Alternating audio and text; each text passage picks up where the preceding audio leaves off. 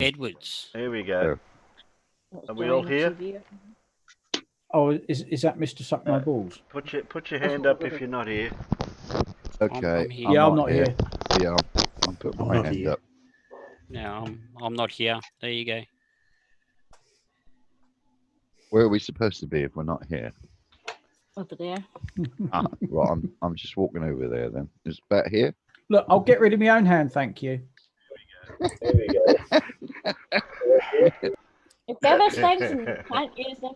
Was Okay. Terry touching your hand? Who Again? hasn't muted the YouTube stream? I was giving him high five.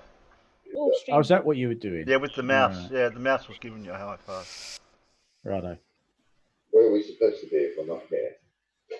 I can hear something. Somebody hasn't muted their YouTube stream. Yeah, it's not me. Not me. Not Is it me. coming through Discord? Not me. Not me. Terry, is it coming through Discord? Okay, I'll find out. I'll let you know in 2 seconds. Yes, it was. Yeah. Yes, it was.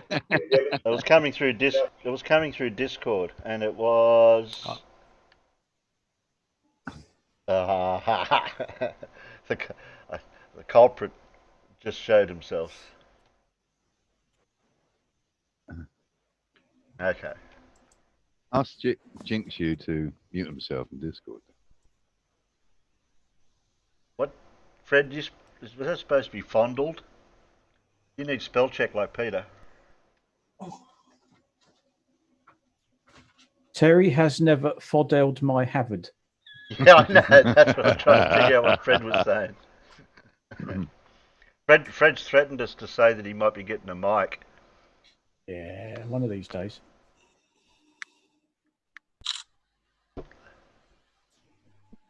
Okay, peanuts. Okay. Derp. What? Not even know Derp came out on the YouTubes. While you're doing your thing, I'll have a look. There you go. Have a look at that one. It's a bit derpish. Okay. Yeah, like I said, Level Earth Observer's done one. Sleeping Warrior's done one. Oh, bit of a celebration I don't tonight know. at 2 for everybody who wants to know if they're interested. I've hit 470 subscribers. Yay. Oh, Yay! Congratulations. Like, I haven't got as many as some people, but to me, 470 is good. So we're having a 470 party then? No, I was wanting to wait till I hit the 500 one. Oh, shame it wasn't at 420. You missed the 420 one, Terry. Oh, 42. No, 420. It's always 420 somewhere in the world. Okay, where was I?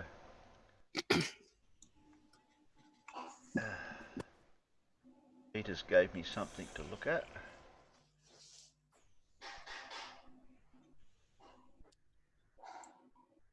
Okay.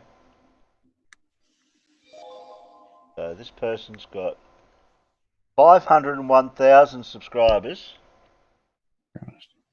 And proof the flat earth firmament is now visible and Elon Musk's Starship explodes. really? Came out in May missed 29th, that. 2020. It's had 6,347 views, and looks like we're going to give it another one. See what dirt we get out of this guy. And while we're doing that, people have got to guess who that person is that Gravity Guru's avatar is. Good clue. That's my I time. know, neither have I. He always has people that I don't know who they are. Oh, suck my balls.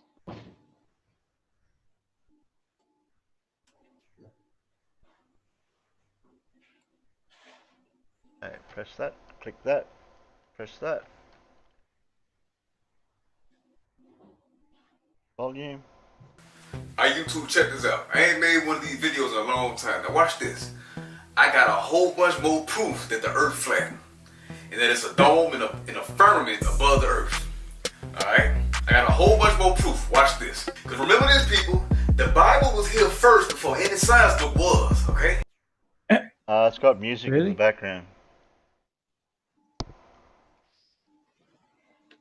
Alright? We all know we ain't seen it. We don't know if that's generic or... No.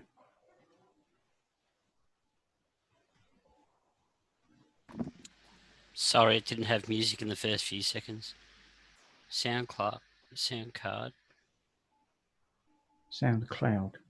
I mean, yeah, that's what I meant. He's got iTunes there and SoundCloud.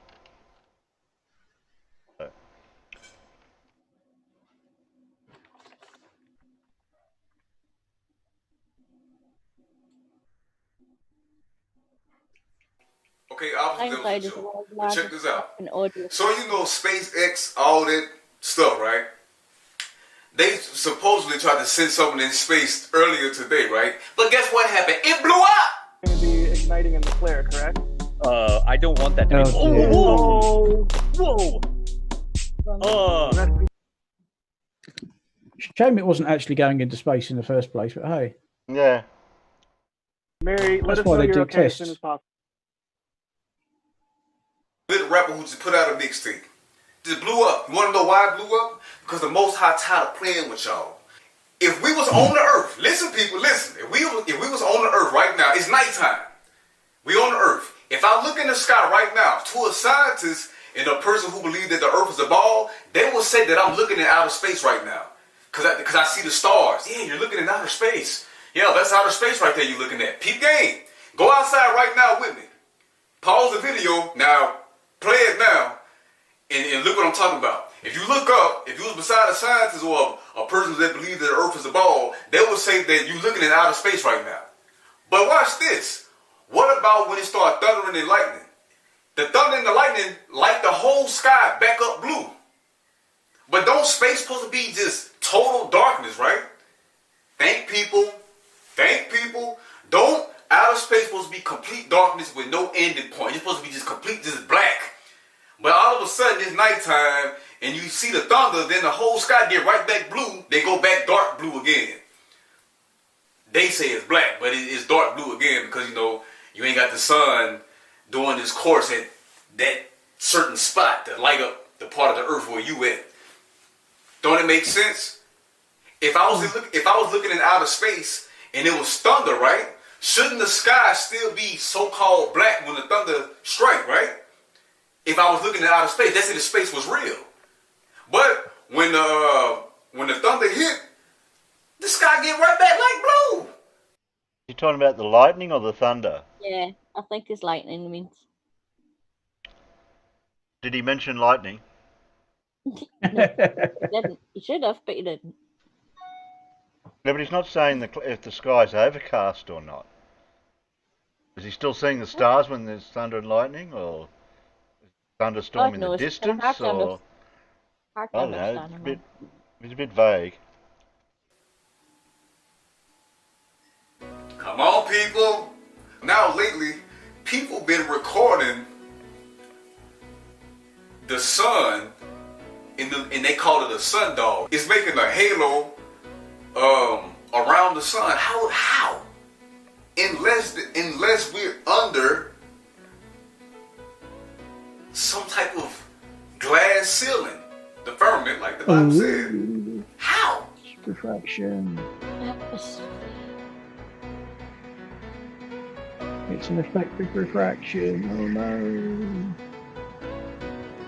What about a moondog? You get those too, you know. Same thing. Yep.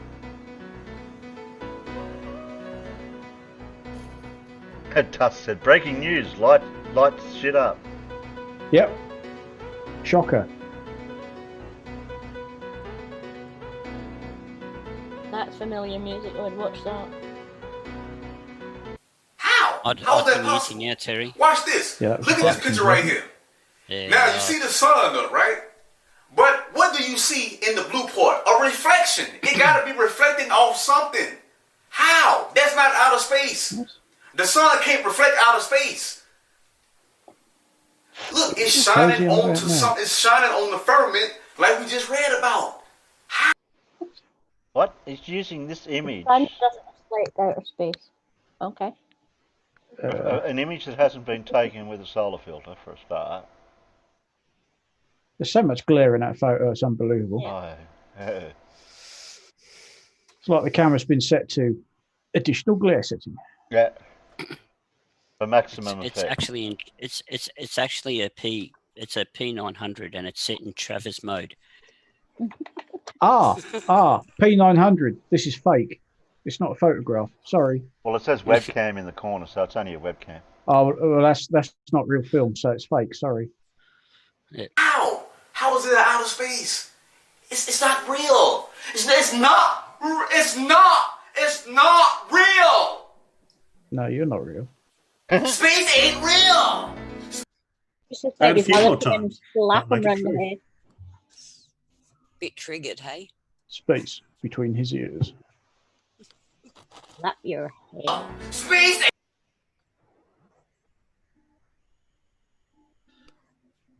Yeah, we'll leave the captions just in case. Space ain't real. Space ain't real. The earth is flat.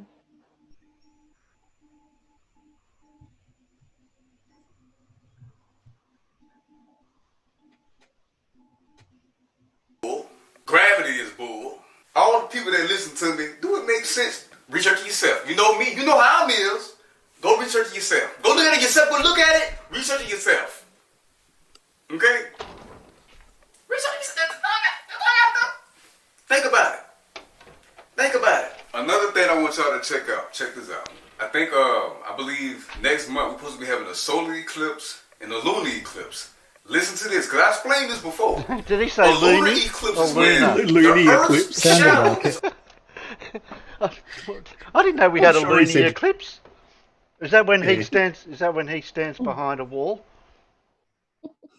on the moon. And gets eclipsed. Now, when you go outside and look at the eclipse next month, they say the Earth's shadow is on the moon, right? Behind that moon is still the I'm looking at the wording when he's talking. Real shallow.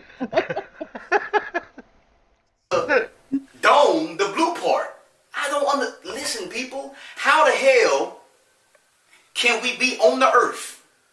We on the Earth, and all of a sudden, we looking at the moon. We on the Earth, and all of a sudden, if you've seen the moon in the daytime, I'm pretty sure you have, and you've seen the sun, that proves that the Earth's flat. When you see the sun and the moon in the same sky, that proves the Earth flat. I ain't gonna get all of that. But I'm pretty sure you've seen the moon. I'm pretty sure you've seen the moon in the daytime. Like this. What's behind the moon? Still the blue atmosphere, right? Still the Earth, right?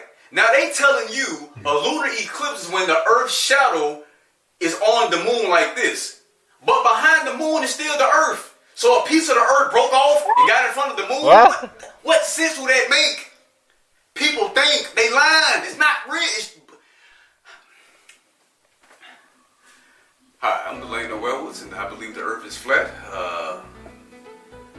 It's too many. It's too much evidence to prove this. I'm not gonna be vulgar this time and call you ball of. Y'all comment below. Y'all know what y'all are. Y'all can, you know the rest of that. Intellectual, isn't he? Could somebody please explain to him that Earth doesn't have an F in it? Earth. Earth. It's not spelled E-R-F. Crazy. I'm People are not laughing crazy. at him. Yeah, you are, mate. I'm not crazy. It's flat. Yeah. You look sensible. Matter of fact, look at this. The Earth. The Earth. This is the Earth. Now picture of me. That's a symbol. Matter of fact, hold on. Put it in your Watch head this. and tie it, though. This is perfect. This is perfect. This is perfect. Now we're gonna use the small one. But that was too big. Hey, hold on. Use this one. The Earth, the firmament, right? Hold on, so It's we a get that plastic on bag. there. Hold on. Put some air in there. A hole in it and stick. Is this supposed to be an experiment? I think he's trying to demonstrate the dome over at Flat Earth. He's trying to do a live experiment. Right. Ain't perfect, but hey, this is the Earth. This is the firmament above the Earth. Earth. Wow. This was Earth. Hold on. I'm not crazy. I know y'all. Somebody go take this clip and try to make it seem like I'm crazy, like I don't know what I'm talking about. I don't care. Yeah. No shit. Now, he can tell the future. He's a psychic. Shout out to Tau Ceti Alpha, Yeah. who I'm sure at some point will feature this. He's a psychic. He's not crazy. It might be a few months down the road because it takes them a while to pull them all together, but bless him, I think we will see this again. Definitely done one for it. There we go. He released All one right. the other day. Look at that. Yeah. Hold on. Wait. Hold on. It wasn't he collecting money to send The flat a Earth. rocket to prove the flat Earth, and they only collected. It's not really a dome. It's really it's a dome above the Earth. But my motto is it's a little ghetto, I might say. But this is kind of an example. We'll go back with this one, and y'all just use your imagination. We live on this Earth with a firmament above it. Can't get around it. We can't get out of here for sure. Glass ceiling.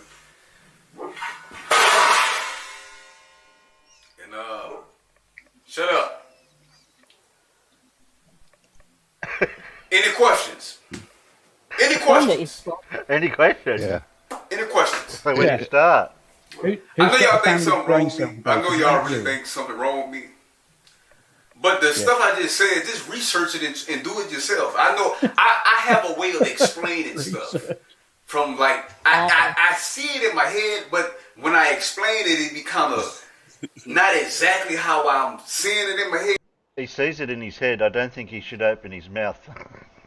Because I ain't saying it, you know, whatever that's called.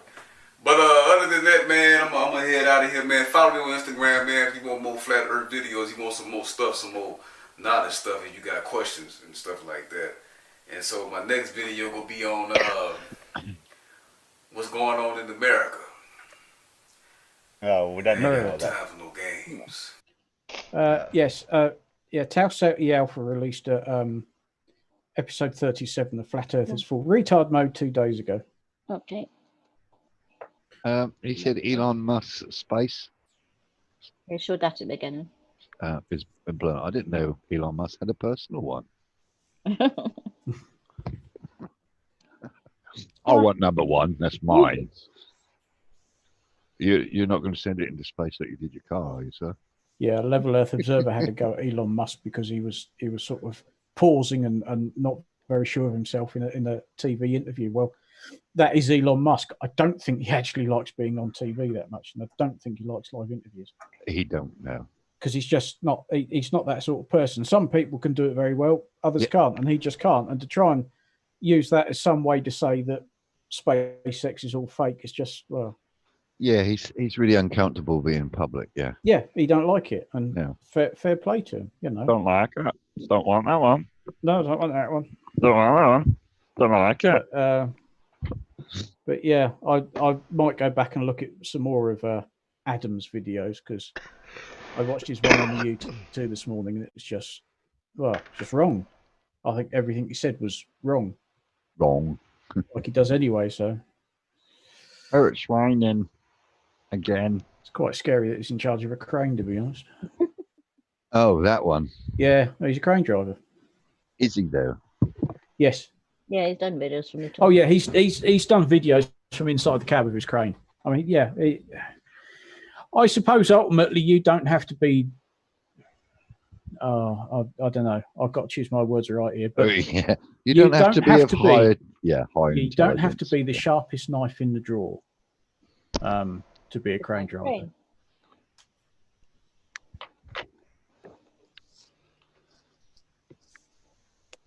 Yeah, they got to take quite a severe test.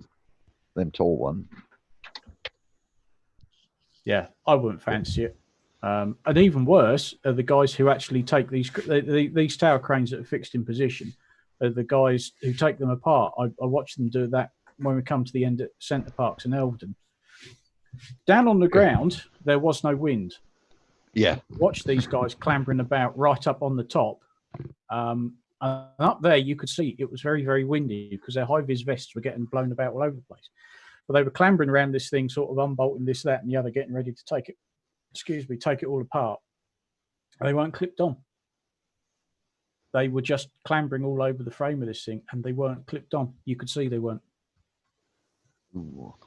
I mean, I know this is going back a few years now, but bloody hell. Yeah.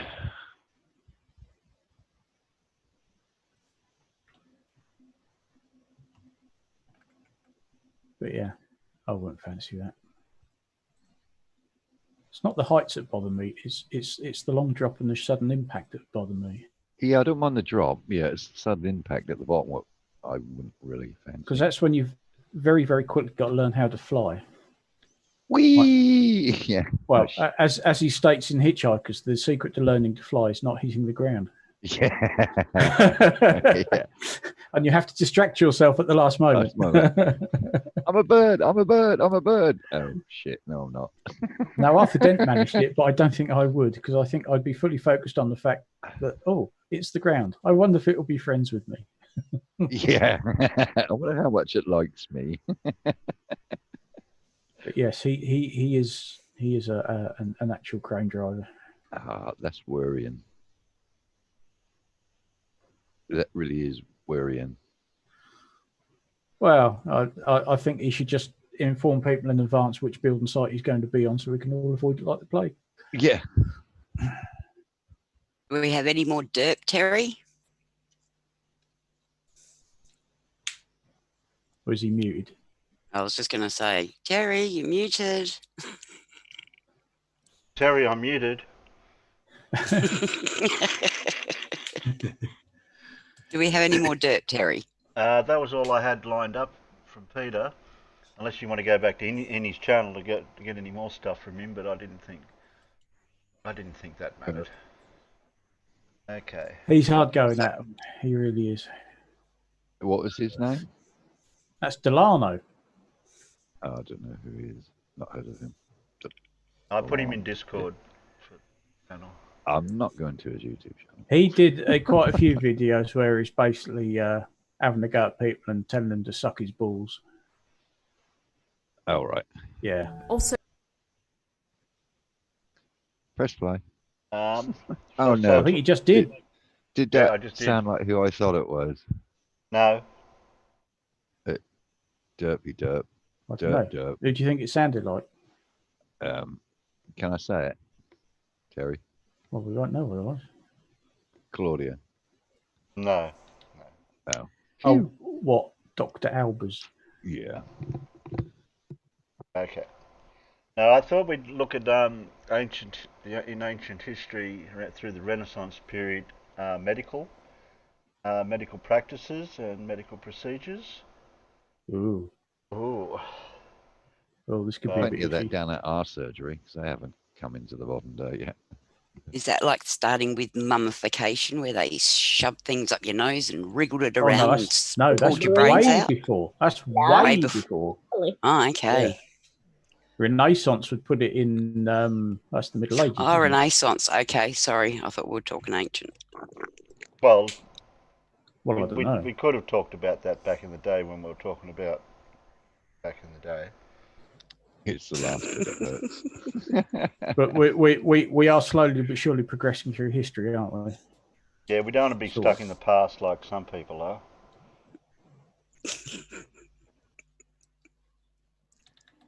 But that's all the evidence for a flat Earth is. It's all from hundreds of years ago. Because you have to ignore everything done within the last 200 years. Yeah. We Because can watch a bit of this. I might speed it up a little bit. We've got 30 Tusk minutes. has just asked. Yeah, I've I'm got just going to 30. read I've that. got Carry on. 30 minutes of this I can condense down. If I jump the speed up blimey. a bit. Yeah. Is he actually looking for their real addresses? That's not creepy at all. Scumbag. Whoa, that is. Are you going to read it creepy, out, Tuss. Pip? No, you don't. Mm. Ooh, yeah. Did you see Dell's stream last night where he put a call out to his subs to find Simon and seek Truth's Seek address? Truth's addresses. Wow. If you got any Was a bit questions naughty. out there, because Alan's sort of whatever, but I'll pass it along to him. So just tag me instead, because I'm it's actually I my think stream. Dell should so. give us his address because I haven't got his. Yeah. I'm safely Alan's- somewhere. I can go for a walk round one day. See if I'm Yeah, fine. The Alan's- shed in the backyard. Yeah. I mean, I know where two others live because they put their addresses out online. Just go to Paisley and say you've seen about Egypt shouting about flat earth covered in tattoos. Somebody will know. Get any of the pubs. Somebody will Well, just go to the local university after it shut for the term, and then Yeah. apparently he turned up about a week later and videoed it. Going to a university that just Oh, shut that for the term. that was Glasgow University. Oh, from the year 1000 to the 1500. Oh, I might have to go and make a cup of tea. This might not be comfortable. Ooh, I just made one. They're not so nice, gruesome pictures. Yeah, I like No, I'm not. gruesome. Have you got Yeah. you got Oh, your so cup? this has got all sorts Have you all got sorts your, of torture stuff for us. Have you? Well, not yet. No. I like this one. I like. I want more. Than 500. Now, it's really important to understand that during this time, illness was seen as a disease of the supernatural. Many people believed that that's all disease was fast. a punishment from God for people's sins, and they thought that it existed to show them the error of their ways and to make them better people. Therefore, they thought the way to cure disease was through prayer and repentance, and disease was thought by a lot of medieval people to be caused by the evil supernatural beings like demons and witches. Yeah, that worked. Which was believed to be behind the outbreaks of disease, and many people were tried as witches and executed as a result. People also believed that some diseases could be caused by evil spirits living within someone, and members of the church often performed exorcisms using charms to remove the spirit from the person's body. When it came to medicine during this time, the role of the church was really important, and specifically the Roman Catholic Church. They were an extremely powerful organisation in medieval Europe, and they dominated the way people studied and thought about a range of topics, including medicine. The church encouraged people to believe that disease was really a punishment from God rather than having any natural causes, and this therefore prevented people from trying to find cures for the disease. If disease was a punishment from God, all you could do was pray and repent. The church also made sure that scholars of medicine learned the works of Galen, as his ideas fit the Christian belief that God created human bodies and made them to be perfect. It also stopped anyone from disagreeing with Galen, and the church outlawed dissection, in other words, cutting up somebody's body to examine their insides if they were dead. This meant Yeah, you that don't medieval know how they doctors died. couldn't really discover ideas about human Oh, no. anatomy for themselves. They instead had to rely on ideas from Galen, which were mainly incorrect. There was also a lot of use of astrology when it came to diagnosis during this time. So astrology is the idea that the movements of the planets and stars have an effect on the Earth and on people. Astrologers in medieval England believed that these movements could cause disease, and astrology was a new way of diagnosing disease during this time. It was developed in Arabic medicine and brought to Europe between 1100 and 1300. Medieval doctors owned a type of calendar called an almanac, which included information about where particular planets and stars were at a given time. Doctors then used this information to predict how patients' health could be affected, and different star signs were thought to affect different parts of the body. Now, there were also lots of natural explanation during the medieval period when it came to medicine and illness. So the first, of course, which really dominated thinking was this four humus theory. Now, this theory really has its roots far earlier than the medieval period, and after the fall of the Roman Empire, much ancient Greek and Roman medical knowledge was lost in the West. The theory of the four humours, however, was brought back to Western Europe via the Islamic world, and it dominated a lot of people's ideas about disease. Many medieval doctors based their diagnosis and treatment on this theory. The theory of the four humours was created by the ancient Greek doctor Hippocrates, who lived from 466 BC to 377 BC. Hippocrates believed that the body was made up of four liquid, which he called humours. The liquids were blood, phlegm, yellow bile, and black bile. These were linked to the four seasons and the four elements according to his theory, and they needed to be in balance for good health. This theory was then further developed by Greek Dr. Galen, who I've mentioned earlier, and he was born in AD 129 and worked for much of his career in Rome. Galen believed that diseases could be treated using opposites, and he thought that different foods, drinks, herbs and spices had a humour which could balance the excessive humour that was causing this disease. There was also another important theory that was seen as causing disease, and this was the miasma theory. This was the idea that bad air, or miasma, causes disease when someone breathes it in. This bad air may come from human waste or dead bodies, anything that creates a bad smell. This miasma theory originated in ancient Greece and Rome, and it was incorporated by Galen into the theory of the four humans. The idea became extremely popular in medieval Britain, and this theory was so influential that it lasted until the 1860s, when it was replaced by the germ theory eventually. Miasma often prompted people to do hygienic things unknowingly, like cleaning streets, which sometimes did help stop the spread of disease, but for the wrong reasons. Of course, as I've mentioned, Hippocrates and Galen were really important, and they wrote down their beliefs about medicine. These were translated into Latin books, which are considered important texts by the Roman Catholic Church. Like the Bible, Hippocrates and Galen's ideas were considered the absolute truth, and many of their ideas were taught for centuries after their deaths, including the incorrect ones. For example, Galen only ever dissected animals. Don't forget, of course, that the church prevented the dissection of human bodies because it was rooted in the idea that the body was sacred, so a lot of his work was rooted in dissecting animals. However, animal and human bodies are very different, so some of his ideas about anatomy were plainly wrong. Medieval doctors were not allowed to perform their own dissections. Therefore, they continued to learn Galen's incorrect ideas. Some of Hippocrates and Galen's ideas were so influential that they still continue to be used today. Consider the Hippocratic Oath, which is a promise made by doctors who qualify to work in the medical profession to obey rules of behaviour in the professional life, and a version of it is still in use today. Hippocrates and Galen also believed that doctors should observe their patients as they treat them. Now, also during this period, Islamic medicine had an impact on disease, and Arab doctors kept classical knowledge alive. Now, when it comes to Islamic medicine, while a lot of medical knowledge was lost in the West after the fall of the Roman Empire, medical ideas like the four humours and treatments by opposites were kept alive by Islamic scholars. In the 9th century, Hunan bin Ishaq, known by his Latin name Iohannitus, travelled from Baghdad to Byzantium to collect Greek medical texts, and he translated these into Arabic. This classical knowledge was eventually brought to Europe by Avicenna, or Ibn Sina, a Persian who lived from around AD 980 to 1037. Avicenna wrote the Canon of Medicine, which brought together ideas of Galen and Hippocrates and was the most important way that classical ideas got back to Western Europe.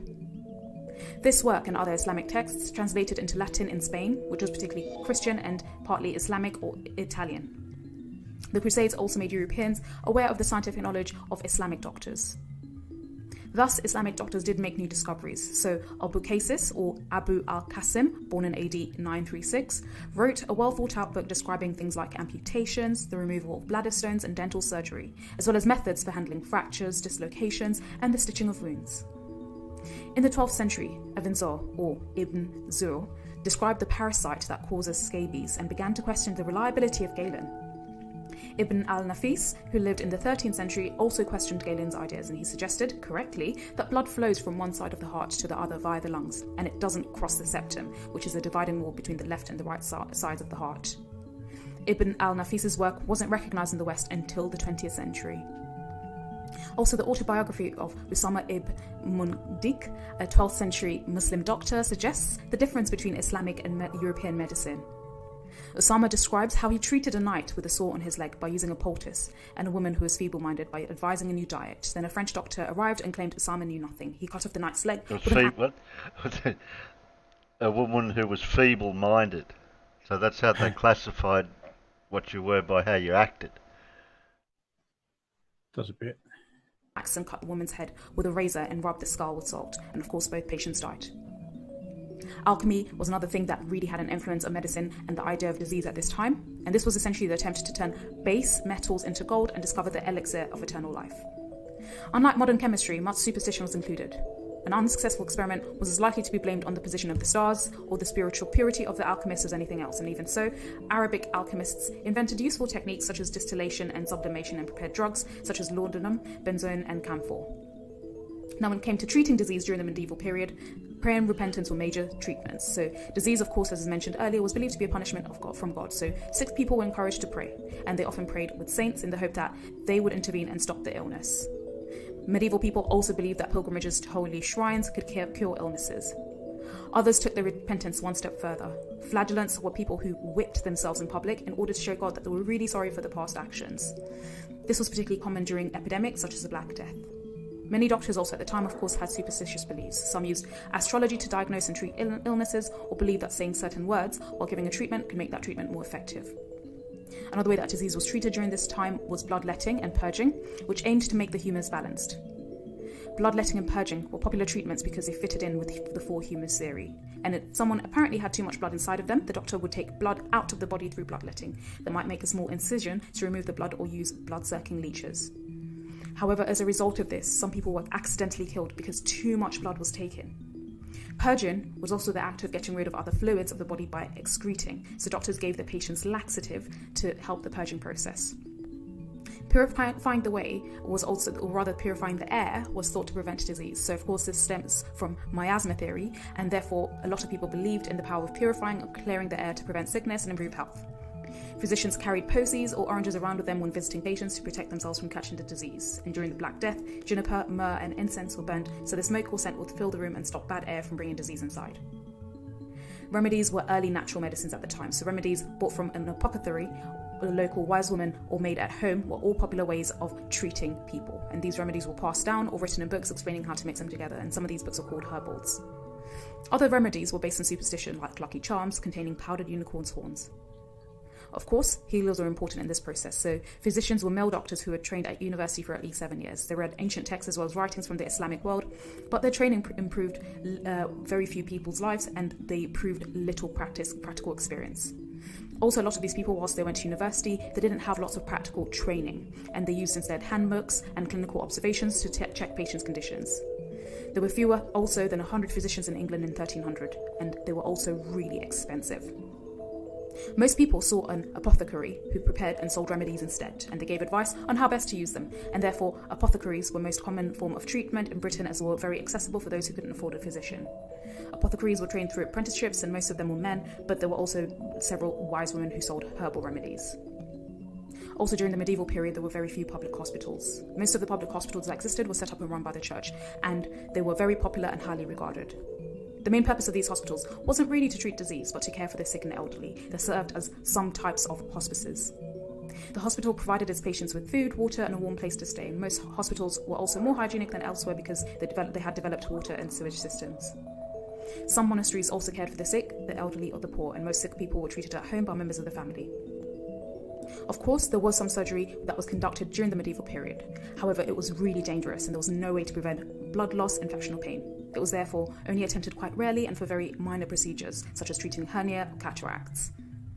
There were a few university-trained, highly paid surgeons, but surgery as a whole was not a very respected profession during this period, and most operations were carried out by barber surgeons, so barbers who, on the one hand, cut people's hair, but also cut people apart. Some progress was made in surgery during this time. So, for instance, Hugh of Lucca and his son Theodoric worked as surgeons in Italy in the early 13th century, and they recognised the importance of practical experience and observations, and did question some of Galen's ideas. They began dressing wounds with bandages soaked in wine because they noticed that the wine helped to keep the wounds clean and prevent infection, and they made this discovery just by chance. They also realised that pus was not a very healthy sign, unlike other doctors at the time who might try to cause wounds to pus because they believed it might release toxins from the body. Some surgeons tried to find ways to reduce pain during operations. So, for example, John of Ardenne created a recipe for an anaesthetic in 1376, which included hemlock, opium, and henbane, which is a relative of deadly nightshade. In carefully controlled doses, this may have worked, but it was very likely to kill. Now, when it came to health in towns and monasteries, most towns at the time were small, especially after the Black Death, when a lot of people died. Houses were usually made of wood and were crammed together. Overcrowding, therefore, and fires were very common. A lot of towns didn't also have clean water supplies or sewage systems. Waste was just thrown into the street or into rivers to be washed away. Thus, sewage from latrines leaked into the ground and got into wells, and businesses and homes weren't really separated. Butchers, tanners, and dryers threw toxic waste into rivers and residential streets, and people had to get their drinking water from these same rivers and wells, which were contaminated. In the 13th century, a water channel called the Great Conduit was built to bring clean water into London, as the Thames was getting too toxic. In 1388, the government ordered town authorities to keep the streets free of waste. Towns introduced public health measures to tackle waste, sewage and pollution, and to create a clean water supply. Monasteries were also very wealthy, so they could afford to build infrastructure like latrine buildings and waterways to keep the water clean. Towns had to rely on wealthy individuals to fund these kinds of projects, and monastery populations were quite small and had one leader, the abbot, and he had the power to enforce rules about cleanliness and waste disposal. Getting hundreds of townspeople to adopt cleaner habits, however, was tricky. Towns didn't have one person in charge who could easily enforce public health measures. Of course, we've alluded to this, but the Black Death in Britain had a huge impact on lots of people at the time. It vastly reduced the population, and of course, it highlighted how ineffective a lot of beliefs around disease treatment was. So, the Black Death was a series of plagues that swept through Europe in the 14th century. It was really two illnesses. Firstly, the bubonic plague, which was spread by the bites of fleas from rats carried on ships. This caused headaches and a high temperature, followed by pus-filled swellings on the skin. The second plague was the pneumonic plague, which was airborne. It was spread by coughs and sneezes, and it attacked the lungs, making it painful to breathe, causing victims to cough blood. This disease first arrived in Britain in 1348, and some historians think that at least a third of the British population died as a result of the Black Death in 1348 to 1350. There were further outbreaks of the Black Death throughout the Middle Ages. Some people believed that the Black Death was a judgment from God. They thought the cause of the disease was sin, so they tried to prevent the spread of the disease through prayer and fasting. Some blamed humour imbalances, so tried to get rid of the Black Death through bloodletting and purging. Those who thought that the disease was caused by miasma carried strong-smelling herbs or lit fires to purify the air. Some people also carried charms or used magic potions containing arsenic. Some people in Winchester thought one could catch the plague from being close to the bodies of dead victims. Therefore, in Winchester, when the town cemetery became too full to take any more plague victims in, the townspeople refused to let the bishop extend the cemetery to the town centre. Instead, they insisted that new cemeteries be built outside of the town, away from houses. In the town of Gloucester, they tried to shut themselves off from the outside world after hearing of the Black Death and its reach in Bristol. This suggests that people at the time thought the plague was spread by human contact. Their attempt at prevention was ultimately unsuccessful, and many people in this town of Gloucester died of the Black Death. In November 1348, the disease reached London, and in January 1349, King Edward III closed Parliament. The Black Death, for all the ravages it caused society, also caused social change. So after the Black Death, there were far fewer workers around because a lot of people had died. This meant that the few workers that were left could actually demand higher wages from their employers and move around to find even better work. The cost of the land also went down, allowing some peasants to buy land for the first time. These changes threatened the power of the elites. The government created laws such as the 1349 Ordinance of Labourers to try and stop peasants from moving around the country. Some people think the Black Death helped cause the Peasants' Revolt in 1381 and eventually the collapse of the feudal system in Britain. So now let's move into the second major era in the evolution of medicine, 1500 to 1700s, the medical renaissance in Britain. Now, of course, there was some continuity, but also a little bit of change. In the Renaissance, there was a rediscovery from classical Greek and Roman times. Western doctors gained access to the original writings of Hippocrates, Galen, and Avicenna, a Persian physician who lived between 1980 and 1037 AD. These ideas hadn't been available throughout the medieval period. Thus, they led to greater interest in the four humans theory and treatment by opposites. However, the Renaissance also saw the emergence of science as we know it from the magic and mysticism of medieval medicine. People thought about how the human body worked, based on direct observation and experimentation. This was partly because many of the new books that had been found said that anatomy and dissections were really important. This encouraged people to examine the body themselves and to come to their own conclusions about the causes of the disease. People began to question Galen's thinking and that of other ancient doctors. However, his writings continued to be studied. Protestant Christianity also spread across Europe during this time, and this is of course due to the Reformation of Henry VIII, and do watch our other video which summarises Henry VIII in detail. This Reformation reduced the influence of the Catholic Church. And although religion still played an important role in society, the church no longer had so much control over the medical teaching in the medical world. This of course led to improvements in medical knowledge.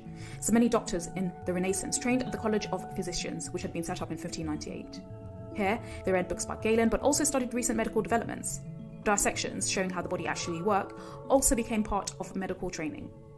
The College of Physicians encouraged the licensing of doctors to stop the influence of quacks who sold fake medicines, and some of the college's physicians, such as Harvey, made important discoveries about disease in the human body. Weapons like cannons and guns were also used in war, which meant that doctors and surgeons had to treat injuries in ways that hadn't been seen before, forcing them to quickly find new treatments.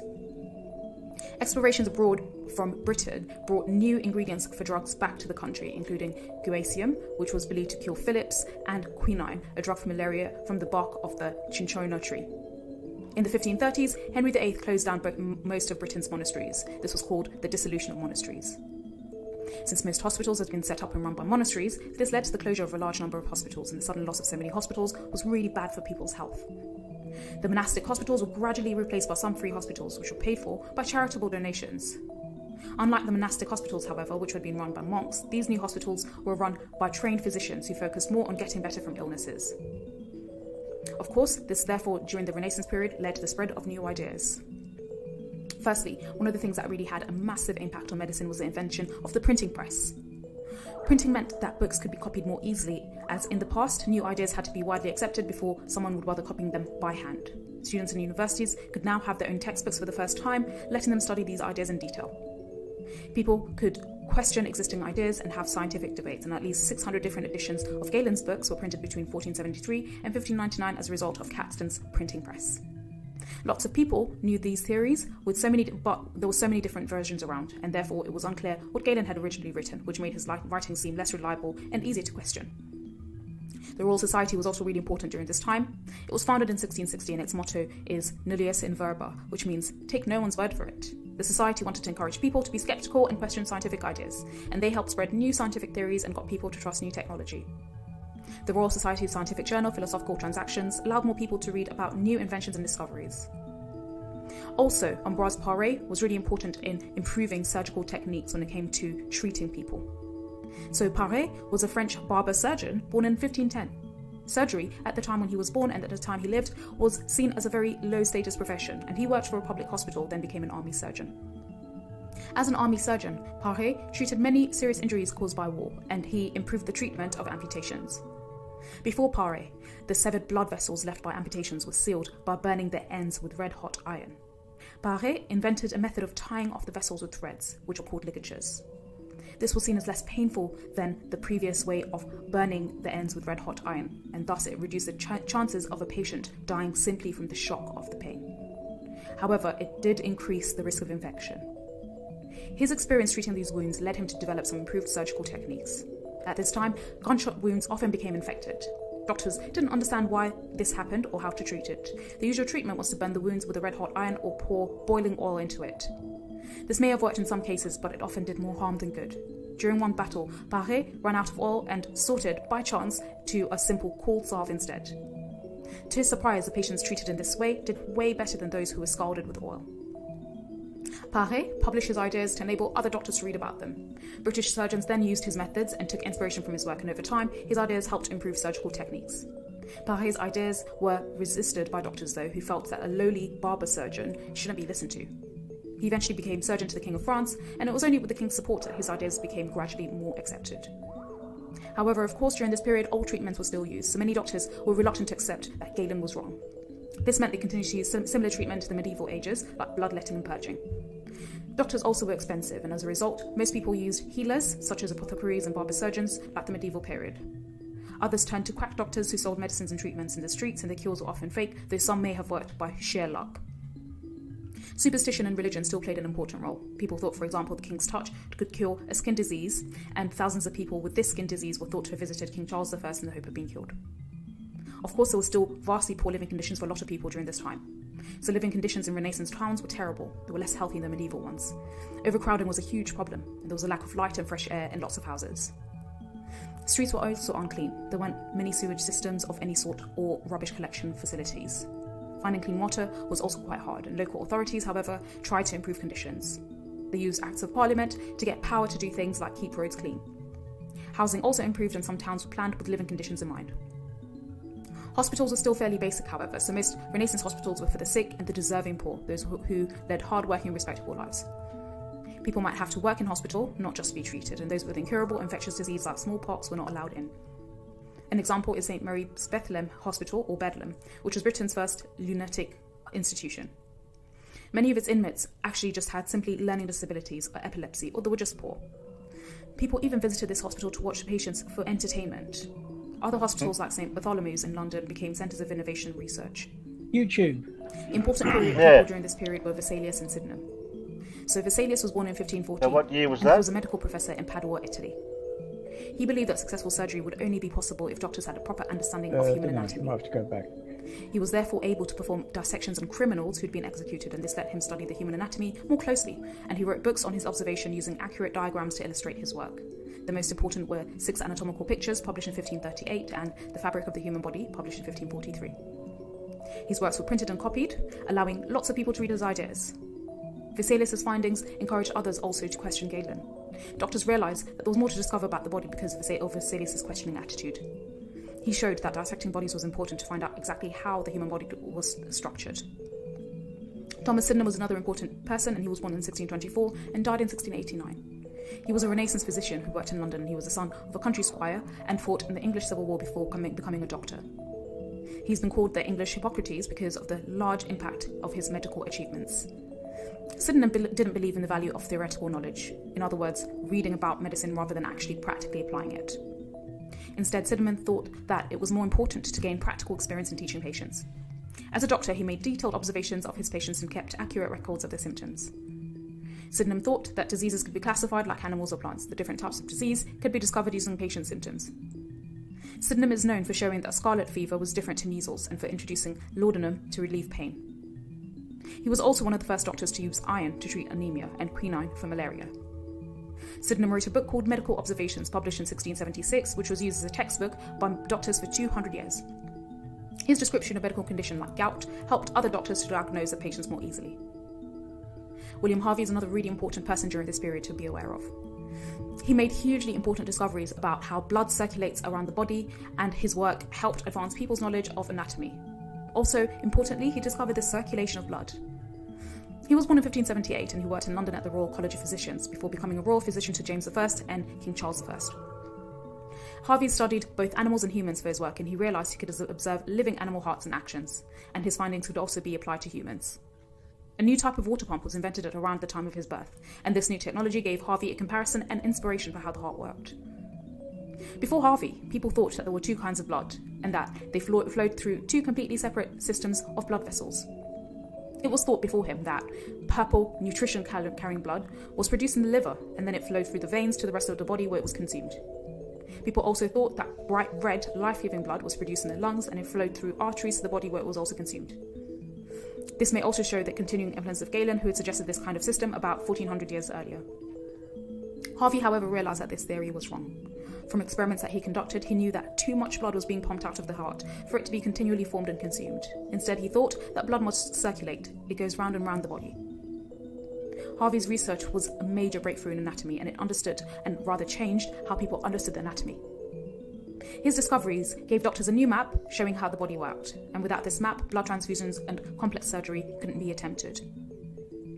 Harvey also showed that Vesalius had been right about how important dissection was. However, his work had a limited impact on diagnosis and the treatment of disease, as not everyone believed his theories. Indeed, it took a long time for doctors to accept it, and when people did attempt blood transfusions, they were rarely successful because of blood loss, shock, and because the wrong blood types were used. Bloodletting, which was supposed to keep the four humans in balance, therefore continued to be performed.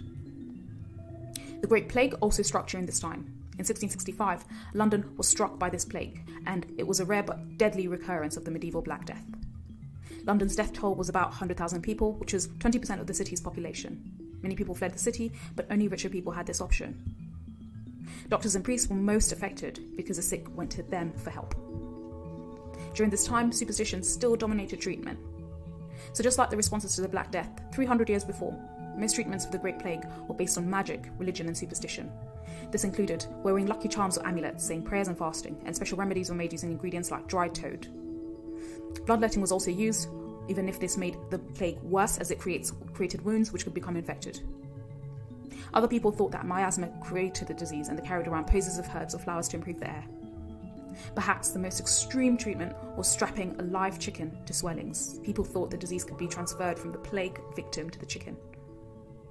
When it came to preventative measures that were taken, councils tried to quarantine plague victims to prevent them from passing the disease on to others. The victim's house was locked, and a red cross was painted on their door, along with words, "Lord have mercy upon us." The areas where people crowded together, such theatres were closed. People tried also not to touch other people. For example, if someone had to give money in a shop, coins might be placed in a jar of vinegar. The dead bodies of plague victims were also buried in mass graves away from houses. Carts organised by authorities roamed the city to the infamous cry of, "Bring out your dead," collecting corpses for burial. Local council also paid for lots of cats and dogs to be killed because they thought they carried the plague. Now shifting into the 1700s, 1900s period, which is medicine in the 18th and 19th century Britain. So vaccination was one of the major breakthroughs.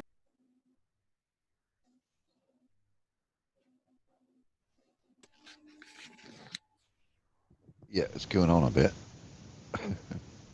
We're saying there's an exam at the end. Yeah.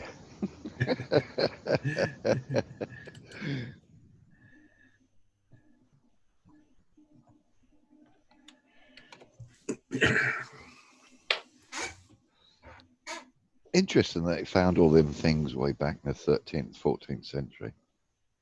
Discoveries.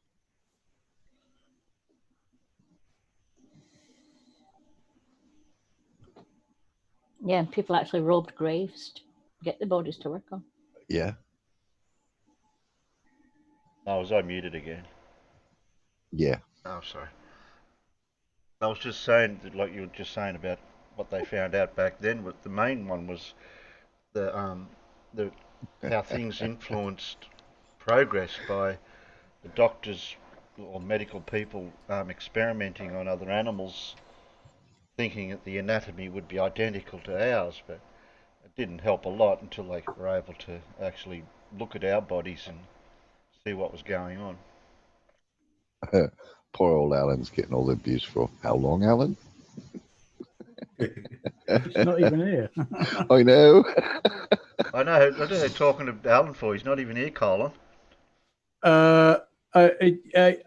I just nipped off to make a cup of tea, and I come back to find that Colon is suggesting that Pip performs a vasectomy on me. Yeah, Yes. I've got my painting shears ready. Oh, we want to do a live autopsy or Live something. vasectomy. No, vasectomy. Yeah. How high can you get, Farmers? Is the swear jar on standby? I think we're going to need a bigger jar. So next time. All right, I'm in there. Should be fine. So Yeah, next thanks, time, Colon. He says, I thought you guys liked farmers. so if you were listening, the next time you get an infection from a splinter or a cut, just strap a live chicken to it. Yeah. And walk around yeah, with a Couple in the chicken. back garden ready. Yeah, just that'd walk do it. around town with a chicken strapped to you. You won't look out of place. I see Tusk has put in there, Levenberg is taking notes for his next presentation on how pigs' bladders will be employed to prevent for the prevention of earthquakes. Yes.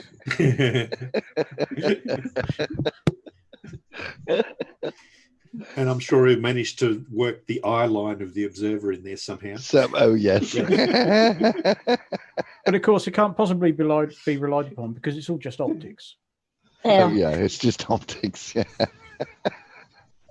I swear, I had to put Jose's stream was finishing just as I woke up this morning and checked my phone. But I had to leave a comment that I'm sure Lemonbird is just a pantomime act.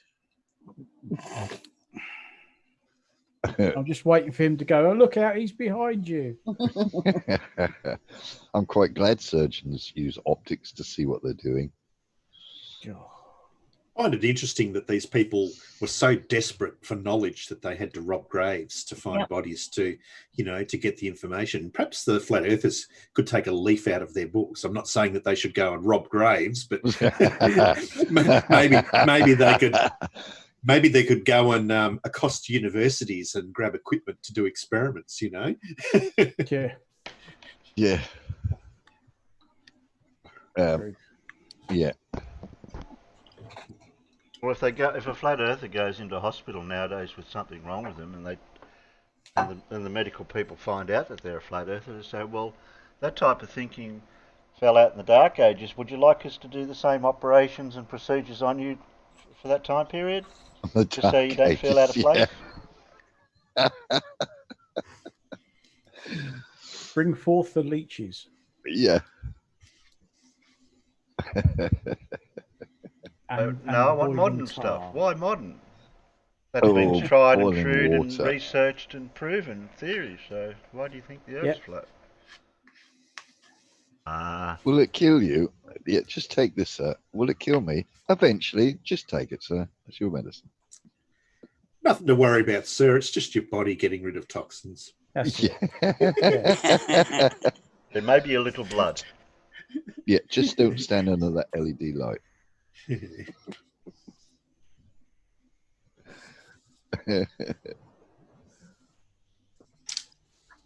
Okay.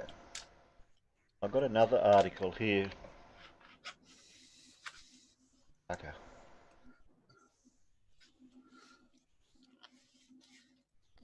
The gory history of barber surgeons. Medieval medicine gone bad. Gone mad, sorry. It's no surprise that the history of medicine had a rocky and somewhat gruesome journey before reaching its current modern state. From the earliest meddling in surgery in classic antiquity to the Middle Ages and much more brutal and crude way of dealing with illness and injury. Medicine wasn't always so beneficial, and this fact becomes clearer when we consider the role of barber surgeons wonder what years that we're looking at to in that. Saying the era. I don't know if that's before the time we were talking about or dates here for that. No.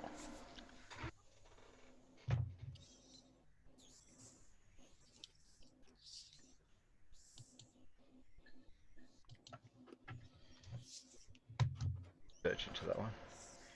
I've got 13 medical practices of the Renaissance that are still used today.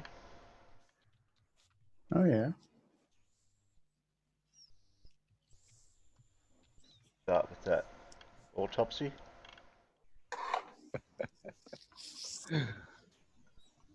The autopsy is the most iconic breakthrough in the Renaissance era. Its development opened gates to new dimensions in medical and forensic science. Should share this so that way.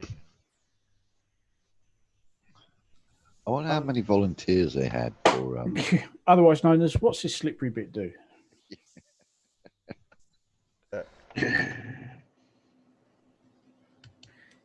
Why do I keep thinking of a scene from Monty Python's The Meaning of Life?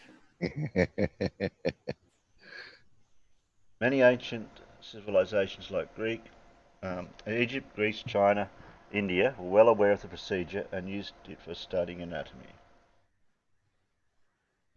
It was introduced in Europe by Greeks, but with the rise of the church, the autopsy was attacked as a horrible offence against the dead.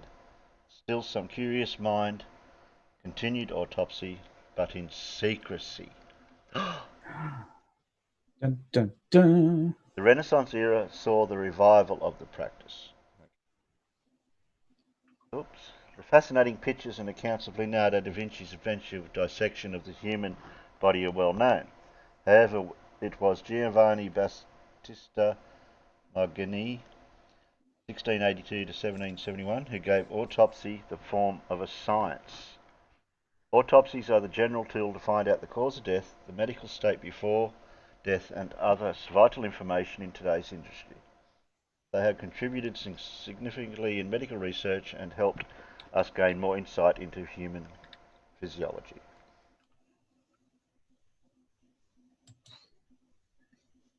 A hole in his head. Trepanation and trephine. A few holes drilled there. Yeah. Trying to let all the pressure out of the flat earther's head. I don't know. I don't think I get a lot of pressure in them.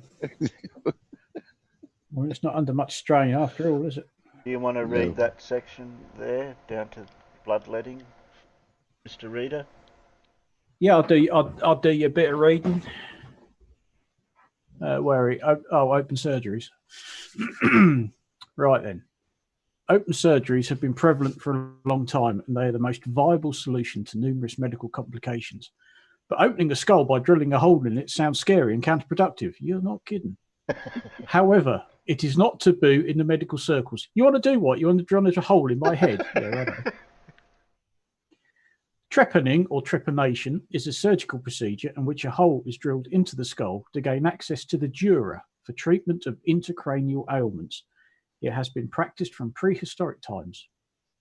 In Renaissance era, trepan and trephine, screw-like saw and holder, were used to perform trepanation operations.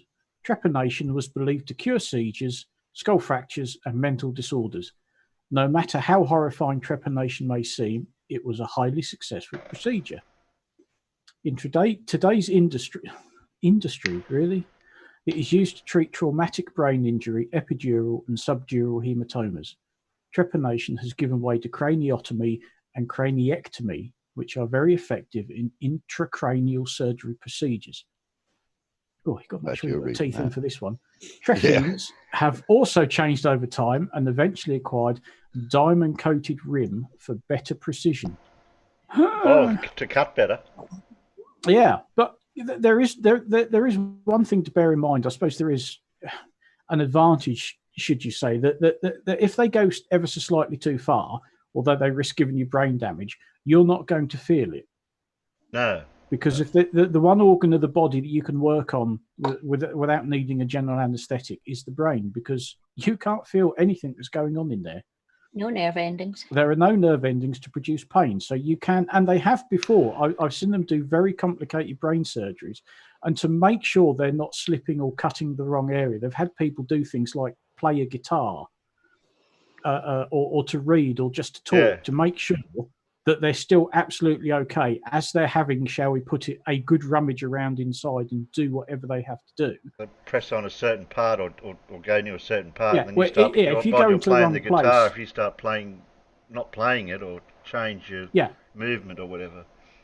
Yes, I have seen I've seen articles and some videos where they have actually filmed the patient is fully conscious, talking to the other doctors. I think there was one, he was playing a guitar whilst they've got his head open and they're operating on his brain, and he can't feel a thing.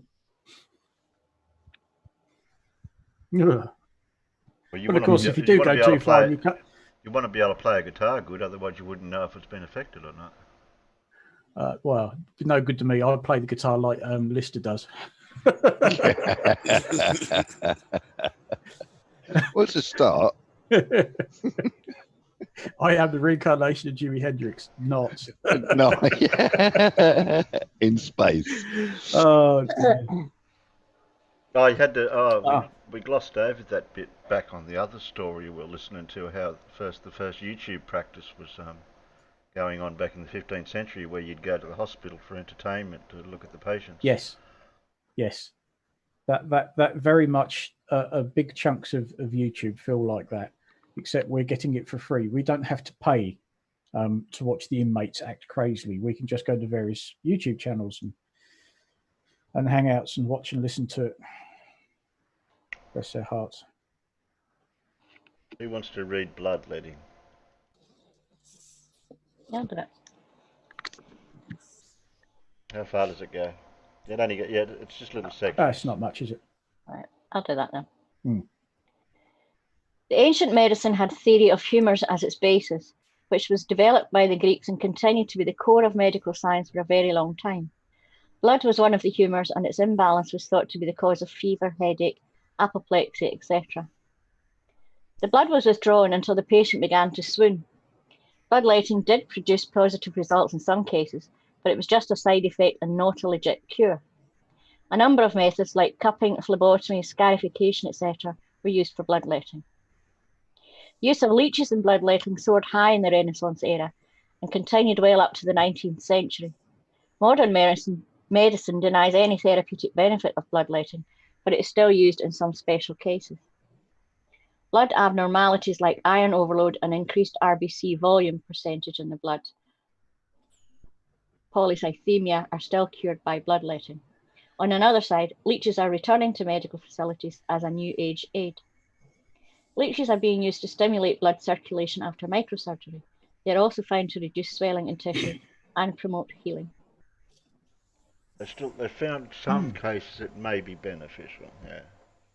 Yeah, they use leeches nowadays for, well, what is out there and getting rid of like dead tissue and. Yeah. Well, They use maggots for that. Yeah, they use maggots for that. Yeah. The leeches will help to pull the blood through the veins, which are blocked. Yeah. That's it, because there's plenty of stories. Certainly, if you've read any of the Sharps novels in the Napoleonic era, a lot of the soldiers, they'd carry a little tin around in them, and inside that were maggots. They always tried to keep some maggots on. So if somebody got shot or cut or hurt and they wrapped them up with a bandage, they'd put the maggots in. Yep. And the maggots will only eat any dead and rotting flesh, which would leave the wound very clean afterwards. And yeah, they've gone back to doing that now. I'm sorry, non-sex, I can't give you a spanner. Not my channel. No. Only Alan can do that. Yeah, Alan's not here. So therefore you can't get a spanner. And the reason why no one's got a spanner is because Alan's not here. And if Alan gave everybody a spanner and we had some idiot come in and mess the side chat, we couldn't do nothing about it. So therefore he's only got a few moderators to control the side chat, because Alan's not very well at the moment. And there you go. Because Alan's not here. Because Alan's not here. Did we mention Alan's not here? Oh, by the way, Alan's not here. Ah, right. He'll appear in a minute, probably. Yeah. He's probably Yes, lurking. I am. He's probably listening and In and lurking. out. He'll pop in the side Yeah, chat bless him. probably in a minute. Yeah, if you're listening, Alan, hope you're not too bad. Oh, shout out to Crafty. Yeah. Where? She's in the side chat. Just scroll up a little bit, saying, "Hey, folks." Hi, Crafty. Oh, there you are, Crafty. Hope you and the goats are fine. Yep. Table Eagles join. We're getting blown away in this wind. I see the new one has a name. Pythagoras, was it not? What? Well, she was having another competition to name. Baby goat. Yeah, got a male and was having another sort of vote or competition to name it. And I'm sure I'll see something pop up in the feed somewhere to say it's been named Pythagoras. Cool name. Which is pretty cool.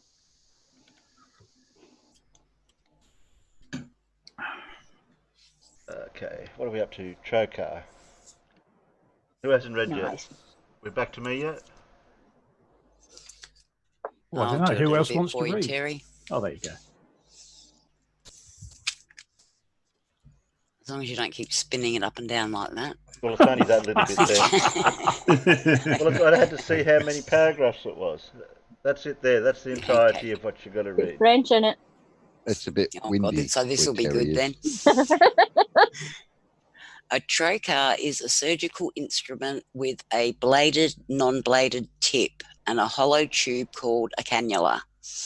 It derives its name from French words trois quarts, which translates to 3/4, referring to 3 edges coming down to form a perforating end.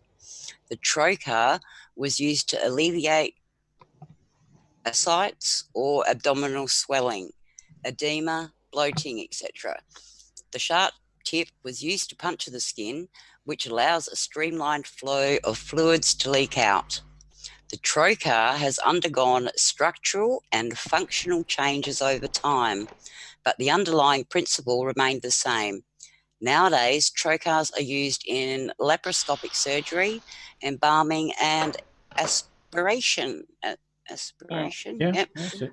Trocars have also been used in veterinary treatments involving decompression of bloats in animals. Well, that's cool. Thank you. Like when a cow's stomach swells up with gas. Yep. And pigs, yeah. That's why the mafia, or I say the mafia, underground world, used to wrap their victims in barbed wire and throw them into the river so they didn't flow up to the surface. So when they floated, the barbed wire would puncture them and they'd float back down to the sink back down to the bottom. Yeah, float to the bottom, yeah. Yeah, float to the bottom. They'd sink to the top and float to the bottom. The bottom. Yeah. Looking at that picture, I'm quite glad I never had my C-section then. Anyone read Latin? C-section. Badly.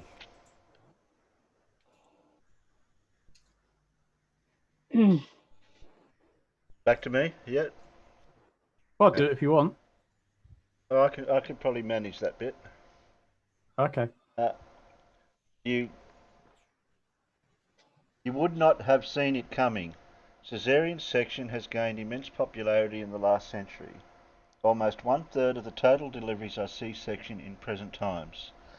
C-section is a surgical operation to deliver children in case vaginal delivery is complicated or dangerous. C-section is one of the oldest surgery humans have been carrying out.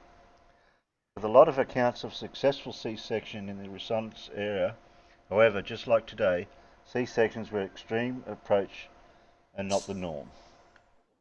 The mortality rate in medieval C-sections was very high, and people resorted to it as a last resort only. With improved methods and better technology, C-sections began turning safe in the 20th century. Vaginal delivery is still the preferred mode, but doctors do not hesitate to perform C-section if need be. The high rate of success has resulted in lower mortality rate worldwide. Yeah, hand on, my little bugger of a sun was upside Oh, down. maggots. Who's going fishing? What do you want some maggots? No thanks. Okay. Yummy, yummy. Oh, there we go. They're apparently very nutritious, high in protein. Yes, They you had a taste you ever eaten a nutty. whiskey grub, Aussies? No, Yeah, I've they never taste eaten nutty. one. Yeah, eaten a whiskey I've grub. eaten one. They reckon it tastes When I like was at chicken, school. but then again, everything tastes like chicken. One thing doesn't taste like chicken. Yeah. Long pork.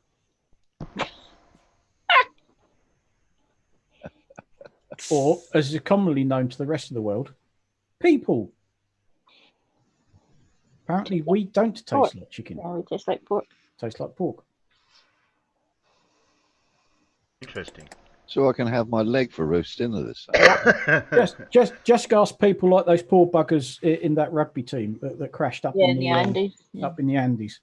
Ooh. And if you watch the film really does gloss over the reality of the situation, shall we say? Because I've seen the photos. Oh boy! But they did what they did to survive. Right? Do you want a bit on maggots then? I muted. Yeah. Sorry, I was Everybody ready? I was just going to mention something about similar to what you just said about eating humans. They did eat humans as a practice back in back in BC or early AD or back, I think it was BC. As a practice, they thought it was something spiritual or whatever to eat humans. Yeah. Oh yeah, you see their brains to get their strength and stuff like that. But yeah, it's fraught with so many dangers. You going? Who's going now? I'll do your maggots if you want. Okie dokie. You might just have to scroll down a tad because No matter. some of the words. It's Well, like some of the lovely, words are lovely. hidden. Over. There's a naughty word in the way. No. Scroll. Okay, go. Scroll up then. Yeah. There we go. That's fine. Right. No matter how disgusting it may seem, maggots are our friends. Got some strange friends. Our predecessors rightly observed their strange trait of ingesting dead cells and employed them in cleaning wounds. Their usefulness may seem trivial in the modern age of abundance, where you have a large multitude of antibiotics at your disposal. Just imagine how miraculous they may have been to a medieval time soldier. The use of maggots became widespread in the Renaissance era and helped us until late 19th century. The fancy name for maggot therapy is larval debridement therapy. For the medicinal purpose, disinfected or sterile maggots, packed in a polymer bag, are used. How do you sterilize a maggot? Carefully. It swims through Dettol. I think that might go. Oh dear. Maggots secrete proteolytic enzymes which liquefy dead cells in a wound, which are then ingested by the maggots and hence render the infected part clean. Recent studies support their effectiveness and they have been sanctioned to be used as a medical device. Oh, okay. So can you go to the chemist and get a bag of maggots if you need? I'm suspecting not. I think it still might be something you're only going to get prescribed in the hospital. God love it. Oh, this is gruesome. Ooh. Ouch. Ouch. Well, the heading for this one's cauterization. Cauterization. Yeah. When did we go to torture? Blimey. Well, they might be doing a mastectomy. That's exactly what they're doing. Yeah, but she's still conscious. They could have at least knocked her out first. Good grief. There we go. Okay, my turn. Yeah, go for this is what? What was it again? Cauterization. Cauterization. What? Oh, jeez, you're making me seasick, Terry. Feeling a bit queasy. You want me to go back to the maggots? No, you're fine. Before the advent of antibiotics, an infection in a wound was no less horrible than a deadly disease. A popular approach to treat amputation, incision, and other major wounds was cauterization. In the Middle Ages, people simply burned the wounded part with fire. This helped in the prevention of blood loss and closed the amputations. A medical device called cauter was heated to a red glow and then applied to the affected part. While we no longer brand people just like this, cauterization is still prevalent in different forms. The modern medical community uses electrocautery and chemical cautery in some medical procedures. They are used to remove warts and for hemostasis. Some countries still have precision for amputation cauterization as well. No, oh dear. You see that a lot in action films. Okay. Where somebody gets shot or stabbed in the side and they'll Yeah. put a poker in the fire and then just jam it in the wound and just go, oh, ooh, that hurts a bit. And then 30 seconds later, they're fine. Who A wants bit like when pus? somebody gets shot in the shoulder and they just put a patch over it. And for the rest of the film, they're smacking 7 shades out of everybody with the shoulder that they just got shot in. No. Don't work like that. Okay, who wants pus? Who wants pus?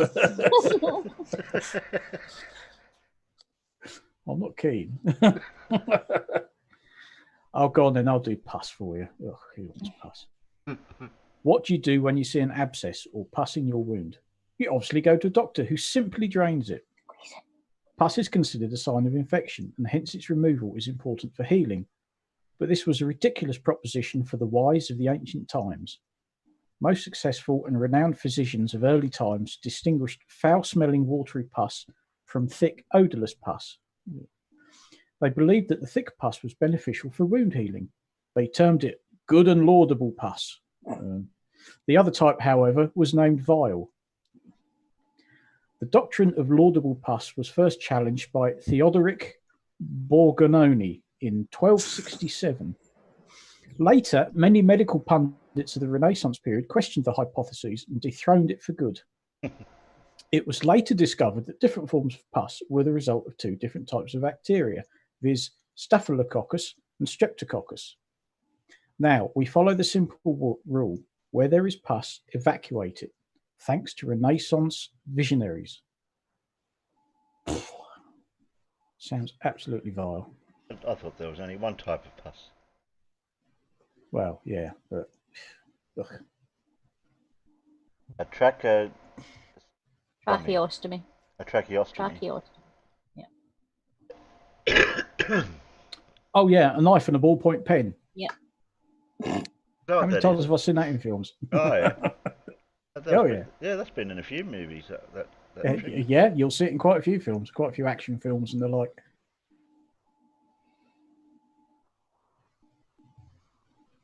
How long does that go for? Who hasn't read yet?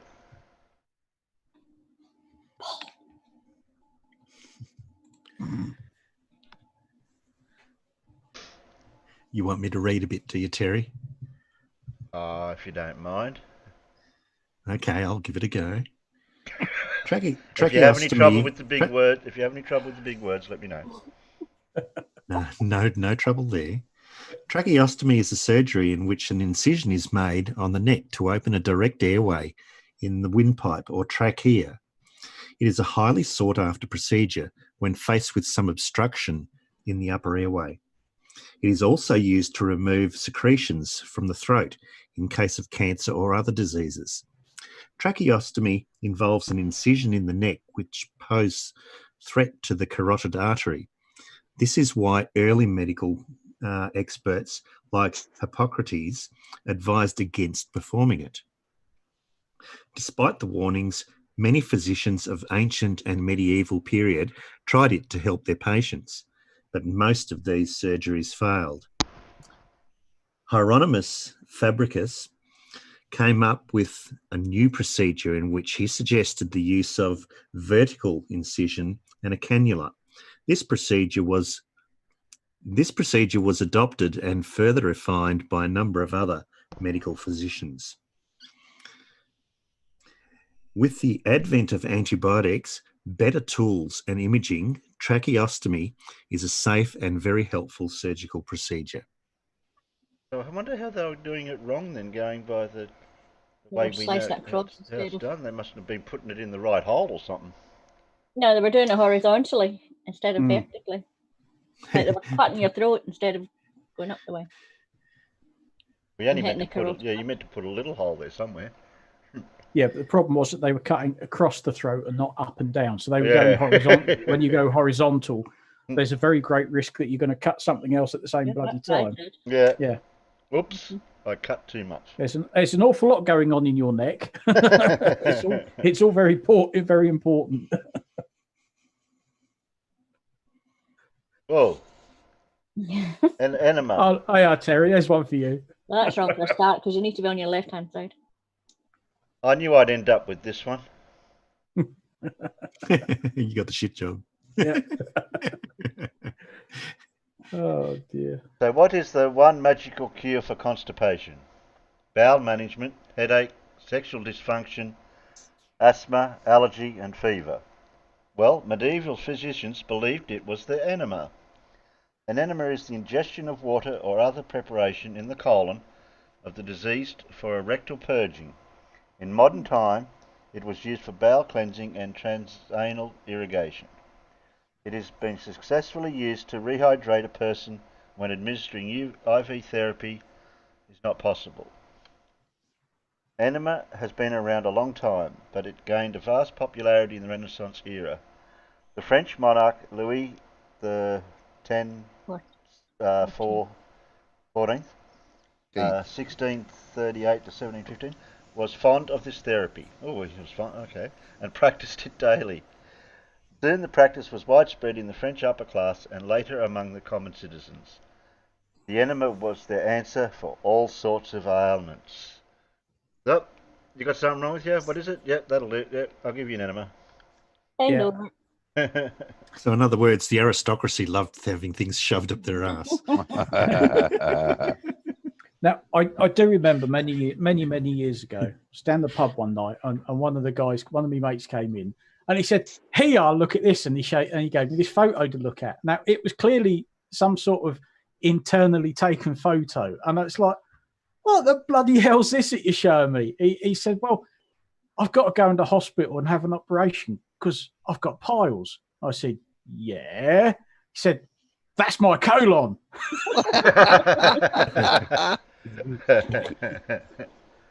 Because he said I had to take this stuff and then I have to go in and they started to describe it all, and I said, "Mate, look, I've come down here for a drink and a couple of games of pool. I did not expect somebody to be showing me a photograph of their freshly spick and span clean colon." Yeah. It's like someone out of Red Dwarf when he's showing him his double Polaroid. You know? What are you showing me that for? He was ever so proud of it. You know, this is a photo of my colon. Oh, wonderful. One of the most bizarre moments of my life, I have to say. Okay. Oh, dear.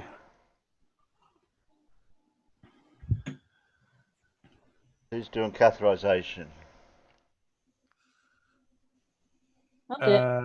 Hold on then. Oh, I don't know. I forget who we're up to. Right, where are we? Catheterization. Okay. Right. This list has taught us that our predecessors were not afraid to stick things in the wrong places if it can save your life. They tried all sorts of cutting, drilling, etc. to help the people in need.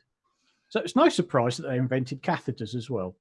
The medical procedure of urinary catheterization involves the insertion of a tube in the person's bladder via the urethra. The blocked bladder was a common problem in Renaissance era and a very painful one. Ooh. Catheters helped the patients excrete if they suffered from syphilis, kidney stones, and bladder problems.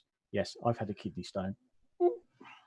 In medieval times, catheters were generally made of metals like gold, white lead, and copper. Natural materials like palm leaves and leather were also sometimes used to produce flexible catheters. Palm leaves. These catheters could be straight, curved, or designed to mimic the curves of the urethra. Modern catheterization is no different from the ancient practice. We now use latex and silicone catheters, which are more safe and flexible.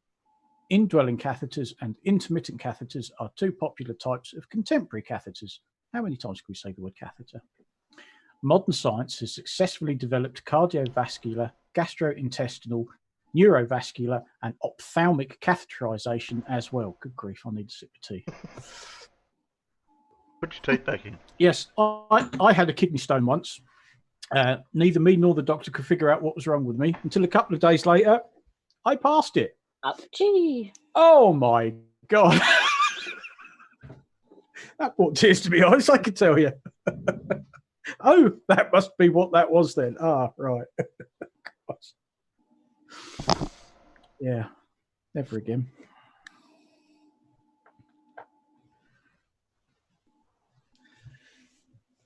Oh, dear No, Lord. this really is getting shit. I'm staying right away from that one. I was just about to ask Mippet to read the next one. No, you weren't. Yeah, you spoke up, so that's your tag. You're it now. How long is it? How long's the shit? All right. Okay. Yeah. Only just to there. Okay. to there. Yeah. All right. Okay. It's only a short shit. We know the list is turning more repulsive with each entry, but mind you, we are talking about medieval times. The light of knowledge has just started to wipe out the ignorance. But we forget that many practices which we took as irrational have found scientific backing, and fecal transplant is the new appendage. The accounts of fecal transplant are scarce and not well recorded, thank God. The enema was used to transplant fresh or fermented stools from a donor to the diseased. It successfully cures diarrhea and other gastrointestinal ailments. The fecal transplant was used by veterinarians as well to treat animals. Fecal transplants work by restoring the microflora in the colon, which eliminates the pathogens. In modern times, fecal transplant serves as one of the most effective resistance to CDI, irritable bowel syndrome, and other gastrointestinal conditions. But what if you don't like taking shit from no one?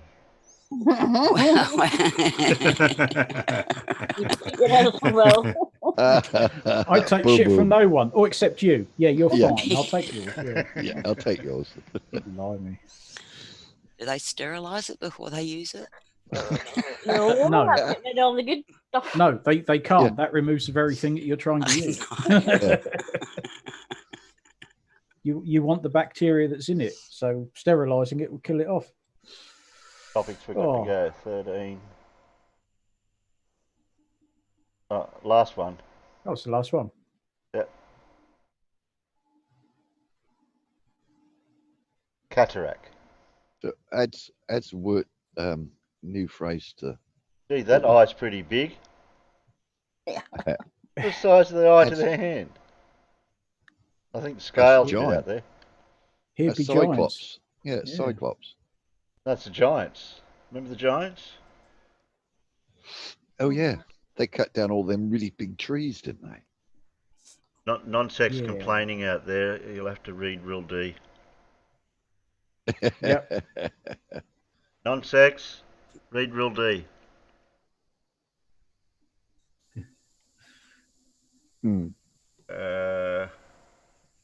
That was my bit. Who was that back then? Must be my turn again, if it's only that bit. He doesn't think shit is interesting. Look, Yeah, Whatever's wrong with the man. as interesting shit goes, that was interesting shit. Yeah, exactly. Have you got better interesting shit? Non-sex? Yeah, you learn new shit every day, mate. Oh yes.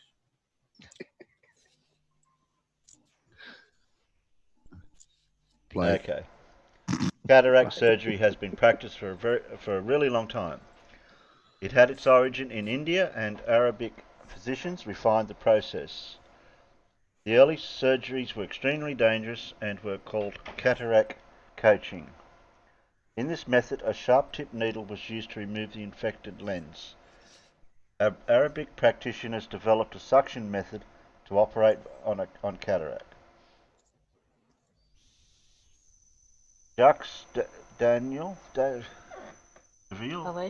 I can't read. He is credited as the first European to extract cataract from eyes. He achieved this feat in 1748 with a procedure similar to cataract coaching. Later advancements favoured suction method and later phacoemulsification and laser surgeries became the norm. It is clear that modern cataract therapy does not resemble the medieval one in any way, but they were Renaissance thinkers who begot fundamental principles of the science. 17th and 18th century scientists like Kepler, Motry, Ian, Brissot established the fact that lens was not the most important organ of vision. Okay. Well, that's your lot for today. For that. Like peanuts. Matt, you're in a hurry to go Mad? somewhere. What are you doing? Well, you said that was our lot. Yeah, the lot for that, like for the. Oh dear. I've had enough of this shit. I'm off. Been off since I've known you.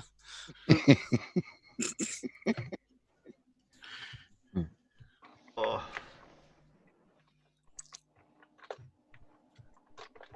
I don't about hear anyone modern denying airplane? that, so. Non-sex, you're I pushing missed your that. luck. What'd you say, Pip? What'd you say, Mibbit? Me? Nothing. Oh, I said nothing. Absolutely nothing. Non-sex pushing his luck too. I don't like that. Carries on like that, he might get timed out for 5 minutes. Yeah. Ooh, premiere today at 4 p.m. Oh, yes. Terry Davis, how about more model airplanes? Yeah, I know. I was just reading that.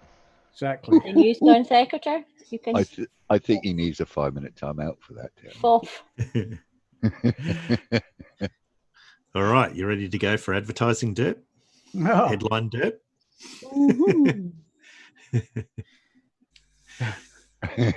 All right. So the first one, we've got an ad in the newspaper here, $1,000 a day. To start, no experience necessary. Must be willing to carry packages for clients. Don't call the police. Call this number. You mean packages, inverted Suspicious commas, at and all. clients, inverted commas means Yes. something? Yeah. Yeah, probably. Brazilian pastor arrested for convincing followers his penis contained holy milk. Oh, Oh, dear. Do you want the cream in your coffee? Oh, yes. Yeah. Miscellaneous. Dog attack. Sorry, some of these are low resolution. So, dog attack. Lower Duck Pond, Lithia Park, Ashland. Police responded to a report of 2 dogs running loose and attacking ducks at about 11:20 a.m. on Sunday. The office cited a resident for the loose dogs. The duck refused medical treatment and left the area, according to police records. Oh, he sucks off. That's a very formal and well-trained duck. No, I'm Yeah, fine, that's thanks. all No, right. Yeah. you're all right, mate. Yeah. Farting boyfriend causes neighbours to call police. A concerned neighbour living in an apartment along Maple Road, just west of Livernois Road, called police after hearing what she thought was a domestic violence issue. The neighbour, police said, thought that she could hear a female yelling, "Stop" and "No," and possible hitting.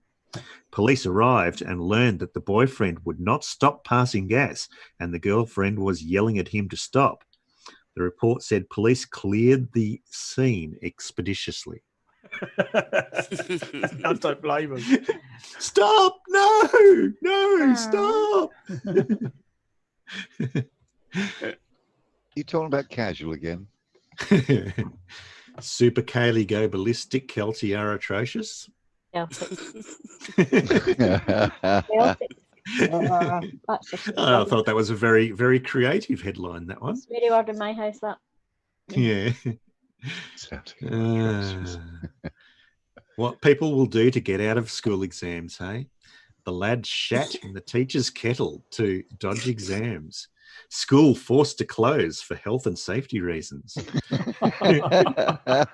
That's a typical, yeah.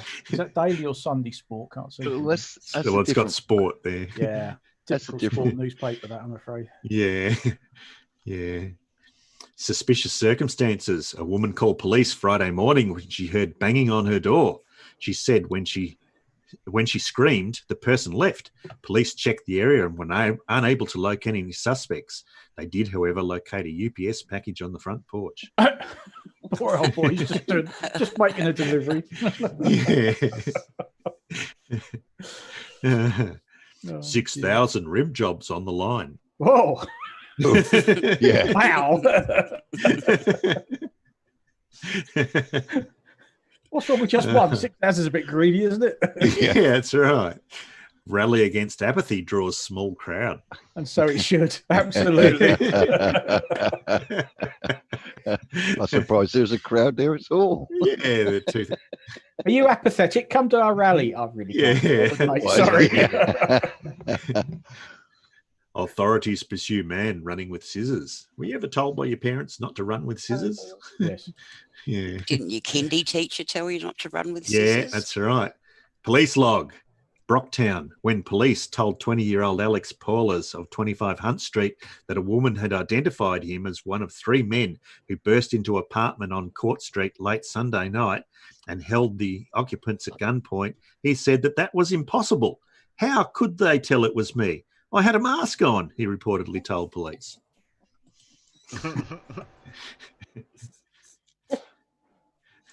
That guy running Being with bullied? scissors, his name wasn't Edward, was it? Could have been. Being bullied? Being bullied? Just act less gay, advised teachers. Oh my God. Back left gay. Oh my God. New residents are from elsewhere. Are they? Yeah. Really? Would be. If they're new residents, they must have moved from somewhere else. Yeah. Yeah, that's like an answer to a science question I had once. The climate of the Sahara is such that the occupants have to live elsewhere.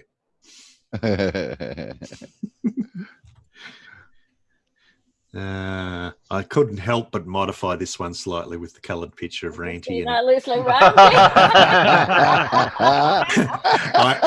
I thought I had to modify this one. All right. Fair play. Bigfoot kept lumberjack as love slave.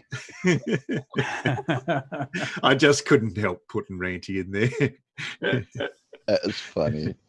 Yeah. He's no longer the man I married. I was reading the top one. Yeah. The woman sneezes and blows off hair, and doctors were amazed she's still alive or something.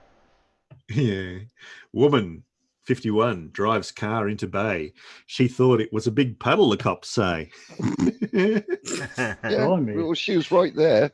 A big Yeah. puddle, yeah. She turned right and unwittingly drove down the boat ramp and apparently, thinking it was only a puddle, into the harbour, police said. Good grief. That's a big puddle. What's a stupid place to put a car park? Yeah.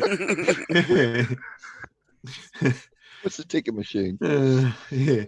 Police were called to Market Square for a report about a suspicious coin. Investigating officer reported it was a quarter.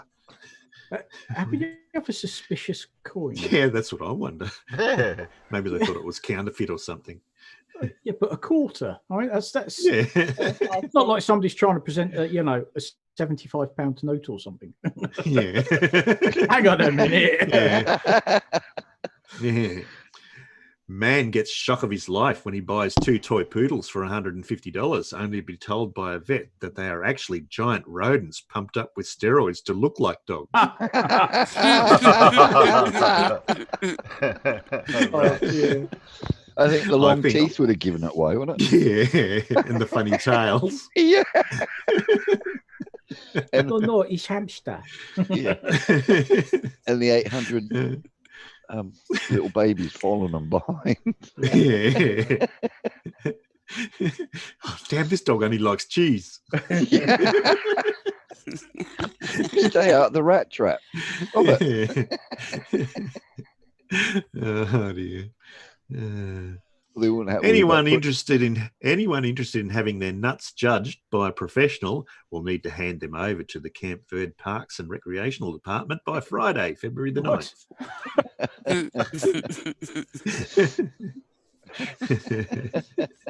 I've got a few in the sideshow, dear.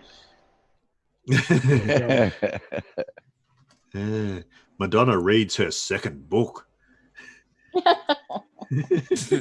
Well done. Well done. Not bad for somebody your age. Yeah, that's right. Yeah. Now, here's the third one. Clown commits fucking robbery. Gallup police are looking for a Native American man who wore a clown mask to rob a Gallup smoke shop Sunday. The man, according to a Gallup Police Department report, went into the Fu King smoke shop and robbed it.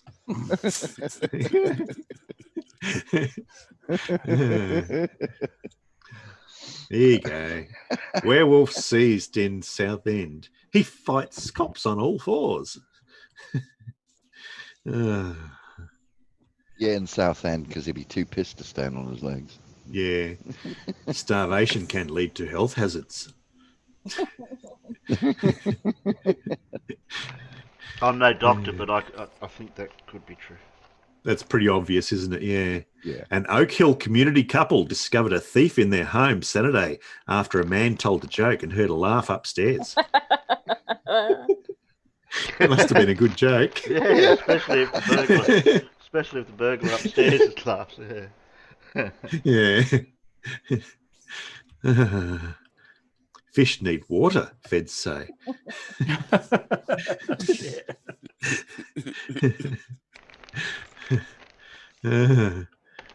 Half-inch dwarves hide in bags to rob bus luggage.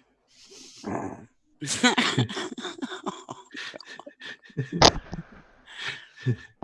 that's small scale robbery.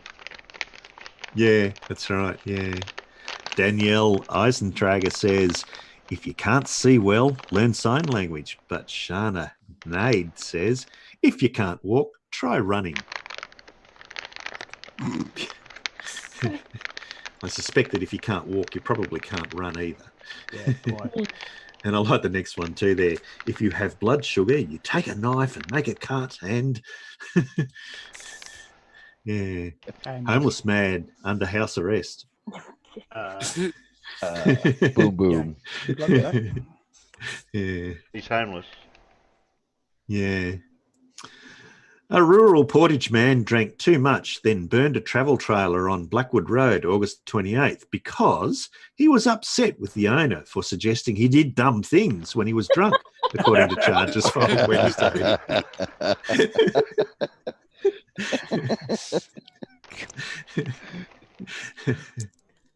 Harry, do you want to check the internal chat? Yeah, I've read that. Cool. Dennett's Wharf. We will do your mum for nothing again and again on Mother's Day. But only on Mother's Day? Only on Mother's Day, apparently. Yeah. 52-foot officers to patrol violent neighbourhoods.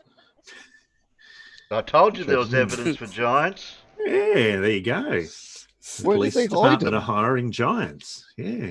52-foot officers. That would tend to intimidate you a bit, wouldn't it? Yeah.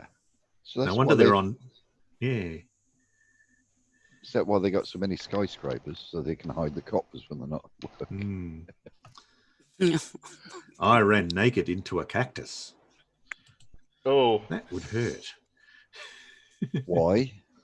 I have no idea. Because it was there and I'm a flat earther. Yeah.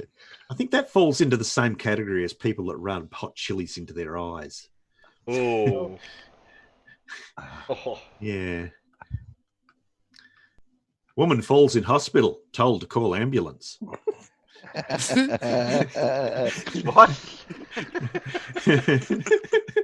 Wonder how long she had to wait. I wonder which hospital the ambulance took her to. Yeah. Took her to another hospital. Yeah. Weight Watchers demonstrator shoplifts cupcakes. I hope they are lightweight, less fat ones. Low fat, low GI. No sugar. Yeah. City Council runs out of time to discuss shorter meetings.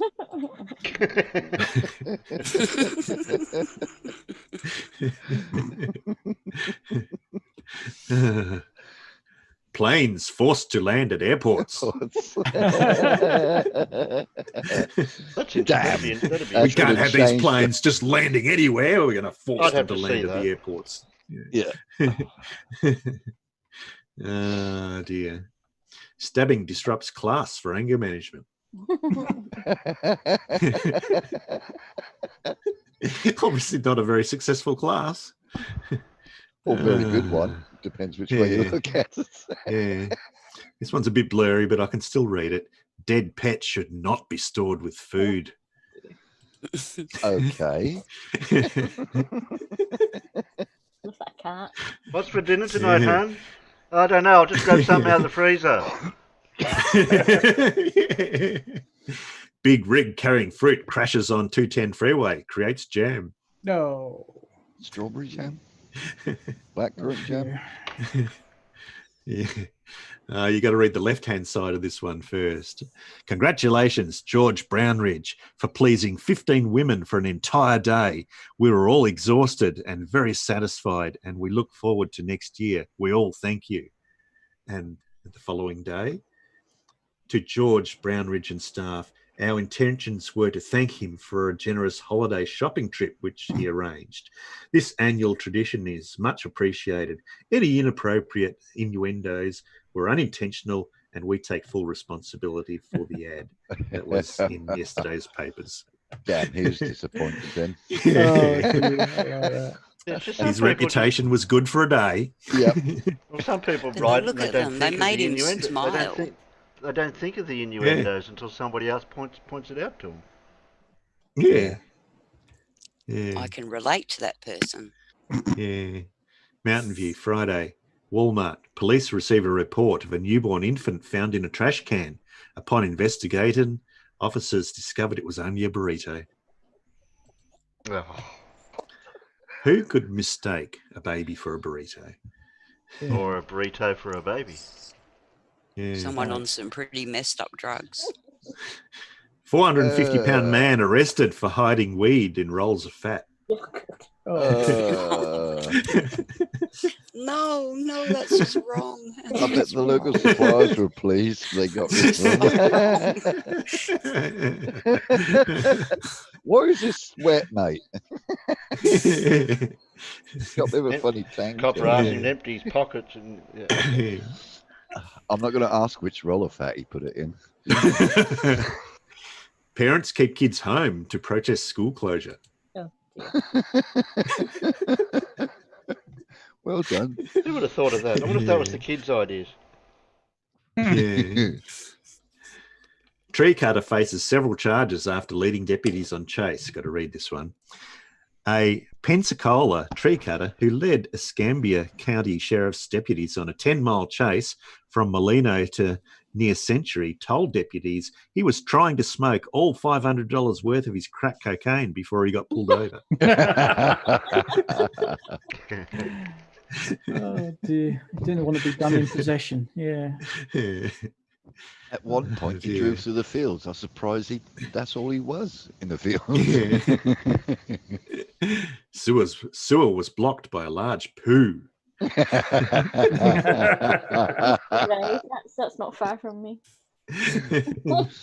I remember throwing that away. And that's it. We're back to the start. So there you go. Hey, That's the thank you Derp very for much. today. Hey, they're good. They were. Very good. I'm going to my local airport now to watch some planes land. That'll be a bit of a novelty. Yeah, dear.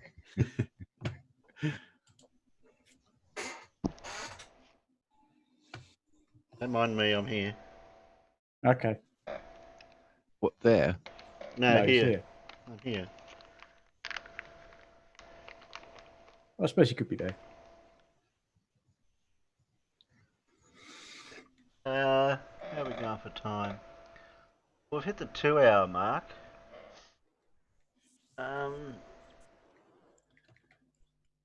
Hello, wonderful person. I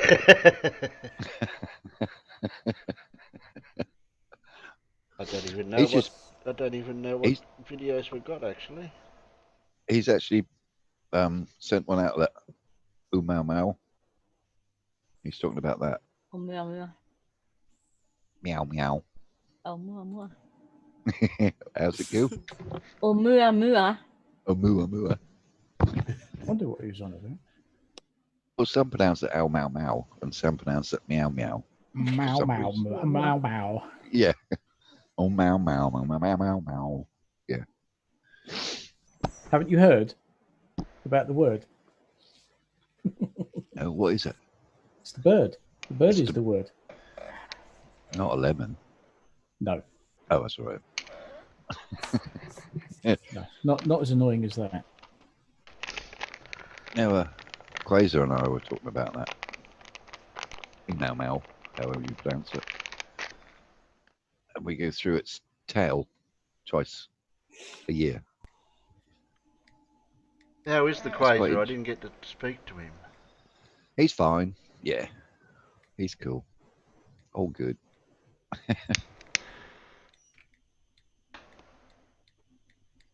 Or we could either have a bit of quiz, or we could do some shilling videos. Excuse me. Choices we've got. You're excused. Thank you. Visions. Just put your hand up next time, Pit. Okay. I was using it to cover my mouth. What's wrong with the other one? That was on my mouse. Oh.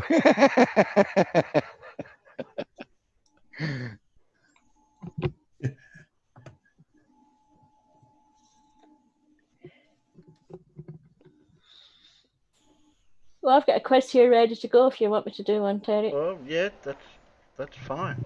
I was just going over into the shill your shit to see what. And you can look at your videos or something. Yeah, I'm just looking for videos. Okay. Very easy ones, very easy today. And I'll ignore all the British ones. What, the ones that are frightfully British? Rightfully. Frightfully. Mind you know. It's Captain Delusional. Sir Lurk-a-Lot. Put that quick D UFO on the moon. Captain Delusion. If you want Derp. Oh, right. Oh, that's too derpy, is it? Okay. Let me We've done see. Derp. You ready?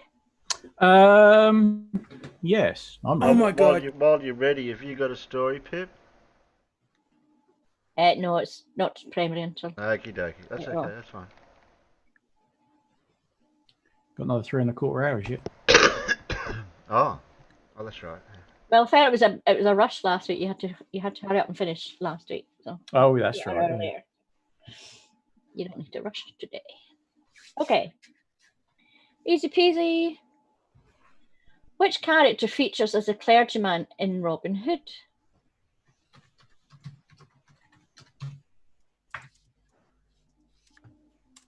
Yep. I just see what Me Too put in Fair Sex Sav. Missing Kitten. Oh, you've only just. Oh yeah, it's been there for a while. Oh, yeah, but I don't normally look through there. And I wish I hadn't now. Yeah, well, there you go.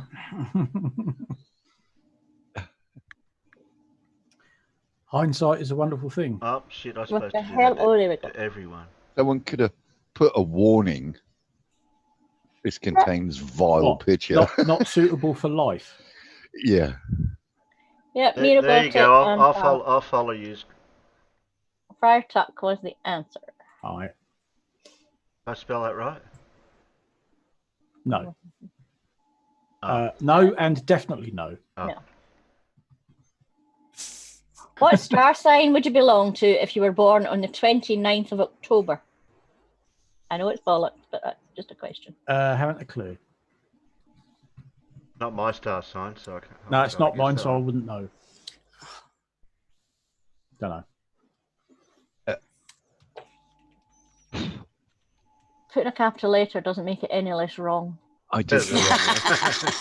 Okay. Damn. Yeah, Right. got one in here. It's the other. No, I was I don't going think- to say it's I the didn't other think one. It was that one, Farmer, because I'm one of them. I haven't. love- I don't know. I'm just Neither taking. do I. I don't know I'm just having a where guess. my months That's go my for star mine. sign. No, that's my mine. star sign. That's mine. No, it's mine. Mine. That's mine. Mine. I want that one. Who do you think you are? The cat. That's Yeah. mine. This is That's mine. mine. This is all mine. This is mine. That's mine. And that's mine too. There must be some lag, or nobody's bothering their bum and peanuts. There's 30 seconds. Oh, Yeah, you got to give him a while. there we go. We're starting now. Spoon? Ah, you were born under the sign of the spoon. But remember, Okay. there is I no was- spoon. You I have a was correct born. answer? Yeah. Mr. John Rapp, Clever Clogs again. Scorpio. Yay! And I mine. finally got one right. Yeah, you got a point. Woo. And I was first. Looks like this has There you become go. almost like a ritual for us. Oh, hello. Ash. And a wonderful person. Was that Right accidental or was hand that That deliberate? was perfect timing, by the way. That was That actually was- perfect. Sorry. It's definitely a ritual. What type of beetle is sacred in ancient Egypt? Oh, is it one of these? Is that the right word? Yeah. Yep. Oh, just bloody type too quick. What? Oh, slow. I still take a slurp of my tea when she was asking the question. It's like, When you oh, hang on, said quick. beetle, and as soon as and I went to reach for the keyboard to say in Egypt, and then I went to type straight away. I reckon John you must Paul have your George and fingers Billy. over the keys ready to go. Yeah. Yep, John Rapp again. Well done. And Paul Scarab. I'm in the handicap here. I've got my hand on the mouse. Oh, well. We don't really What? want to know. I'm Sorry. doing these quite fast, sorry. What C describes a sign placed at the beginning of a musical staff indicating the pitch of the notes?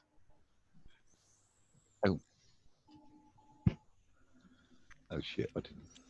He beat me to it. Mm-hmm. You can still put it if you want. I didn't I hear the know. question properly. Yeah, I didn't either. What did I put? You put. Well, You Cliff? started with a G. When the question is what Man, what are you C? doing out in the peanut gallery? He's all over the shop. I'll fix him. Where is No, he? that's what it's called. A Yeah. G. Yeah, but Carol, you're get not an allowed to extra type letter. out there. There Yes, you it are. was There you are. clear. That's your punishment. Left. It was a Cliff. Carl and Farmers. It's a G, Clef. That's what I meant to put. Good Cliff. Okay, you don't want that because that's very British, and that's British. Don't want that one. It depends how British it is. I want that one. Terribly, terribly British. Oh, a film one. If it's with a cup of tea, it's too British. Well, I don't think you want to hear what was the name of the first Scottish man to be voted European No, footballer. I wouldn't have a clue what that was. No. No, we don't care. I wouldn't know that one. I don't know either. Wait, no, somebody answer it. All right. Dennis Law. Okay. Which Las Vegas hotel did the bachelor party stay at in the film The Hangover? Don't know. I've never seen it. Looks like a load of old bollocks to me. So it's quite a famous Las Vegas hotel. Is it that one, Pip? No. Not Oh today no, yet. I know it is. I know what it is. I You've don't already know. done it, so you can't. No, you can't answer twice. I know, well. but it don't count. But it's still the wrong one. It's a famous Las Vegas hotel. It's humongous. It's the one where they jump over the fountain Don't know. on motorbikes. Don't know. Evil Knievel and And you said that word, and that's like a chain of hotels, so it's not. Still don't know. Don't want that one. No, no, no, no, no. more palmy shit. New second has put. Okay, I'll give you a clue. It's where the leader of Rome would stay in his in his Yeah, big that's the one. mansion? Oh, you missed a word. In a big mansion. That's it. No, yeah, got it. I got it. Pharaoh. What do I know about Las Vegas? John Raps put Monte You must have Carlo. heard of that hotel. Stewie put the cop station. I mean, I have, but you know, it never came to mind because Las Vegas is just this grubby town they built out in the middle of the desert because of the Travel Manhattan Lodge. Project. Yeah, it was Manhattan Project, wasn't it? I don't know. That's why it's there. Okay, we have kind of a right answer. Fred's fingers aren't working, but yeah. Caesar's Palace. However you spell Caesar. Is it EA or AE? I can never remember. AE, I think. Yeah. I thought it was. Paul got half of it. So half a point. Yeah. Got Bates half of Hotel.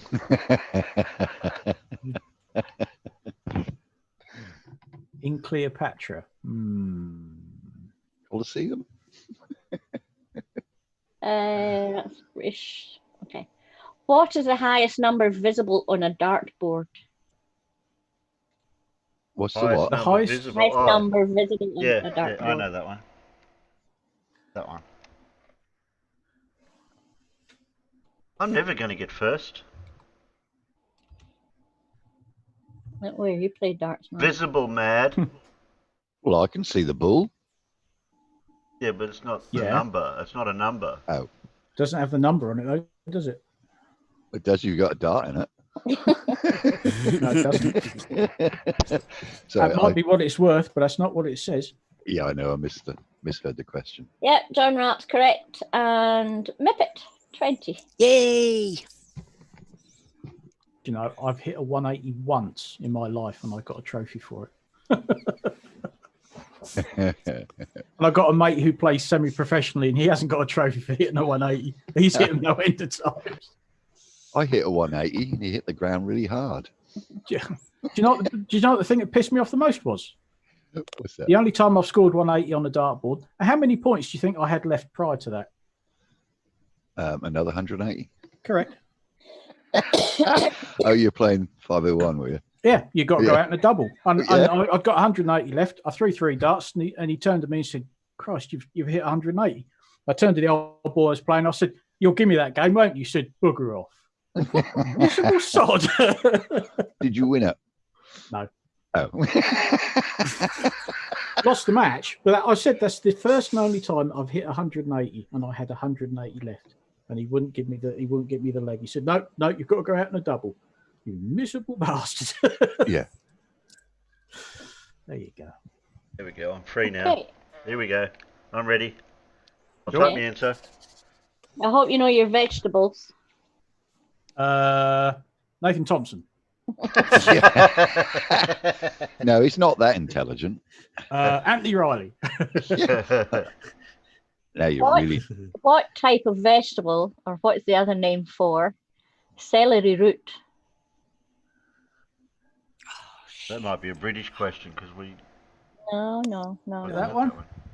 I've seen it on Australian MasterChef. Oh, that one, yeah. That's wait. just a guess. It wouldn't be that. It wouldn't be. Yeah, it would.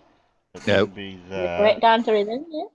Be Yeah. that. It's not that one, Terry. It's not that one either.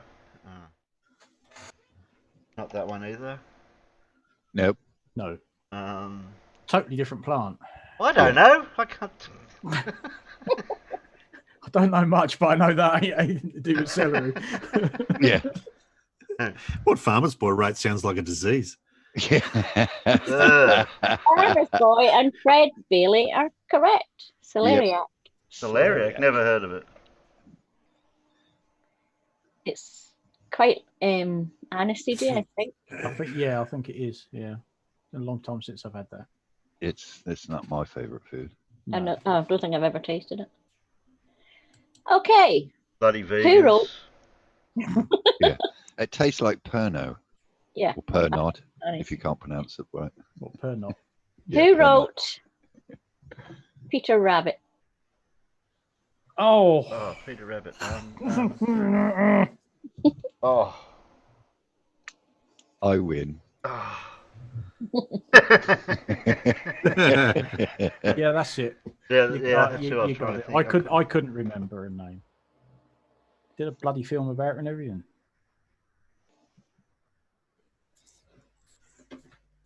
So if we generalise the answer, I'm right. Okay. A parsnip? When you're wrong, Mad, you get Maybe minus some points, you pepper. know. Yeah, I'm I'll take always your end, point away. You got a I point. always end up with minus 3,000 or something anyway, so it doesn't matter. Yes, save legal. Same bird as wrote Jemima Puddle Duck. No, colon.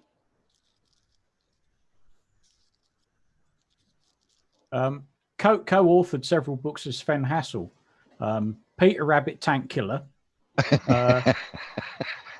Ernest Hemingway. The Tale of Squirrel Nutkin in the SS Death Bastard Regiment.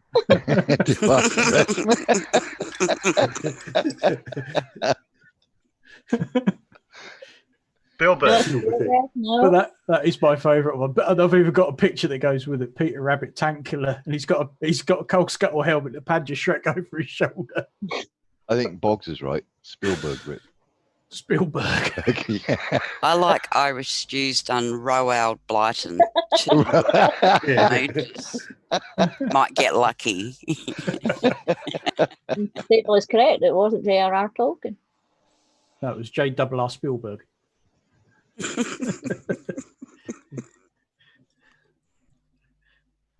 It was J.R. Hartley.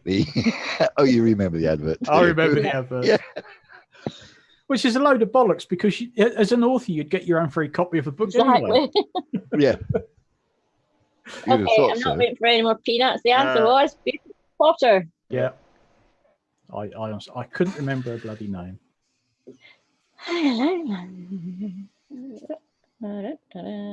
How many lines does a limerick have? I haven't got my cursor in the right place. Go ahead, Hi. Oh, yeah, I had. Now you've got me thinking. Yay. With that other number, the first ones that were put out. Oh, sorry. Yeah. Actually, yes. Don't get confused with haikus because they've only got 3. There was a young man that had a duck. He went down the road to. Okay. La la la la la la la la la la la la la la la la la la. Oh, Irish stew. You're getting one. Or, Congratulations. you're getting one or the other out there. Yeah. It's 5. And Matt B. Yay! I got minus 2,999 now. What, you're not breaking even yet? Not quite, no. We're getting there. Do I get extra points for beating No. Pip? No, The because answer. Oh, who was the first peanut? Who was the first peanut, Pip? First peanut was Irish stew. Ah. Okay, who released a hit song in the 80s called 99 Red Balloons? Oh, I can't pronounce that name. I can't. It's spelled totally wrong, but Yeah. Yeah, me too. I probably.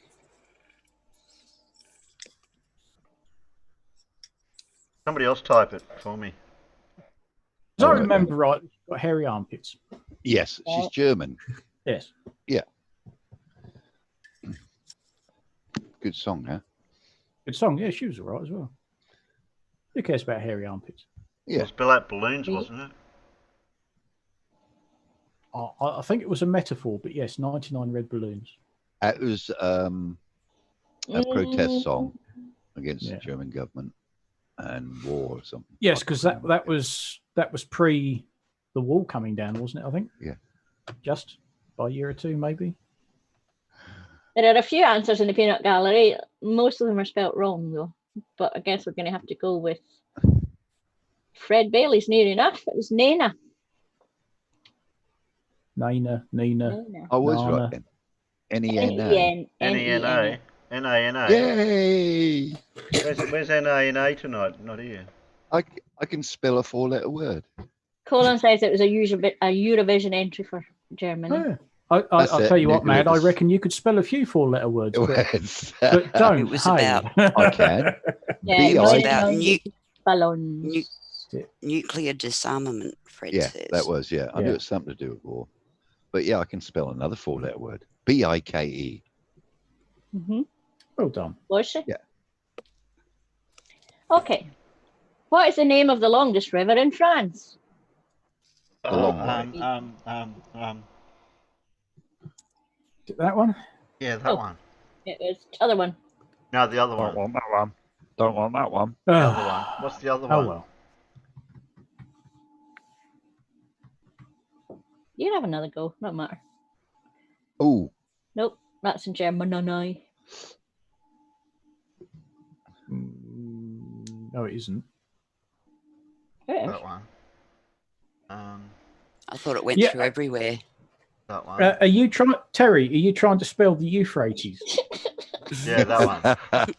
which is famously In tied Iraq. up with the Tigris, which is Oh. famously in Iran, isn't it? Yeah. Oh, okay. Wrong country. Slightly. you're not too far out. Middle East, Europe. Hey, I got Yeah, the not Northern far out. Hemisphere. Yeah, just. Right, you can all have another go in the internal because nobody in the thing's got it yet. Nobody Or in the doing. got it yet. Damn you. No. Nope. Nope. You want to A clue? streak or piss? Good It one, runs Stu. through a valley. Oh no, that's not a river. That's an area, isn't it? Shit. Nobody knows. Anyone said? Can I buy a vowel? Has anyone said the one starting with a T yet? No, but it's wrong. Oh, It's shit. not the Thames. It's No. definitely not the Thames, No, it's the other one start with a T. That's beside the Euphrates. and it's not the Helen knew that. Tigris either. No. Okay. It begins with, we have a correct answer in the peanut gallery. Ah! It's the Loire. I don't well, think I would have got Forgot that. about that one. No, I wouldn't Forgot have got about that one. Runs through the Loire Valley. Wow. And I'm But sure why'd you the say that in Rhone. the first place?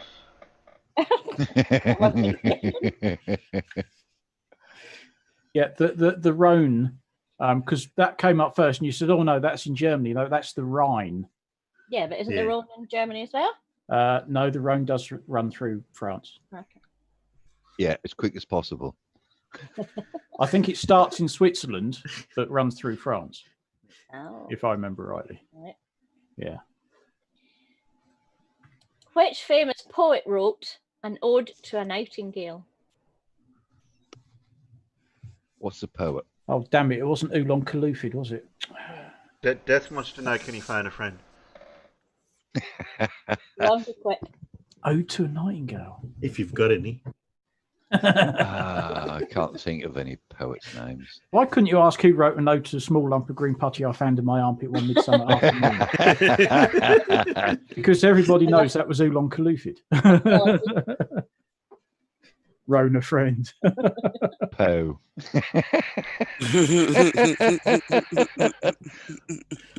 Poe wrote it. Stop whining about it. Oh, very good.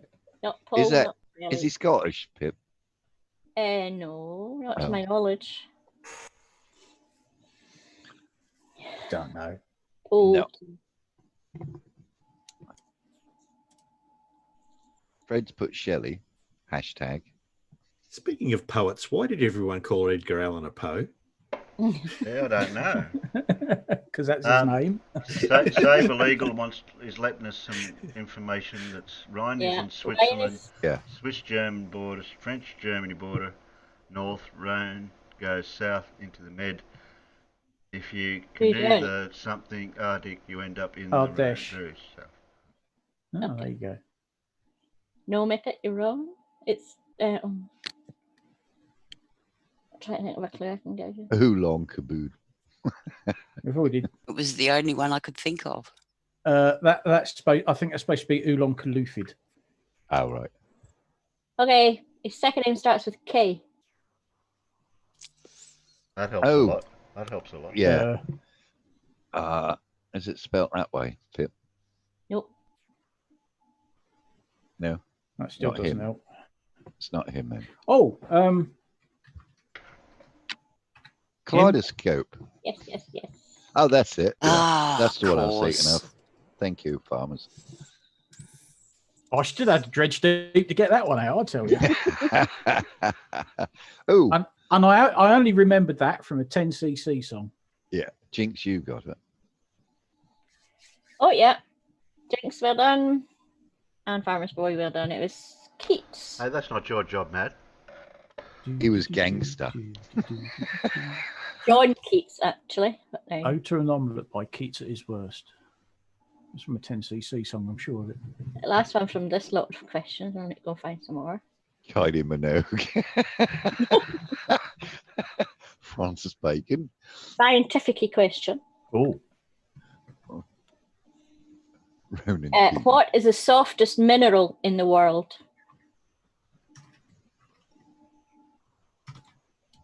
Casual. So I'm fairly certain that is a mineral. It is indeed. Oh, that's all right then. Cool.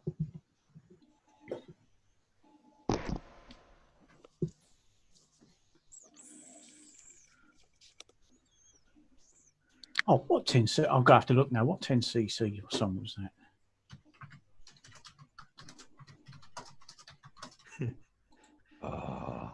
Head's gone blank. Can't help you there, farmers.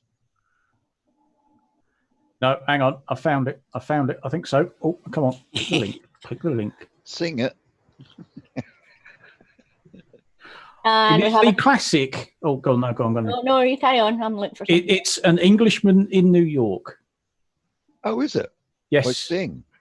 No, this is by 10cc. Oh. And there is a line, they boggle at menus in Old English verse, Ode to a Burger by Keats at his worst. The hissing of omelettes, the breaking of legs. Don't shoot till you see the whites of their eggs. The pink filet mignon looks black on the negs. It's actually quite a good song. You'll have to check it out on YouTube. But I just remembered that Ode to a Burger by Keats at his worst. Yeah. And when you said K, I thought K, poet. Keats, 10cc, it's that way. Yeah. And it's strange how you remember things. Yeah. Okay, so John Rapp was first in the Peanuts. And Splash it all over. all I think here, yeah, Blurfanium. was talc. Yeah, talc is a mineral, not just talcum powder. Where does it come from? Anyone know? I think it's just excavated, isn't it? Well, yeah, I meant country-wise. I didn't know if that was specialised or Godly and Cream. Yeah. Godly and Cream were in 10cc, yes. Yes. When the band broke up, Godly and Cream did quite a lot of stuff on their own. They did. They got some good albums as well. Yeah. Yeah.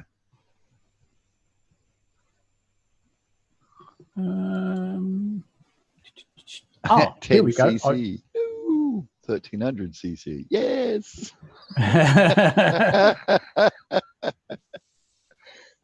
A common metamorphic mineral in metamorphic belts that contain ultramafic rocks such as soapstone. White schist and blue schist metamorphic terrains. Franciscan metamorphic belt with the Western United States, the Western European Alps, especially in Italy, and some in the Himalayas, in Pakistan, India, Nepal, and Bhutan. And the cometite belts of the Yilgarn Craton in Western Australia. Oh. Oh, so yeah, it's dotted about all over the place. But yeah, it's dug up as a fairly solid rock. Oh, Yeah. talking about rocks in Australia, I've been watching a thing about opals on YouTube. I've Lightning been, Bridge. I've been that series has been running for some time on. Is it Discovery or Quest? I can't remember which. Brilliant. Yeah, Oh, there's a new series on at the moment, the Opal Miners. That's quite interesting when you see the conditions that they're working in. God, yeah. Yeah. I never ever knew that. What? Sting's song, Englishman in New York. Do you know what that's about? Not off the top of my head, no. That's about Quentin Crisp. Oh, I didn't realise that. Kept that for a quiz. Okay, shall we carry on? yeah. What is the national capital city of Canada? Blame Canada. Blame Canada. Canada. Ooh. Oh, it's not that. I think it's. I'm just going to put this one. I don't think it. Oh yeah. Nope. Maybe. Nope. Oh. Oh, so it is the other one. That bloody hell. Yeah, I can't. Well done, farmers and Fred Knotts. Yeah. Quite sure where to edge that one up from. Yeah. Okay. Which group released a song in 2007 called Ruby? Oh, I know the song. The Who only did thing I that? could do in Guitar Hero. Ruby, Ruby, Ruby, Ruby. Oh, I can see him. Picture I could him as just well. do a Ruby right now. I can't think of the name of the group at all. I don't know how it's spelled. I can't remember. They're not one of my favoured bands, shall we say? I don't know if this is right or not, but I can't spell. Oh no, it's spelled with a K. Yeah. Oh. It's spelled with a K, isn't it? Yeah. I now can see the name in my head. Oh, I ain't gonna retype it. It's them. That's the one. Yeah. Yeah. I couldn't remember how it's definitely not AC/DC or the Beatles. AC/DC sings Ruby. Yeah, that wouldn't work. The Beatles. Not the Rubettes, not the Arctic Monkeys. The Rubettes. Why Not didn't Kings of anybody say Leon. the Rolling We're getting Stones? Because they did Ruby Tuesday. Kings of Leon. Yeah. Not Kasabian. No. You're getting there. It's Latonia. Hello, Latonia. Spooky bed hair. Hello, spooky bed hair. Joe Strummer.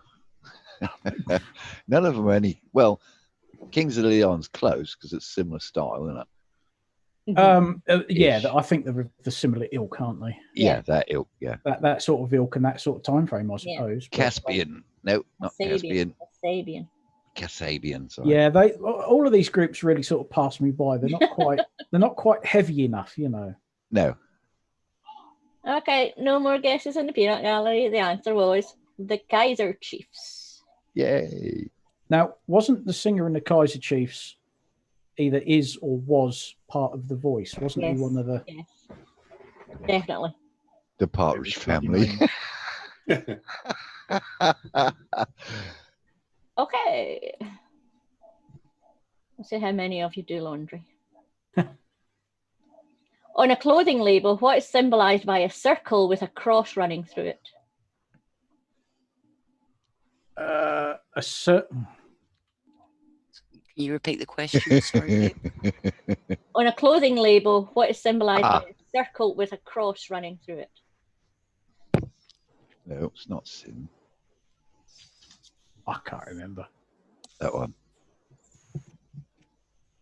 Is that it, Pip? You were more right first go. Oh, is it? Where's the label on my bloody T-shirt that I'm wearing? I doubt it'll be on it. Yeah. Probably not. You want woolen or something like that? Oh, I can't remember which is which. I mean, obviously, I do my own laundry because there's only me here, so I have to, but... Yes, we have an answer. In the peanut gallery, it means do not dry clean. Oh. I like spooky. Do not enter. You do not enter. Same, verboten. Not fit to wear. I don't think any clothing manufacturer is going to put that on a label as something they're trying to flog to somebody. Yeah, you shouldn't wear this. Yeah. Not fit to wear. Okay. It depends on what's behind the circle. Not bulletproof. Here he's at these.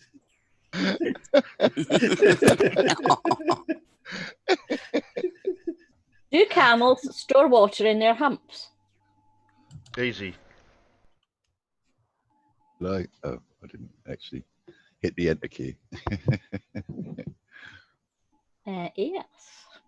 What do you call it? What do you call a camel with 3 humps? Don't know. Pregnant.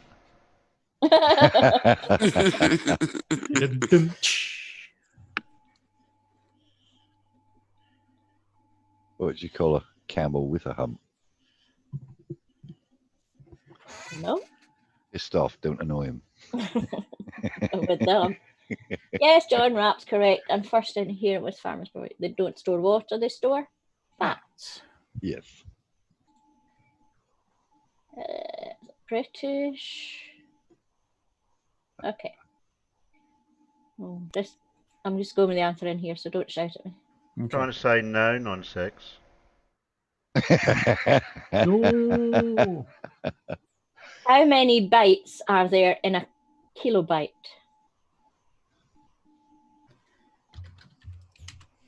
Beat ya. Mips. In one Yeah, bit. and I Mibbit. bet that's the bloody answer. You get technical. Yeah.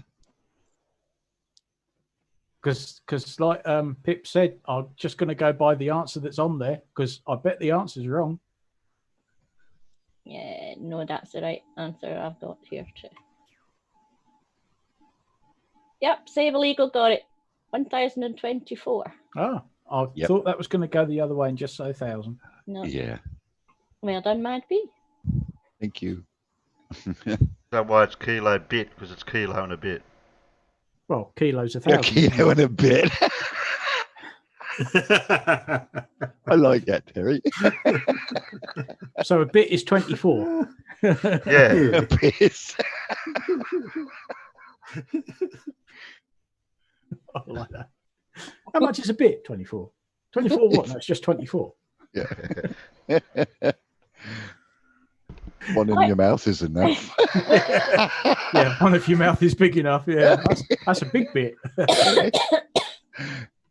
What name is given to animals whose diet consists only of plants? Oh. Oh, that's easy. Yeah, I can't. That's easy. Yeah, I can put the first bit. I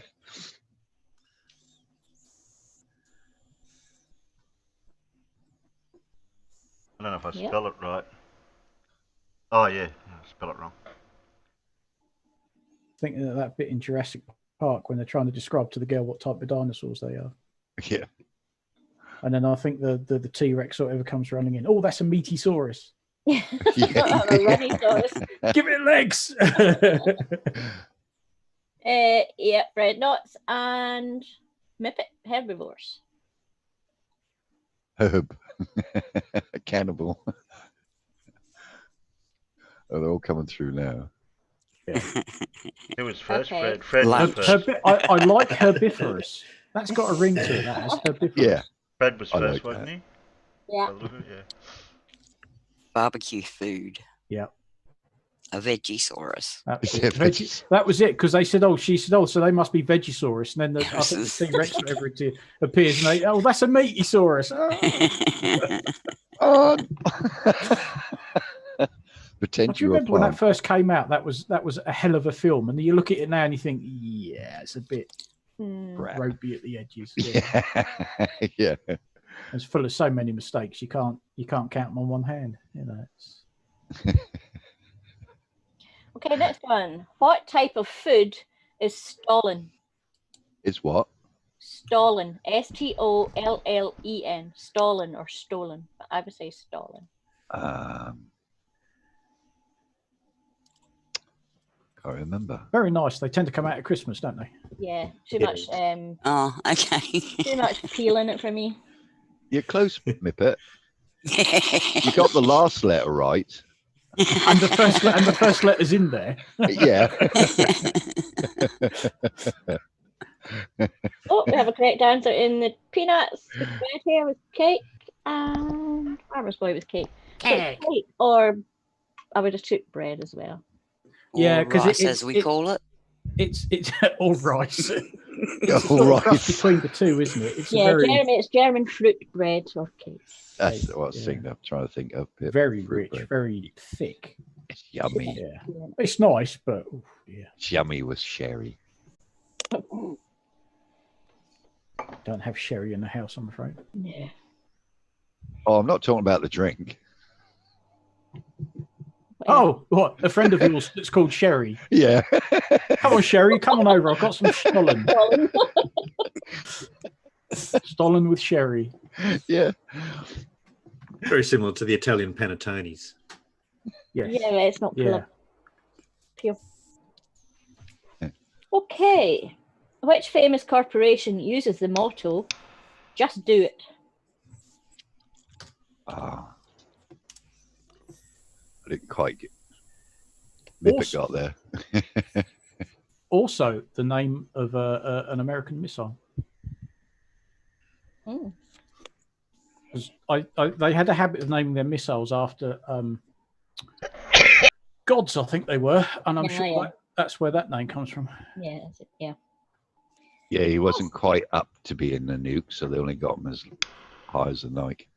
Farmer's Boy and Fred Knotts are both correct with Nike. I think it's either the 50s or the 60s. It's one of the earlier systems. Oh, let's see. No. I don't think that's right. Nike. Come on, Eileen. I got kicked out for that. No, that can't be right. I'm not going to Should at least have wiped it off afterwards.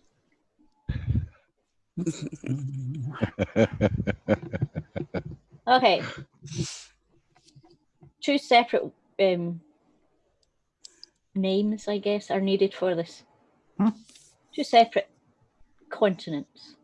There we go. Which continents form the New World?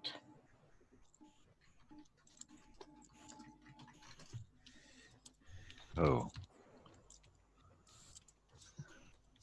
I've got it. Some more. I was going to put that, but I wasn't certain if it was.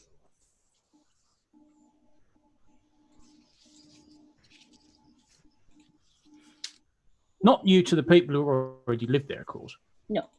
But new to the likes of us Europeans and. Yep. We have an answer up there. Let me check in here. North and South America, Farmer's Boy, and Fred Knotts again. Well done. Oh, that's the wrong page. Where are we? What unit of measurement is used to identify the height of a horse? I haven't looked at the answer to that. Oh. I should stop trying to capitalise the first letter because I invariably capitalise the second one as well. Yeah. Han!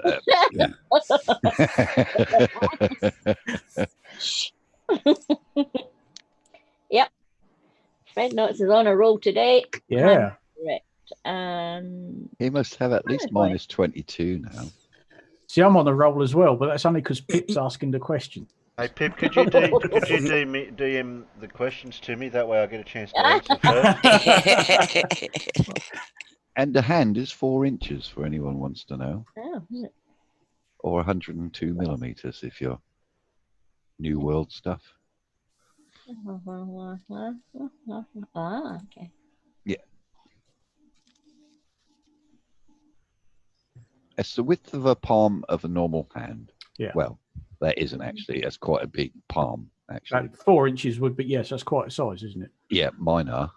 Mine's 4 inches across the palm without the thumb. In a bit. Because I used to use the thumb, but I don't need to use the thumb because my palm is already 4 inches. Yeah. That's cool. Ah, okay. An anagram. Oh. Well, yeah, it is an anagram, but which Whitney Houston song is an anagram of Mention Mine to Me?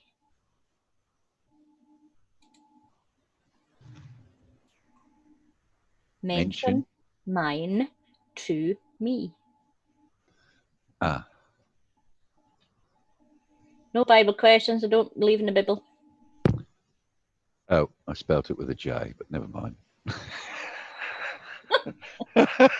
An anagram, which means you use all the letters. Yeah.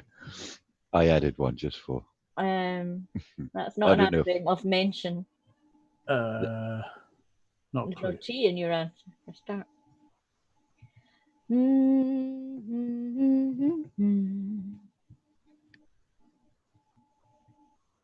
I'm not well up on Whitney Houston, I have to say.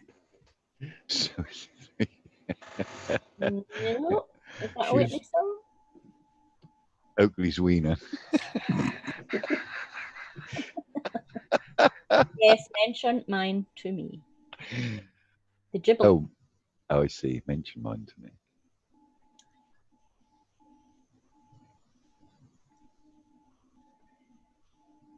Not a clue. The Okay, gibble. Spooky Bed here got it. One moment in time. Great. I successfully purged the memory of that song from my mind. You just put it back there. You utter. Piss off, Rumpus. Who asked you here? I'll put what's mine, Jake, name G. Which famous fantasy adventure film was released in 1939?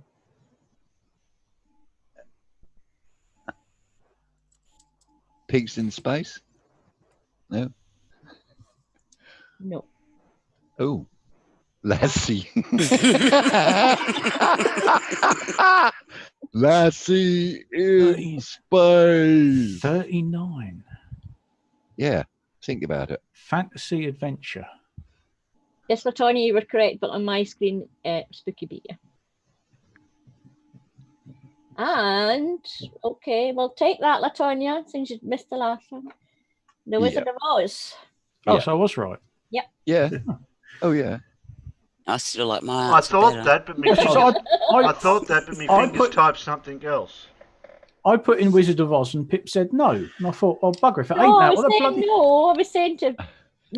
No. I was going to. Oh yes, because you put in Lassie straight away, didn't you? I thought, well, if it ain't the Wizard of Oz, what the bloody hell is it? I was going to say to you, Farmer's Boy, when you say, what the hell, 1939, I was going to say to you, Elton John, Yellow Brick Road, but I thought I'd give it away to everybody. Yeah. And follow the Sable Yellow Brick Eagle. Road. Yeah, follow the Yellow Sable Eagle says, well, it's not Full Metal Jacket then. MICKEIMOUSE. What word can be placed before these words to create a well-known to create a well-known phrases? I don't know. Chestnut, race, and shoe. Oh. No. No, I put the, yeah. Chestnut. What's the second one? Race and shoe. What word can you put before them to make other words?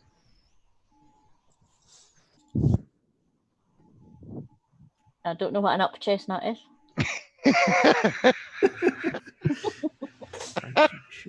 Or an up shoe. Yep, Peanut Gallery got it first before you lot. Yeah. Got there in the end. Paul was first. In here, horse chestnut, horseshoe, horse race. Race. Very annoying. You have to go to a different place for the answer. Water. Okay. Lacquerophobia is a fear of which type of food? That one. Oh. Which type of food? Lacquerophobia. Lachar. Lacquerophobia. Ah. Oh, we've all got the same idea. Yeah. I have never heard of it, to be honest. But I'm trying to think what it is.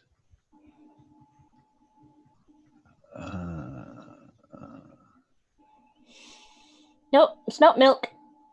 No. Yeah, we've all got the same idea, but it's confusing because it sounds like the proper name for lactose. tears.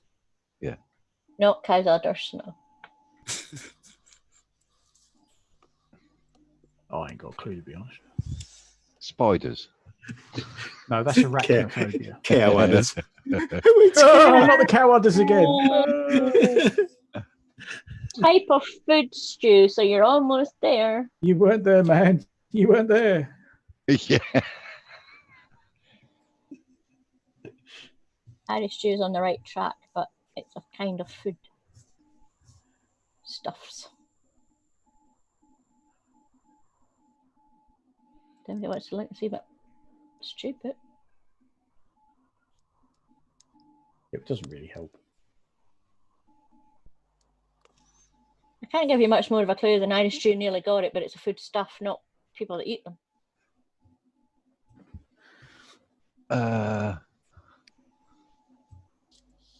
Turtles, pineapple pizza. I'm just going to put that. No, Farmer's Boy's correct.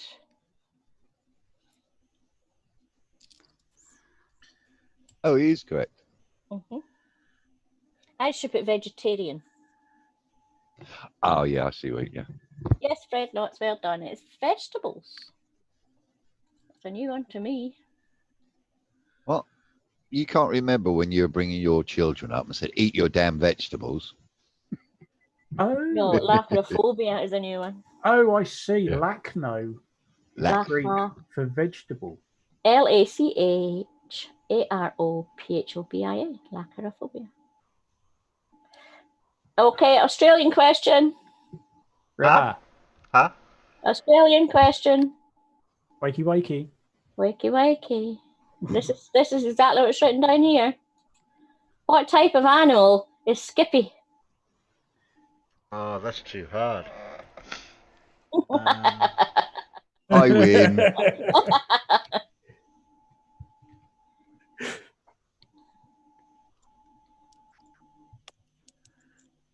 Can I have it abbreviated? Because I can type as quick as them. You can all have points. Terry did right.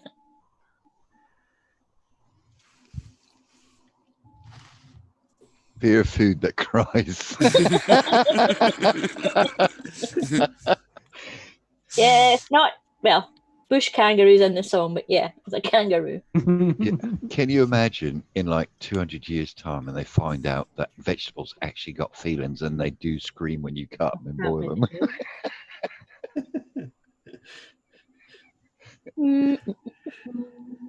I want proper rights for lettuce and cucumbers. Which famous girl group was originally known as the Primates?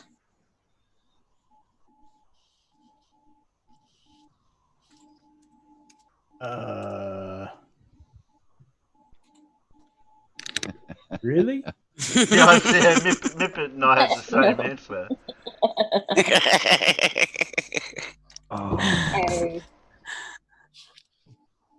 We don't know what era they're talking about because there's a few girl groups I'm out going to over say time. I'm going to say 50s, 60s. Oh, okay. That's before mine then, Pip.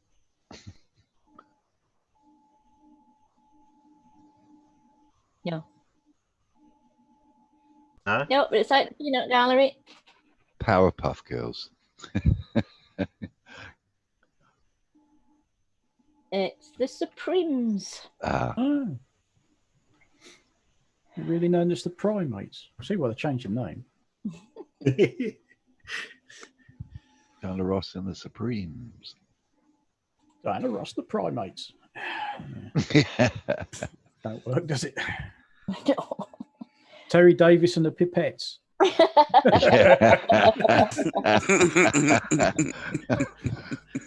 I like that. Terry Davis and the Pipettes. Does that make us all pipettes then? You're all pipettes. You're all little plastic pipettes. I've got some. Little eyedroppers. I've got some pipettes. What is the lowest army rank of a US soldier? Oh, we spell it wrong. One of them.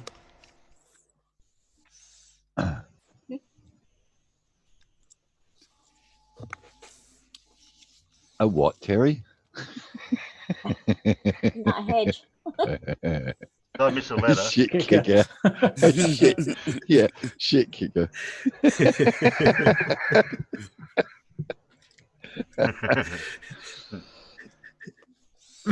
Yes, Latonia, I think. What do I say?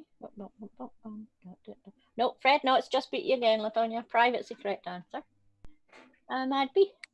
Yay.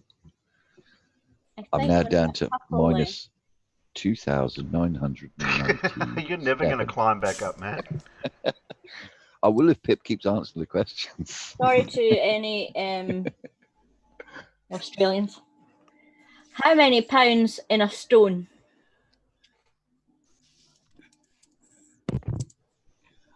Ooh. 7? No.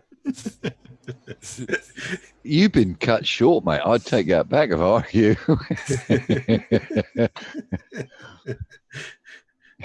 No, sorry, Fred, you're well out this time. I should have a look at your scales if I were you. Yeah. You've been lying to your missus how much you weigh, ain't you? Or just leave them set on kilos and be done with it. Yeah, Spooky Bed here is correct with 14. So I've got a set of digital scales and I've got it set to stone and pounds. And then instead of showing ounces, it shows a decimal.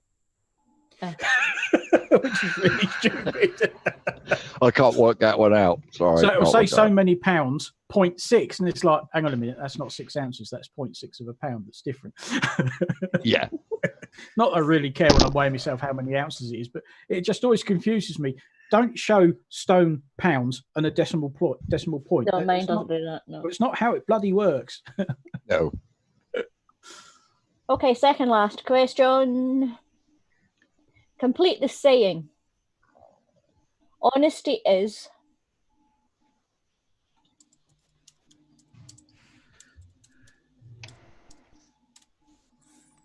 Yeah, Oh. I couldn't spell it, so. Oh yeah. I stopped at that bit. Oh, I got second then. No, you got third. Yeah, No, you didn't spell it. You didn't complete the word. I couldn't spell it, Terry. I couldn't spell it. I got dyslexia, you know. Latonia, I'm not sure. Well, it's pole-C, so it's got a pole and a C in it. You guys weigh yourself in. I can teach you how to do it if you've got dyslexia. I taught my son how to do it. Oh, there we go. I do get round it, but when I spell it as I think it, it doesn't look like the word you're supposed Well, if to you be could have writing. put poly, and C, so PLYSEE, well, that would have done. I know, but I'd have been still thinking about it now. Terry. Okay. Well, I didn't have points anyway. Honesty is the best policy. First out here was Fred Knox again. And Well, I say dyslexia. It's probably I'm just stupid, but you know. Very, very easy one to finish with. What are eagles, kestrels, and buzzards? Have to be that. Yeah. Yeah. I don't know, Latonia, but we weigh ourselves in. Is she asking about why we call it a stone? Yeah. Yeah. It derives from the use of stones for weights, a practice that dates back to antiquity. And then I think they standardized just how much a stone was supposed to weigh. But it's literally because they used to use stones to weigh things. And that's why it's called a stone. Don't says because we're palms. I myself weigh 5 stone, 6 pounds, you know. At least one leg does. Yeah. From about 1300 in England, stones were of 5 merchant pounds used for glass, stones of £8 used for beeswax, sugar, pepper, alum, cumin, almonds, cinnamon, and nutmegs, stones of £12 used for lead, and the London stone of £12.5 was used for wool. Yeah. So you can see how confusing it all was, and then eventually over the years it all got standardised down to £14. £14. You're going to tell me you're measuring your foot. Everyone was right. I would have taken raptors, birds, birds of prey. That's me done for today. Thank you very Yay. much. Thank you, Ooh. Pip. How many questions were there? Do you know? That was about 30, 25 maybe. I missed a lot. Okay, No, it can't. It click your can't have been scores. 25 Who- questions. Who, I know. who won? Who won out of the peanut gallery? I would say Fred. farmers. Peanut gallery is Fred's the winner. Yeah. Yeah. I scored 26. Okay. How many points do we get 5 questions for each All answer? right, 10? that's not bad. I only dropped 9. That ain't bad. Well, if we get 10 points for each answer, I scored 4,926. They were set so I think I did 4. So, yeah. And I missed a lot.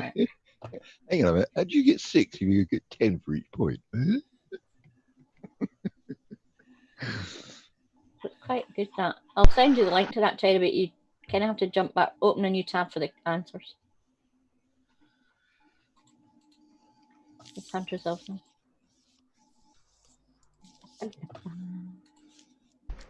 Well, I've got a couple of vids, a couple of really short ones, because we haven't got a Pip story.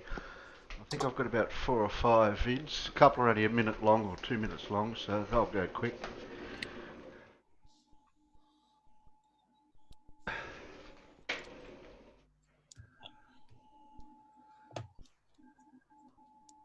Yeah, jug's boiled if anyone wants a cuppa. Yeah, please. I want to know if you can guess Yeah. now. I'll have a mochaccino, thanks. Oh, shit. I haven't made one Have a of them real for a while. coffee. Mochaccino's when you take the... Mocha, frappa, whatever. I thought Real a mochaccino was when you take the piss out of coffee. Oh, you mock it. What you do Oh, okay. is Yeah. you open your jar of number 4 Dow egg bits. Number 4. Number 4. And just show it at the milk. Oh, And you don't have any milk at all because that just ruins coffee. you have a splosh. So you have your coffee like you have your men. Black. Shout out to the airplane films. Yeah. And in my case, because I can't drink black coffee without anything in it at all, a couple of sweeteners. But yeah, don't put milk or cream in it because that just ruins the coffee. No, it doesn't. It takes the bitterness away. No, that's what the sweeteners are for. No. Costa, I have a cappuccino. Sweeteners. Oh, it tastes like you're drinking I'm potassium. diabetic, so I try to reduce the amount of Yeah, sugar I have. I just can't take sweeteners. It leaves a horrible aftertaste. Well, you have to Yeah. no, you have to get the right sweeteners. Not all of them do. I've tried everything. Yep, every single one. My mum used I even to got use those stevia things. Like, no, Yeah. they're them. They got a sort of metallically yeah. funny taste to Some them. Diet I Coke. think. Diet Coke leaves the same taste in my mouth as well. Yes. No, something wrong with your taste buds then. Yes. Now we can taste the chemicals what you're eating. Yes, sparkling or aspartame. Oh, no, it's good. Chemicals are good for you. Don't what you're on about. Yeah. This has been going on the whole stream. Gravity Guru has got a person's face for his avatar, and no one's guessed who it is. Oh, and I kinda I've looked. been waiting to find out who this person is. JJ Yeah, I was just Thompson. about... No. Oh. I've changed. No, it's not JJ Thompson. Who is it? That Anyone, looks anyone like in the peanut gallery know who this person is? yeah, that looks like Globy in about 10 years from now. With a dash. I don't know. No, I just had a look through the images of scientists and they looked most like JJ Thompson. I don't know. No, it's not JJ Thompson. Edison? No, it ain't Edison. No, no. Tesla? No. That's not Tesla. No, his hair isn't standing up on end. I recognise him, but I can't think who he is. I'll give you a clue in about 20 seconds if no one's got it. Oh, yeah. Science dude. Tchaikovsky, Brahms. Brahms. Are you a little bit Brahms list? Not Poincaré. He has a constant named after him. Oh, Hubble. Vowel. No. Planck. No. First name? Mister. Yeah. He has a constant name after him. Yeah, Oh. it's Max Planck. That's it, Max. I couldn't remember B. his bloody first name. Max. Good old Planck. Did he invent the Planck lens? Well, Do it you was see all named them after him. YouTubers laying on flat surfaces and all over the places? He started that off. Known to his mates as too short. Or thick as a. It's called planking. Flat and horizontal. Yes, I decided I'd choose a new famous scientist each time. Yeah. I gathered that. Yeah. What is he famous for? You know Planck you're going to be constant. predictably unpredictable.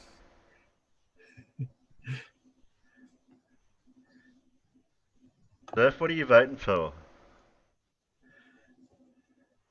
Surf's in the corner. Yeah, after all that, I'm going for coffee. Be right back. Yeah, the jug just boiled. Surf.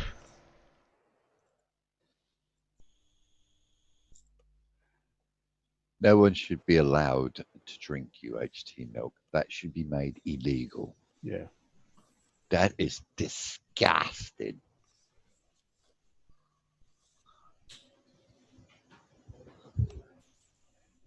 Coffee powder? What the?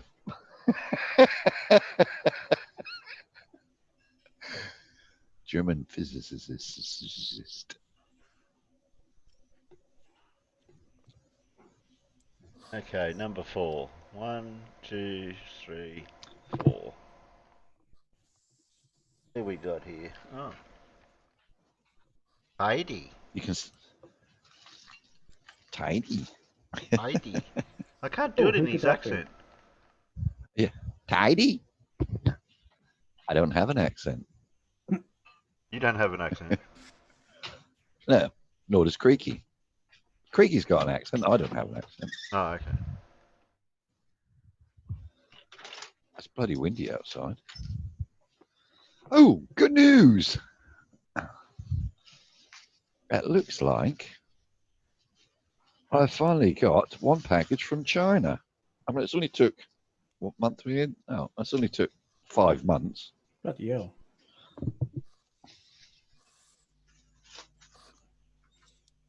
Yay! Did somebody say play before Press Mippet play, does? please, Terry. Shit, I was just trying to get that out before you said that. Be quick for you, dear. Yeah, I know. I was trying to say somebody else say play before Mippet says it, and then you go and say press play as I. Is this the new version of Star Wars? Luke. Looks more like Spaceballs to me. Yeah, just Company and have a little look at Elon, apparently overcome with emotion. Look at some SpaceX footage, supposedly great achievements made over the last couple of days. And then I'm going to pose the question. Well, we love a good question on this channel, but first of all, I think you need to tell us what exactly this video is about. The ISS heliocentric space is nonsense. Ah, right, not quite what I was expecting, but the question must be, why does everybody think I'm a complete twat? Go nuts on my nuts. Hello everyone, welcome to another episode of Playing a Blinder with me, the Greedy Blinder.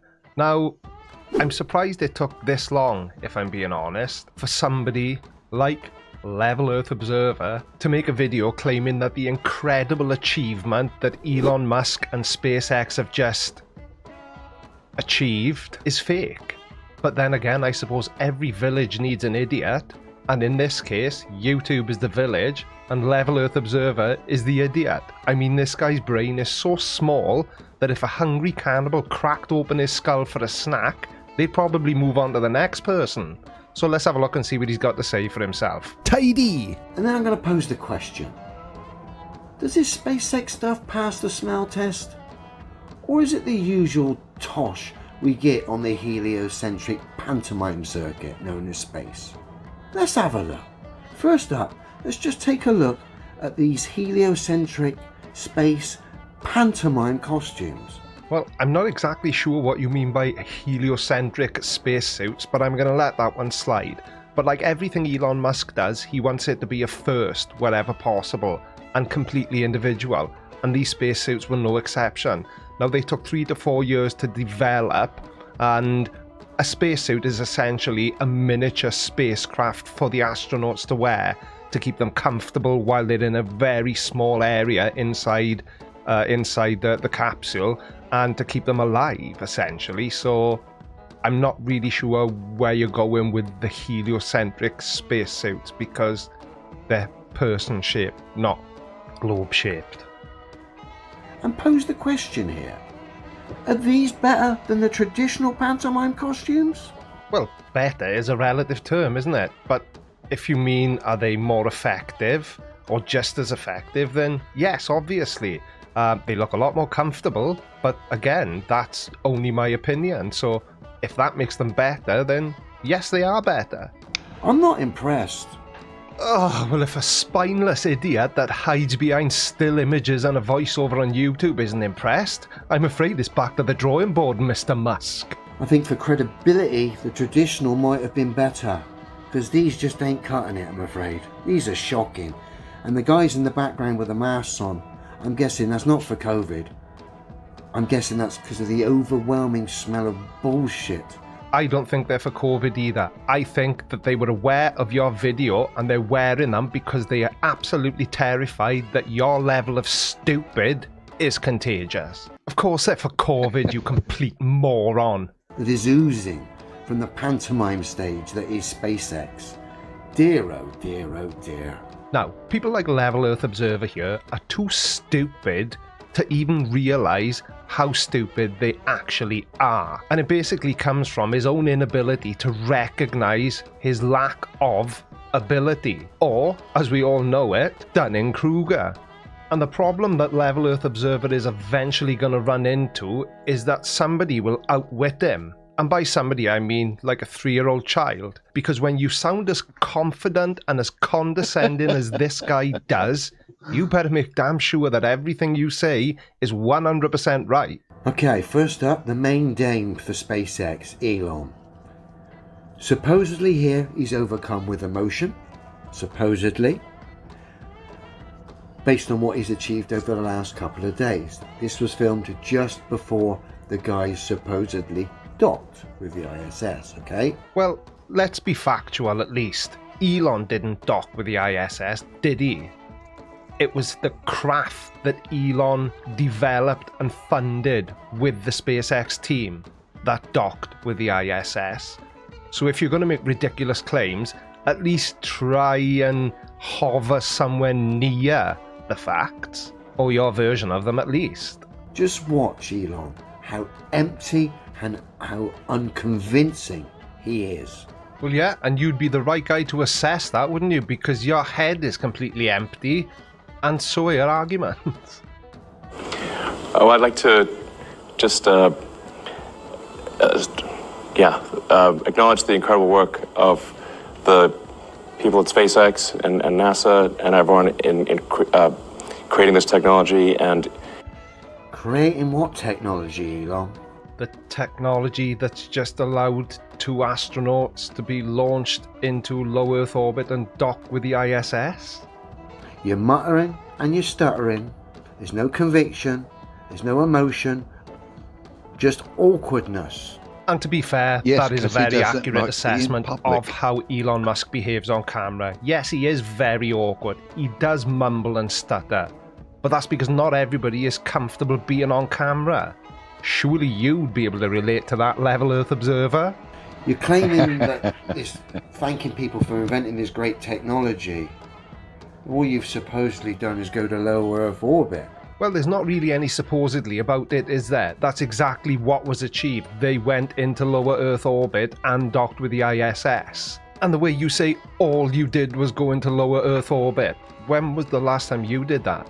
But in 1969, man supposedly, America, supposedly was doing wheel spins on the moon and playing crazy golf. So what technology have you invented? The technology that just sent 2 astronauts into orbit. I really don't like repeating myself, but let me give you an example. The Apple iPhone. Did Steve Jobs invent mobile phones? No, he did not. but he did invent the iPhone, along with the team, obviously. And what Steve Jobs did was took something that was already well established and being used by millions of people and made it better. And he revolutionized the mobile phone market, which is exactly what Elon Musk is attempting to do with his own version of a spacecraft. Sorry, mate. The days of space panto are over. You know it as well. There's no conviction in what you're saying. Just emptiness. This word emptiness keeps coming up from Level Earth Observer, so I can only assume that emptiness is what he feels daily. Because when a grown man who supposedly is an intelligent person makes this type of video claiming that this mission was fake, claiming that the Earth is flat, then his life has to be empty, surely. I agree. It cannot be easy defending utter fucking nonsense, all right? So I get it. It's not easy. Yeah, I bet you get it, because you make videos claiming that the Earth is flat. But I think I could probably do a better job than you. There's nothing. Emptiness, waffle, gibberish. Well, I invite you to step up to the plate then, Level Earth Observer. Show your face on camera. Stop being a spineless wimp and hiding behind still images and a voiceover. If you're so sure that everything you are saying is true, then why do you choose to hide yourself? Or is it because you're terrified that everybody that knows you will laugh at you and mock you mercilessly when they find out that it's you? We're not looking up at the sky and fantasizing about rockets and CGI. CGI. Mine's more about exploring this place, fella. By sea, by land, by air. And that's absolutely fine, and it's all well and good. But space exploration is the natural progression of mankind. We don't know what's out there. We want to know. Going south for as far as you can go. Going north for as far as you can go. Mapping it, having a look about. That would be real exploration. And that gets done all the time. Space exploration is real exploration. Just because you choose to not believe it, it doesn't make it so. Not taking someone's word for it. Go and have a look for myself. Well, that's a really stupid argument, isn't it? It's completely impractical. I've never been to Australia, but I know it's there. But of course, you being a flat earther probably think it's not. But you know exactly what I mean. Not everything that gets explored can be explored by everyone. And the fact that not everyone has been there and seen it for themselves, that doesn't mean that it's not there. Yeah, I'm really quite overcome with emotion this day. It's kind of hard. Really? That's funny, because I'm not detecting it whatsoever. What I'm detecting is awkwardness and quite a bad liar, fella. There's no conviction here. It would seem the realization of what you've got yourself into is starting to hit home. Elon Musk awkward on camera? Well, who would have thought it? Yeah, he is awkward on camera, and he openly admits that himself. But being awkward on camera doesn't necessarily make you a liar. How about you try it? Or is it because it's harder to lie on camera that you choose not to? You're struggling with a lie, it would seem, and your materialistic wealth and trinkets aren't cutting it anymore, are they, Elon? They're probably not, in fairness, because if I only had $38.7 billion sitting in my bank account, I don't know what I would do. Talk, frankly. It's been 18 years working towards this goal, so it's hard to believe that it's happened. And we haven't quite yet docked it. You're right, it is hard to believe it's happened. The only thing that's happened is a very poor production known as pantomime. Now, I'm a fan of self-deprecating humour myself. If you make fun of yourself, I mean, what's left for anyone else to say? But come on, Level Earth Observer, don't put yourself down. Your videos aren't that terrible. Oh, silly me again. Yeah, they are that terrible, aren't they? Because you don't show your face on camera and you make videos claiming the Earth is flat and space is fake. You're really struggling to get the emotion going here. I'm just going to bring you back. A craft made by humans for humans. So I've got a question here. Who made the previous craft then? But he didn't say it was the first craft made by humans for humans, did he? He just stated a fact. His craft was made by humans for humans to use. Again, I don't follow your logic. If this one's made by humans, who made the previous craft? Elon? Reptilians? Bigfoot? Who? Well, I can tell you who certainly didn't build the previous craft. You. Or any other flat earth moron. I think humanity should be excited about and proud of occurring on this day. Humanity needs to look after itself and not give a flying fuck for idiots that appear on our TV screen. Humanity, if you care about that, you should give every single penny of your money away to humanity. Oh, so you're one of those people then? The people that believe that if somebody's wealthy, they don't deserve it and that they should distribute their wealth equally amongst all of mankind? Well, sadly, no, it doesn't work like that. And more to the point, why should he? Because humanity, when push comes to shove, doesn't give a flying fuck about your rockets or your pantomime company, because it doesn't put food on the table, mate. Well, I hate to disagree with you again. No, I don't hate to disagree with you. I love disagreeing with you. But I'm sure that any one of the 10 million people that watched the launch live would disagree with you. And of course it puts food on the table, you moron. Because none of these people do it for free. They all get paid. So just because you're appearing on TV doesn't mean anyone gives a fuck. Because clearly you're struggling with a lie. The crap you've come out with, the lack of conviction, the lack of real emotion, just tells us the lie is unraveling. You know it. You know it. And who better than a flat earther to assess whether or not somebody is lying? Because they are the people who lie to themselves every day about the shape of the earth. If it is your first time here and you want to see more videos like this, then click the subscribe button below. Thanks for watching, everybody, and I will see you in the next video. Take care, and bye-bye. Alright, watch this next. But before you do, make sure you subscribe. By order of the Creaky Blinder.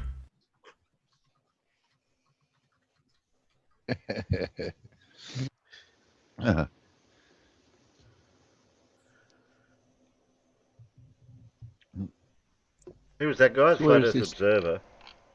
Where does he live? I don't know. What's he do? I don't know. Is this the crane driver? Yes, that's Adam. Oh, Adam the dickhead. Yes. How does he manage to climb up the ladder?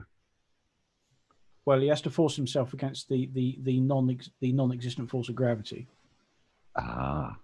Or is he one of these puffy type guys who, wimpy-ish, who needs a elevator to go up there? No, I'm sure he climbs up a ladder like any other crane operator does. I'd take the ladder away once he got up there. But he thinks what he does with the crane disproves the rotating globe Earth. But being so dense, wouldn't his natural place be on the ground? Well, it should be, yes. You think he should return to the ground? You think? Yeah. I don't know which height he's actually using, but I mean, if he's using one of the really, really tall 100-footers and plus, you'd have thought him sitting up there looking over the horizon, thinking, flat Earth. Oh shit! I've got this wrong. I should be able to see Paris from here, but it's never sort of sunk into him. Being in a crane that high. Yeah.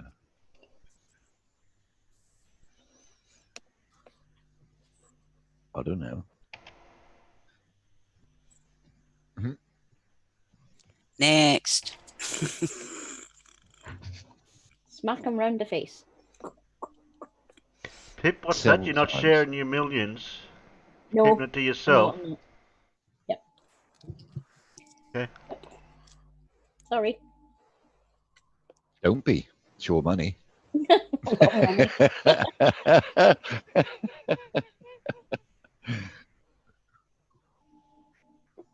I don't get a chill check. I think I might faint.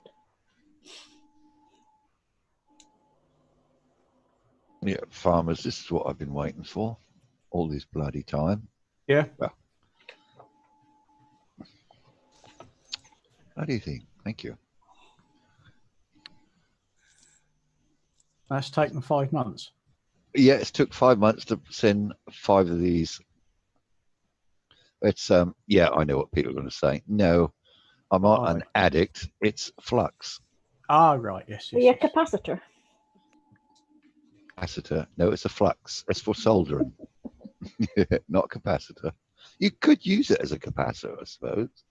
I don't know quite how well the flux would use as a electrolyte, but there you go. Yeah, that's all I've been waiting for. Well, I'm waiting for something else, but I don't think that's going to arrive. 23144.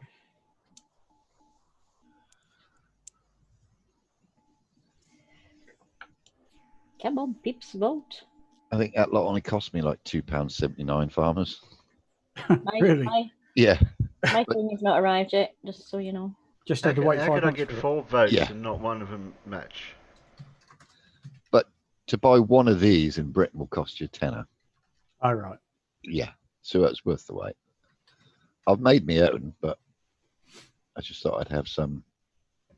There's 32 people watching and with 1, 2, 3, 4, 5, 6 votes. What? Mm-hmm. Lazy buggers. Exactly. Yeah, I think the ones that are watching are just lurking. Yeah. 4. 3 4s. 4. Okay, 4 wins. Did 4 win last time?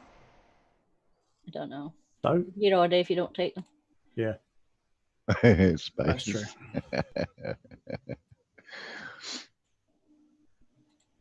I'm going to have to do a conspiracy with 4 again if it keeps going.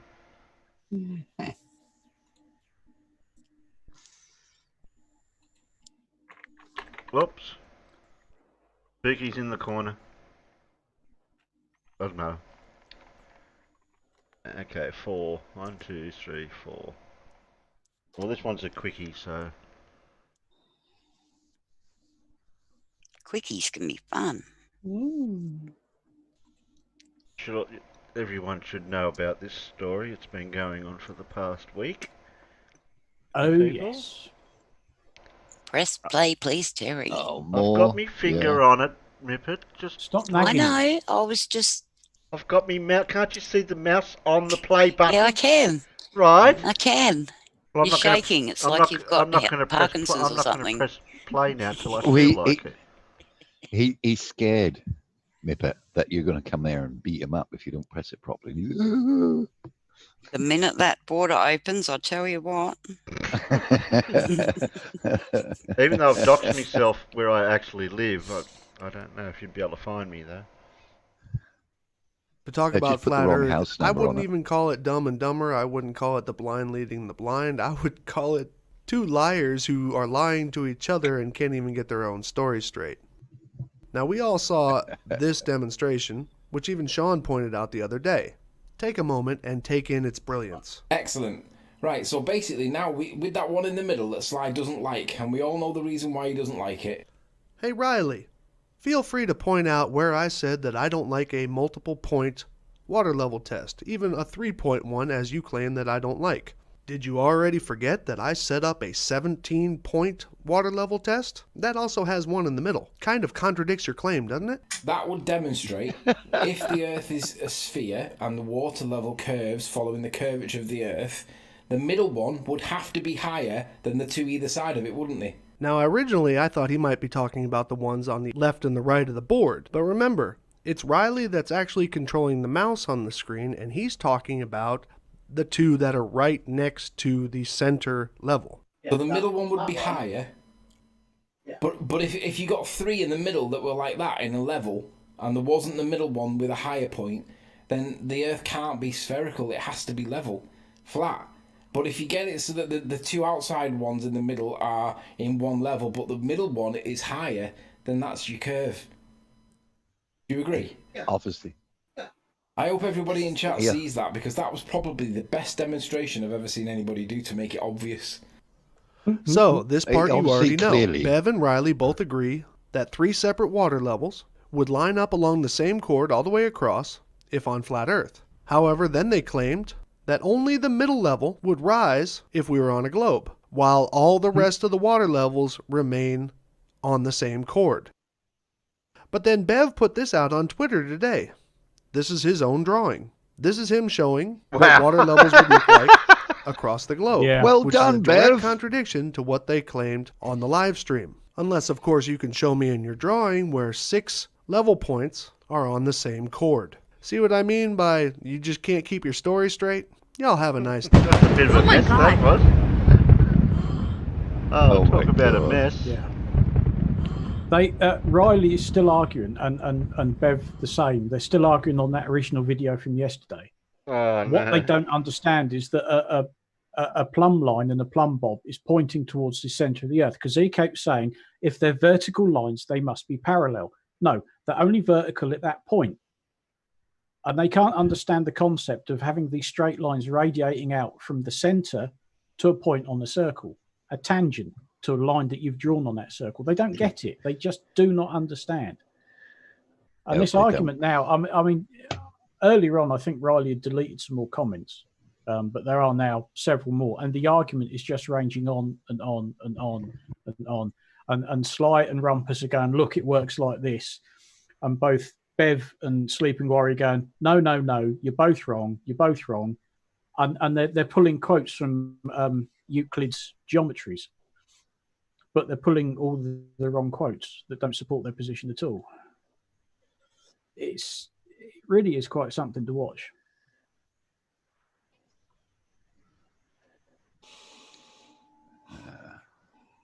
Because they don't understand one simple little word, tangent.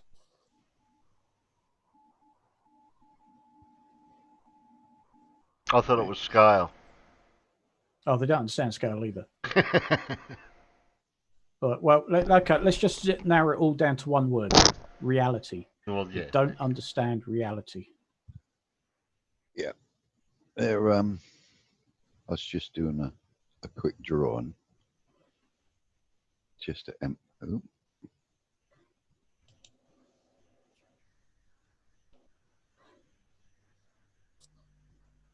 No.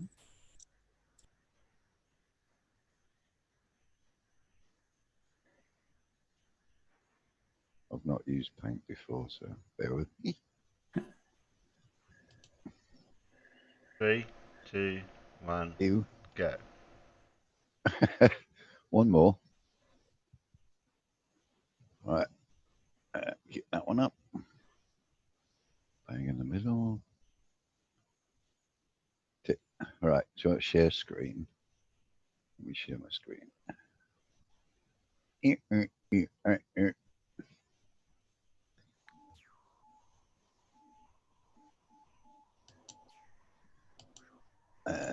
want me to make it bigger? Right. This is pretty much right. Center of the earth. Mm-hmm. Can you see that? Mm-hmm. They don't understand that that point from there is vertical. But when you walk around over to this one, however far it is, that's vertical too. That is vertical too. But yes. It's only vertical to this person. But they keep maintaining that the vertical lines have to be parallel to each other. And this gap between here and here is going to be closer than that bit to that bit. It's quite logical. Mad is a twat. Yes. That's correct. Yeah, we knew that. But yeah, it's quite simple logic. You know, it doesn't take much to work out. That's what I'm failing to get. I was having fun. Oh, sorry. Did you want to draw some more? No one put the penis on there. No, I didn't want to do that. I'm not that juvenile. I thought that was the first thing Pip would have done. Couldn't find the annotate. I was looking. We don't get to do that very often. I mean, I'm no expert in maths or equations and all that, but you know, even the simplest a person can work out. You know, a simple fact from a drawing, you think, oh yeah, that makes sense. Yeah. Duh. And the bulge, that middle one has to be higher. Well, why hasn't two outside ones dropped then, Riley? If the middle one, yeah, I've got a shout out to Elmig's evening. Evening. A lot of these people must be Alan's subscribers because I don't know a lot of these names. Helmings. Yeah, I've seen Helmings before. I'll have to pinch all Alan's subscribers that don't go onto my channel when I stream to come over there when I start. No, I've seen the Elmegs in your channel before. Alright. Yeah. Okay. Yeah, he's been there. Yeah. Well, not Sabre Legal. Yeah. I don't Yeah. remember Sabre Legal being on mine. I thought he was.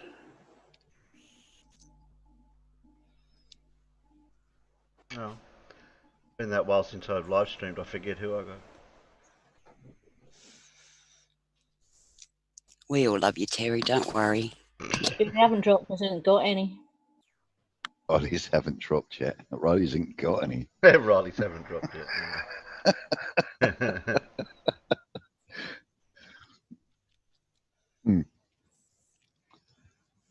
Irish stew. Children of the sea. That's all I got to say to you.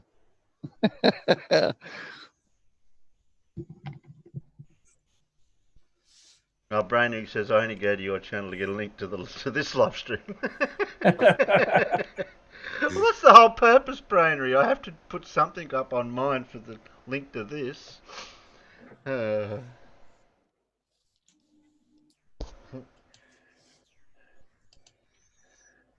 But John's rap said belatedly, well done on Jose's today. Yeah, I don't get to go on Jose's very often. It depends on who's on there and what they're talking about. So today's wasn't too bad. But if all the flurfies are going to be on there tomorrow, I think I'll just have to see if I get to go on because I can't. I don't know if I would handle it if there's too many there. Depends on who's on there. That brain leak bloke. He wasn't too bad today. Like he was quite controlled. He had an absolute meltdown the other day. Yeah? Wow. Brian Leakey, yeah. He went absolutely apeshit at Stingray. I mean, he completely and utterly, he was shouting his head off and hurling abuse everywhere and calling everybody a fucking liar and because he what was it he asked for? He asked if Stingray had ever seen any videos by flat earthers using a water level to prove that the horizon rises to eye level. And of course, Stingray said, well, no, I haven't. And Brian said, no, come on, you're lying. You must have seen videos from flat earthers showing this. And he said, no, I haven't. Give us a link to one. And we was all asking him for a link to one. And he went ape, absolutely ape, because basically he'd been called out. Yeah. I don't think I've ever and it was seen at that point that Jose cut the stream and just sort of, left everybody to it for a few minutes, and he was going ballistic. The only person that's done a water level, so to speak, is Phuket Word, but he got it wrong. Yeah. Well, he always gets it wrong, doesn't he? Yeah, but Brian was insisting that there were loads of videos out there by flat earthers using water levels, and I was sitting there thinking, we would have debunked them by now if we'd have seen them. But of course, the giveaway was that Stingray was in a playful mood and was winding Brian back up, but he basically said, well, go on then, give us a link to one. And of course, Brian couldn't because he didn't have any. And that just made it 10 times worse. Well, he was given the gauntlet today to bring some evidence tomorrow if he goes on Jose's show for some flat Of course, they tells them that all the time, then they don't bother their arse. Yeah, they don't bring anything. They just bring At verbal. one point, it was. They just bring verbal diarrhea, and that's not evidence. Well, that's one of the reasons. They said if you don't bring any evidence, you're getting booted. But yeah, that's what he did in Montreal. Because Montreal just kept coming in and saying the same old shite over and over again about, gas pressure next to vacuum without container, the Earth turning in 11 different vectors, blah, blah, blah. And even Jose had got so fed up after hearing everybody explain it to him that he said, look, if you say that again, you're out of here. And then, of course, somebody said, I'm going to use my membership rights. Can you boot him for 20 minutes? So he did. And then SE just copped an almighty sulk and said, whilst your paying members have the ability to kick people out, I'm never going to join you in voice chat again. And it was like, oh, okay then. No great loss. No great loss. But when it gets to the point that even Jose is fed up with somebody constantly repeating the same thing that's been explained to him at least 100 times, if not more, And it's like whenever SE gets cornered and he hasn't got an answer, he just reverts back to, but you guys think you've got a gas pressure next to a vacuum without a container. It's almost like some sort of verbal tick that if he doesn't know what to say, so he just splurges it out again. And even Jose had enough of it. Got I think that's getting that way with Brian got Leakey as perspective well. ass up too when he tries to explain that. Well, they've got no understanding of these things, but they'll use perspective when it isn't perspective, and they'll ignore it when it is. It's like, when they launch a rocket and it looks like it's curving over and it looks like it's going towards the ground. Yeah, that's just perspective. The fact that it isn't going Legal's straight up. got go do a thing video. You made a video, Saber Legal. Like, if you got it, you can't put your link in the peanut gallery, so we can't get a link to that. If you want my Discord, you can get to that, and then you'll be able to post your videos, and we'll be able to get your channel. Then we can shield one of your videos if you want. I think it Warning. I think it might be safe to throw my Discord link out for 5 seconds. I think I found his channel, Sarah. Yeah, Brady is like a fish flopping all over the ground. Brian is like that, isn't he? He's just when you get him cornered, he just goes to pieces and just starts swearing and hurling abuse at people. I'm only going to leave it there, the Discord link, for a few seconds. So, Saber, what's the video called? I'll see if I can find it. I think I've got your channel. Anyone else? Any other peanuts that want to join Discord that we know there? What's no erosion? V92. What do you mean? Well, it's I'm just reading the interpretation of these labels from China, soldering paste. Yeah. Joint high intensity, good immersion, no poison, no erosion. Spelt with an O. Right. Erosion. And it says, warning, may contain lead. Yet it states quite clearly there's no poison in it. I think there might be something lost in translation. Yes. I ain't going to read the rest of it out because it's just Derp. But may contain, it's probably got traces, but that's only for California. I mean, it's probably, you wouldn't put lead in it. Sable, why didn't you give it a name? It's called Hey SE Montreal, go do a thing. Oh. How long ago was it? Anyone that joins the link and I don't know them gets kicked. Other states too can use cancer births. Alright, we've got a video, haven't we? Mm-hmm. What was we up to? Hey SE Montreal. Get what number it was. Oh, This product contains chemicals known to the state of California and other states to can use cancer, birth defects, and other reproductive harm. I didn't know cancer was a reproductive organ. Well, it is, but you know what I mean. Yeah, that's not what it said, is it? No. 1, 2. States can use cancer. Yeah, clearly meant to say can cause. Yeah. Has anyone seen Andrea for the last few days? No. I've give it about spoken 20 to her a seconds. couple of times. Yeah. Hello, wonderful person.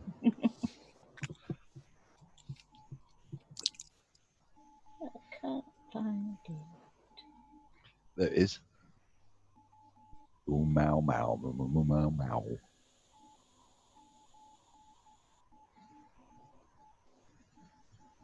Looks like this has become almost like a ritual for us. Every once in a while, almost like every month or so, a new paper comes out that tries to explain what Oumuamua was or is. And in some cases, some of these explanations are actually really cool, so I wanted to cover yet another one. This time in regards to what Oumuamua may have been and what this may mean to our understanding of the universe and, of course, the creation of various star systems. So let's discuss this new idea and welcome to What the Math.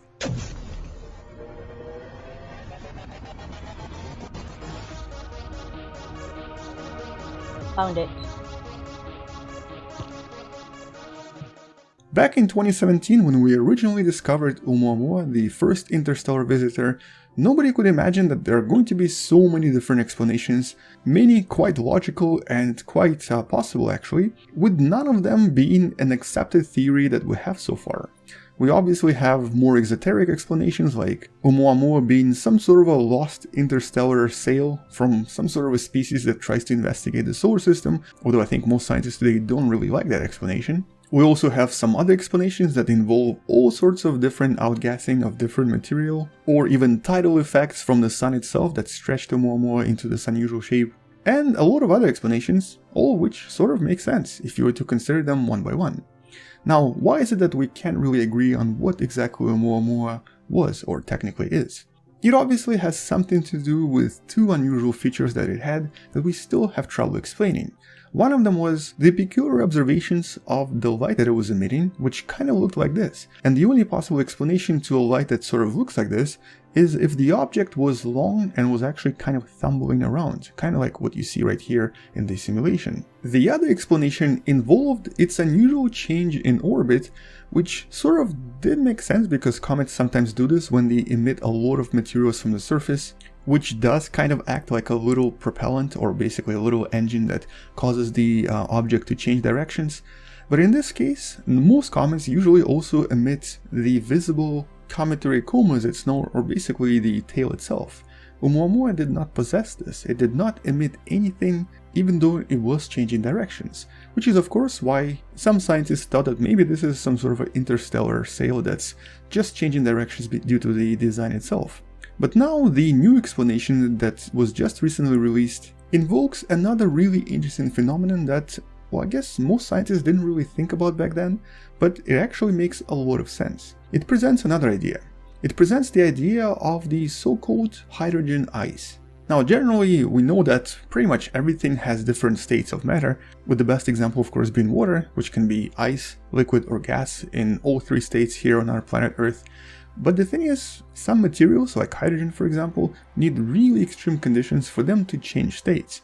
In this case, for hydrogen to become ice, or to essentially become solid, it needs to either have really high pressure, like for example, the types of pressure we might be able to find inside gas giants like Jupiter and Saturn, or in order for hydrogen to turn into ice, it needs to have extremely low temperatures and some other molecules to stick to, and also really long time.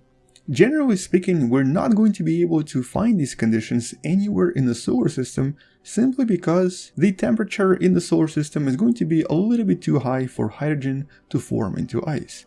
For hydrogen ice to form, it needs to be somewhere in the really remote regions of space where there's practically no starlight, but somewhere where we can find a huge amount of matter, specifically hydrogen matter, such as for example a typical molecular cloud like the nearest one to us, the so-called TMC or Taurus molecular cloud. This is about 450 light years away from us. These large molecular clouds, which are normally very difficult to see as well, are essentially the birthplaces of various stars, including of course the ancient sun as well. And this is where many star systems are born, but at the same time we'll always have a lot of different leftovers and a lot of little pieces left from the creations of these star systems. So basically, initially when these molecular clouds kind of form, the conditions are perfect for the hydrogen ice to be created. But what happens to this hydrogen ice and these leftovers has always been kind of a mystery. Obviously, once the star system is formed, the hydrogen ice will either become hydrogen molecules and will become actual gas and turn into larger planets like Jupiter and Saturn, or it will evaporate and return back into the interstellar space, possibly one day forming another molecular cloud. So these clouds are very well known to us, but obviously we don't really know what happens on the inside, simply because even the nearest one is still pretty far away from us. But the theories do suggest that there's quite a lot of hydrogen ice on the inside. At least that's what we always thought. Now, where does this hydrogen ice go afterwards, especially after the star systems are formed, when not all of it is incorporated into new stars? Well, this particular study suggests that some of these hydrogen ice chunks eventually make their ways into various star systems, and one of these chunks may have been Oumuamua. And this is also not the first time such a theory was proposed, and there are definitely other papers that do propose the existence of hydrogen ice and its propagation through various interstellar systems. So first of all, if this was a chunk of hydrogen ice mixed with some other molecules, it would relatively easily explain the shape itself. And to try to simplify this idea, the scientists behind this paper used the analogy of a typical bar of soap. Even a relatively square or cubic bar of soap will eventually turn into a longer and thinner shape with time. And all of this is relatively similar to how Oumuamua would evolve if it was made out of something that would evaporate really quickly, such as, for example, hydrogen ice. Unlike a typical comet that would most likely be made out of water molecules and some other ices like methane and so on, and would slowly evaporate them over time, a typical hydrogen ice object would evaporate a lot of materials when it approaches Sun that closely, like Oumuamua did, and this would dramatically transform its shape, turning it into this really long object that would also have a lot of emissions coming from every single side. And these really large amounts of emissions would then change its orbit quite dramatically, which is exactly what we observed.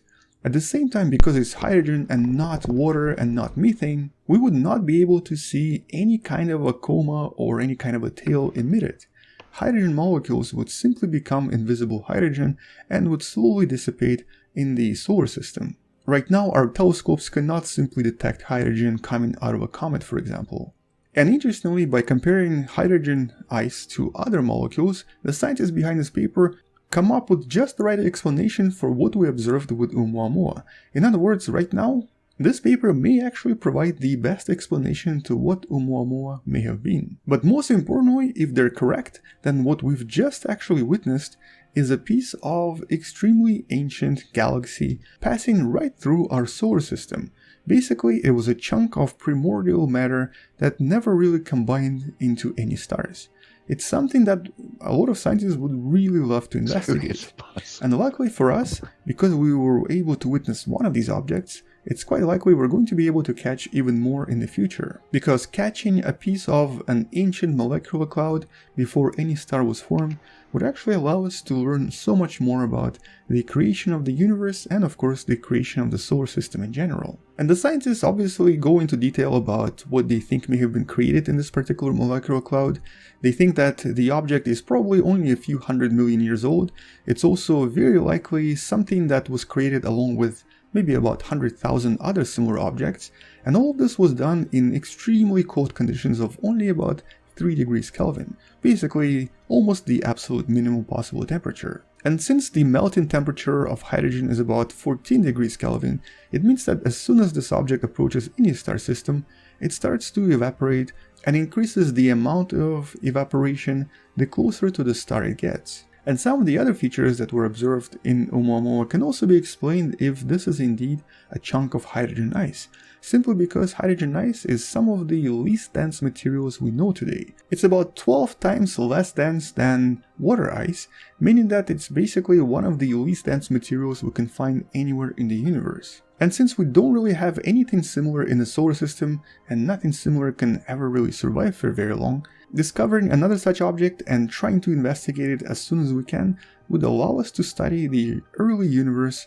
by looking at these really ancient molecules that we've never really seen before. And if one day we're able to discover another such object, like with, for example, Vera Rubin Observatory that's going to be operational really soon, we might get a chance to study this early universe by going there directly and looking at the actual primordial material as it passes through the solar system. But for now, unfortunately, that is all we know about Oumuamua. I'm sure in the next few months we'll discover something else, although so far this is probably one of the more interesting discoveries in regards to its origin and what it may have been made out of. Once we discover more, I'll make sure to follow this up with another video, so do subscribe and share this with someone who loves learning about space and sciences.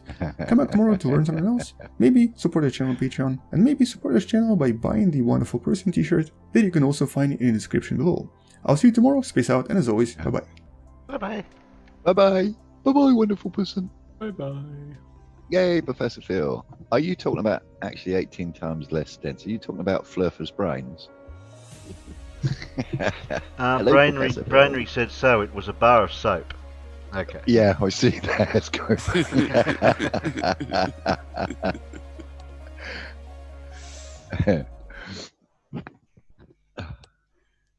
So obviously Professor that Phil's- image is an artist's rendition of what we suspect it to be for the object that's spinning around, going by it. Well, it pretty much looks like what they've done, yeah. I was thinking of the other one that's floating around. It looks like a peanut. Oh no, that's Mars out on the. That's on our out of solar system. Oh, Oh, where's it's on this? the How Titan far side away of is this that. one? Yeah, this Oh, it's one. going away fast. It This didn't one. take long. This one's just come past the sun, isn't it? Oh, it's in our solar system. Oh, ages ago. Yeah. It's almost away again. Oh, it's already gone now, is it? All right. It was really quick. Yeah, Quasar is telling me it's on a really, really long orbit, and they reckon something in the Oort belt actually pushed that out. So there's something. They reckon something bigger might be coming.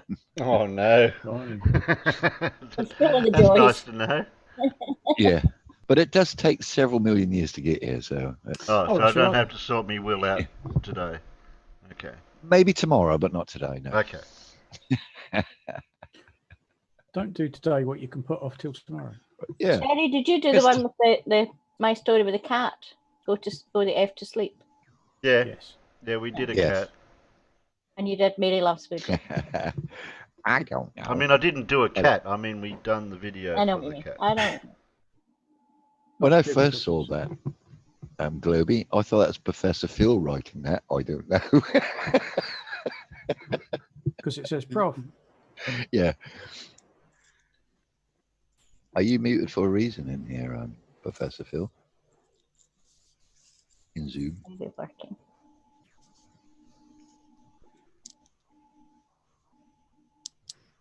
Yeah, it's probably busy. I can't find your wee short one, Terry. I think you've done them all. The rest are too long. I can't remember what speed it's traveling at, but it's traveling at a hell of a speed. Ooh, there's 2 subs. Hey. Yeah, I can't remember what old Kaiser told me about it, but that's quite interesting about it. What have we got left? Oh, two left? Yeah, 2 left. Hey, our favourite Queenlander. Hello, John. Yeah, my missus is sleeping too, Phil, but she's in the other room I'm in watching the TV. kitchen. Yeah. Oh, okay. Well, I'm in the kitchen trying to get something to eat while I'm listening to you. And when I get back to my office, then I can, which I am now, I can talk to you. So. Okay. So, yeah, but yeah, I've got my daughter in there in the house, and they reckon they can hear me talking to. They reckon I spend all night talking to flatties.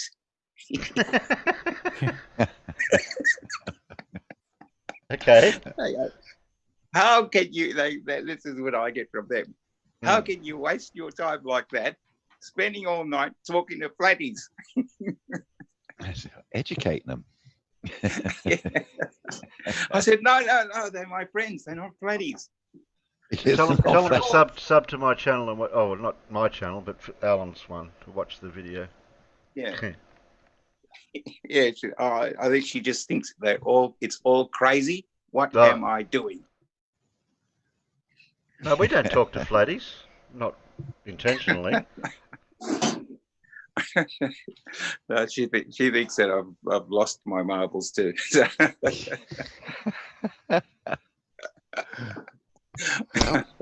We did warn you. We did warn you. Yeah, how far back did we warn you? You chose. Oh, at least a year ago. And God, I tell you, it's addictive. Anyway, I got a new video coming out. Just almost finished it, so I've been working on it this evening. It might be just a little bit too late to play for tonight. I'll have to leave it for. Yeah, no, I'll do it another time. Yeah. Monday. Now. Yeah, Monday did night's Alan my speak- next night. Yeah. Oh, okay. Did Alan speak to you about Yes, about me yes, doing that? yes, Okay. yes, Yeah. and yes. I think it's on for tomorrow night at 7 Yeah. o'clock. Yeah. Yeah. That'll be fun. That'll be all good. Yeah. You wanted to do a terrific. dry run, so to speak, tonight, didn't you? Yeah, I don't know how to do that. I thought maybe that's probably a good idea. Otherwise we'll have to start a bit early tomorrow. Well, if you have time you know, tonight, maybe about because it's not that late for me, and we're nearly Yeah. finished up. We'll be Okay. nearly finished up here in a. Oh, how long? Half an hour? Yeah, about half Okay. an hour. Well, I'd like to do roughly. that. Yeah, I'd like to do that. We can see. We can. Maybe I'll we s- can I'll- get some of the peanut people to stay behind and see if they can Oh, comment but- on the sound and all. Yeah, well, yeah, there'll be bound to be someone floating around in Discord. Yeah. We'll work. Okay. We'll work. I'll Oh, help awesome. you out. It All may right. not be. Thanks It may very much. not. It may not be what Alan would do, but I'd help you out in the way where I know I can show you a basic way to do it. Okay. All right. No worries. All right. Okay. Terrific. Okay. So, and you'll be able to make it come onto my channel. Yeah. Yep. Same as what I'm doing now. Exactly what I'm doing now to yeah, Alan's you're channel. on his channel. Yeah. You're on his channel. Yeah. Yeah. Right. Yeah. You're still in being punished. Yeah. Another month and a half to go yet. Yeah. There you go. But I can still That'll do be up. in I now. can still do uploads, so that's not a problem. Yeah. Yeah. Oh, okay. Yeah, that's good. Okay, so they don't take you. They don't completely demolish you. No, account no. or I anything, could be mirroring your videos. I could be mirroring a few other people, but I haven't bothered. Oh, okay. No worries. All right. Well, I'm just going to grab a bite to eat, and then I'll leave this on, and I'll come back, and then you know, when you're done, we can see if we can do a dry run. Show me how to do this thing. Yeah. All right. I'll turn my mic off for now, and then when I come back, I'll Yeah, I'll we're come just back. we're just waiting for a video, so I'm waiting for the peanuts to pull their finger out. I'm sitting here. Oh, okay. All right. What are you watching? I don't know I yet. can't tell you that. Oh, well, I'm in the pin. I'm not. What am I talking about? No, you're on the panel. You only get to see it. You only get to see it a few seconds before they do. Oh, okay. and the panel can't vote, see, as well. Oh, right. That's yeah. The poor fair enough. peanuts are stuck with the voting. That's all right. They're a lovable lot. Oh, they are. There's something. Yeah, something. Lovable's not the word I choose to use. We love you. We do. All right. I'm going to grab some eggs.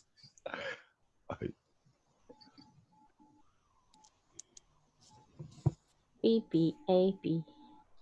Pineapple proof. P is for Pip and pineapple. Okay, we've got. And never the two shall mix. Oh, that's a quickie. I That don't one. know. Okay, here we go. Just tying hard in it. We've got Mr. Sensitive.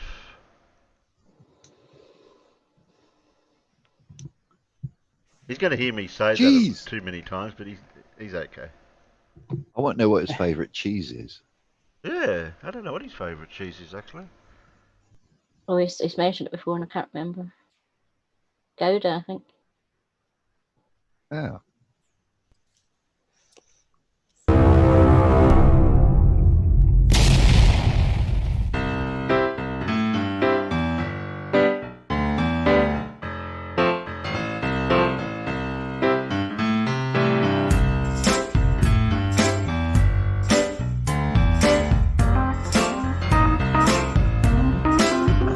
Hello and welcome back to the channel.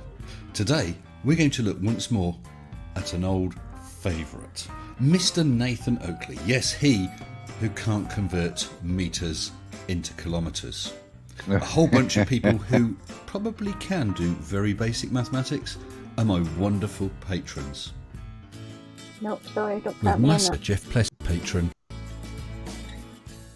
At the start of all of Nathan's live streams, he runs through a set of housekeeping questions. Nathan considers that these questions are real gotcha questions for globe earthers, and he's just released a short video that pretty much summarise his housekeeping questions.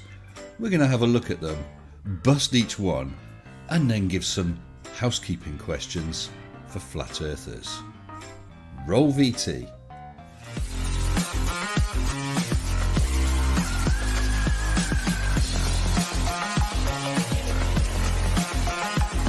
Nathan, you doubting little chuff nugget. First of all, we can accurately measure the distance to Venus using radar. We know the speed of light, so the time it takes for the signal to reflect gives us the distance. If we closely monitor the position of Venus over days and weeks, we can see how it is apparently closer or further away from the Sun. All we do is we wait until it's at its maximum distance from the Sun, and that means the two lines, centre of Earth to centre of Venus and centre of Venus to the centre of the Sun, are at an angle of 90 degrees. That gives us a right-angled triangle. We know the distance from Earth to Venus. Simple trigonometry gives us the distance from Earth to the Sun. Next question.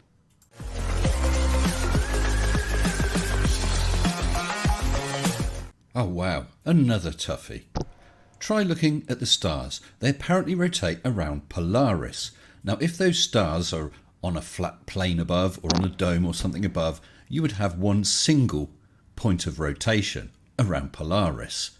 However, as you go further south, instead of the circles of the stars around Polaris getting larger and larger and larger forever, once you get past the equator, they start to get smaller until you're shown a secondary point in the other direction that they're rotating around, somewhere near Sigma Octanis in the southern hemisphere.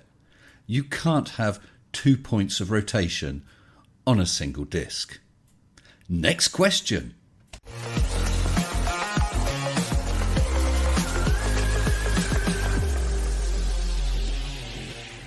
Well, you little flat-headed, fundy pancake zealot, you do not need to dig a hole to the centre of the Earth to know what it's made of. Using P waves and S waves generated from earthquakes, you can take all sorts of measurements.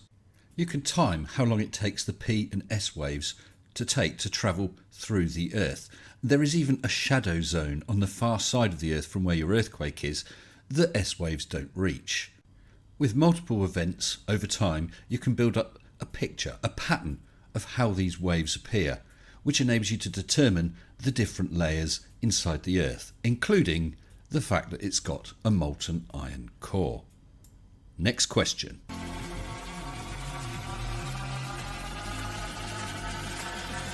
Well, first of all, I propose a quick experiment to prove that there is something there.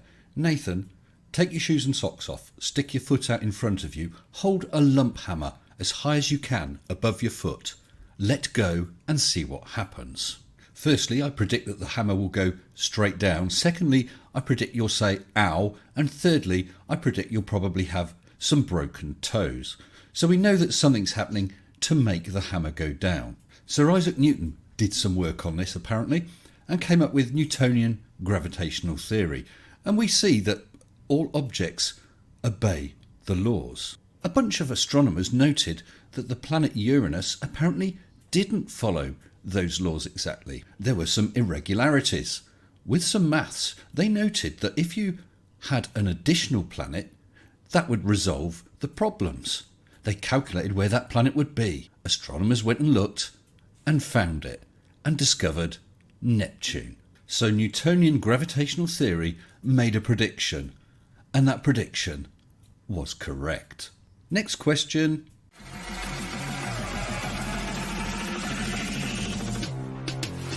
Gas has mass and so is subject to gravity and is drawn to the Earth. There's an awful lot of atmosphere, it's quite thick. And just like the thickness of the sea, the deeper you go, the higher the pressure, because of the weight of the water above it. This also explains our atmospheric pressure gradient. At sea level, we're at 14.7 pounds per square inch of atmospheric pressure. You go up a mountain, that level drops. You go up higher still in a plane, it drops further. The higher you go, the lower that atmospheric pressure is until you reach space. At that point, our atmospheric pressure has lowered until it's the same as space, approximately 10 to the negative 17 torr. No container is required. You cannot deny the atmospheric pressure gradient. You can measure it yourself. Next question from the Purple Toy Master, please. Well, probably the most direct evidence of Earth curvature are images like this. The hull of the boat is totally hidden behind the curve. And before you cry perspective, you can still clearly make out the masts and even some of the rigging, both of which have a much smaller angular size than the hull. Both the masts and the rigging are also subject to perspective. Due to their smaller angular size, they should disappear before the hull. But they don't, because it is not the distance and perspective that is hiding the hull, but the fact that it is around the curve. Additionally, if the Earth is a globe, then the higher up you go, I've got that the image. further the horizon should apparently drop. And that is exactly what we find. There's other ones that go with In this that one. image, you can clearly see What the are they doing in horizon my is below back garden? eye level.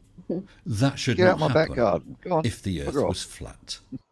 Next question, Mute Swan Oakley.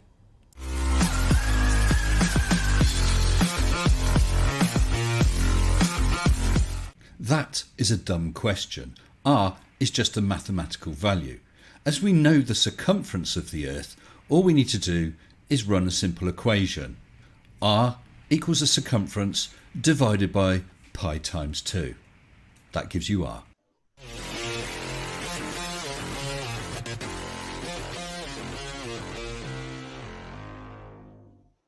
Well, Oakley, I've answered every single one of your housekeeping questions.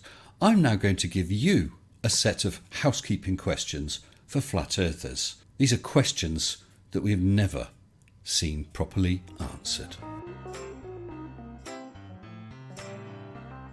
Question 1, the same question you put to us.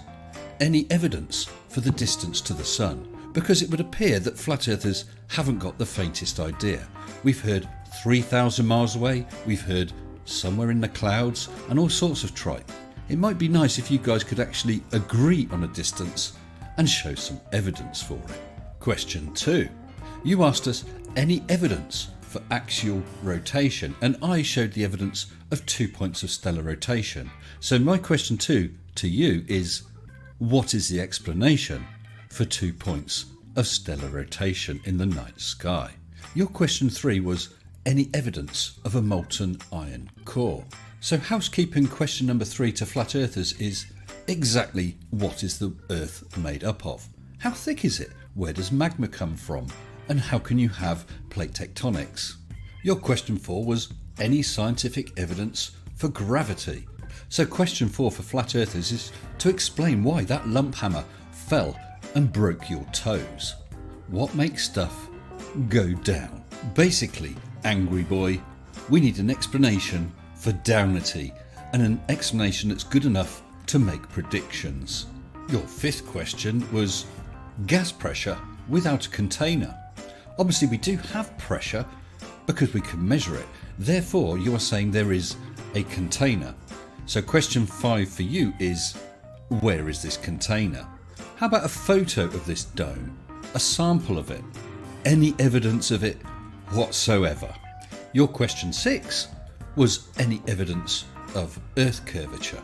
So question 6 for pancake worlders is what evidence is there to explain things like ships, mountains, the sun disappearing behind the horizon? Your last globe Earth gotcha question was the R value. Any evidence? So question 7 for flatards is the D value. Any evidence? Since you're saying the Earth is a flat disk, there is a diameter to it. So what is it? You will have to find the edges though to enable you to calculate it. Now I have offered several times, Mr. Oakley, to debate you on this subject on a neutral channel with a fair moderator. Now that offer is still open. Of course, when I did last offer it to you, you put a condition on that you would debate me, but only if I sucked your balls while looking in your eyes. So any Oakley minions that happen to be watching this, please know it is Nathan Oakley who is too yellow to come out of his room with his mute button. So Nathan, I kindly decline that offer, but say to you, how would you like to suck my balls? What did you say? I'm sorry. Actually, what I said was, how would you like to suck my balls? Mr. Jockley. So Mr. fundy zealot Flutardian Oakley with your presupposed flat earth, why don't you come back to us when you can answer those flat earth housekeeping questions? I hope you've all enjoyed it. Until next time, stay sensible. Shut up and sit down.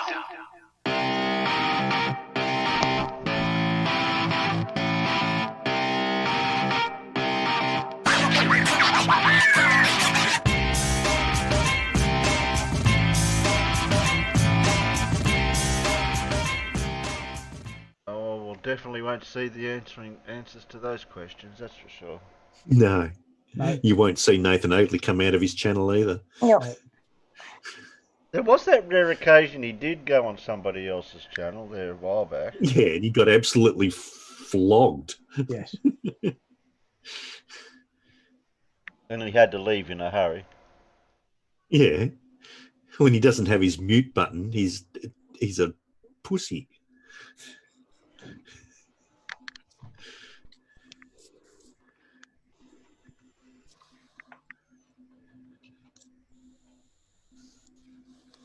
Oh, what have we got? Last video. If there really was a dome, some dickhead would have spray painted his ex-girlfriend's phone number on it by now. They have already got it. That was Sable Eagle. Well, they'd have, and also they'd have the work for the doll blokes up there cleaning it. That'd be a really, really, really, what's it called? No, brain's gone blank. Career. Oh, I like The dome to have a cleaner. thunderstorm parked outside. What? Well, I just wondered, I thought, what's that bloody rumbling I can hear? And I thought, well, it's not coming from anybody in here. And I just realised, no, it's outside because the sky's gone black and there's a thunderstorm. All right. Oh Oh, no, lovely. you got I'm weather. quite hot here. You're having Yeah, you're having weather. We're having weather, yes. We're quite good at that over here. We're quite good at weather. A lot of weather. I kept having to mute because I had a helicopter hovering over my place. So. Oh, we've been getting loads of Apaches coming over recently. Yeah, more than likely for my neighbours. So hey. Ah.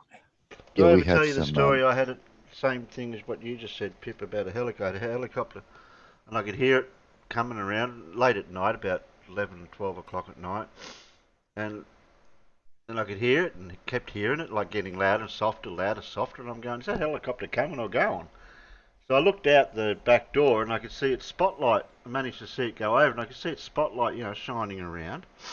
Looked out the front, the cop car went down the road and another cop car went up the road. And I went out the back, had a looked at the helicopter, and next minute this bloke running through my backyard.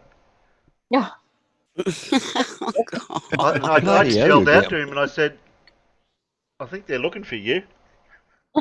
And he ran through the backyard, jumped the back fence, and helicopter's lights coming near my backyard, and I just waved up to him, waved to the helicopter and tried to point in that direction. And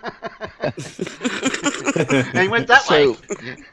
So Terry, you're getting so popular, you have to have the police helicopters, searchlights to protect your place. All these fans trying to get to you. Oh, you didn't do a rugby tackle on him then? No. Yeah. No, he sort of came to me. I was out near the back veranda. This wasn't here. This was the other house.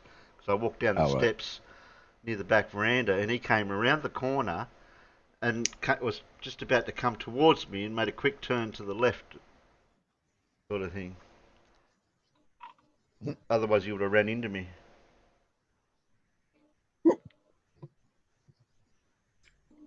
I just yelled, I think they're looking for you. He just went and tried to jump the back fence. And How many stars, Dora? I don't know. Lots? oh. Is there lightning? Who's that question to?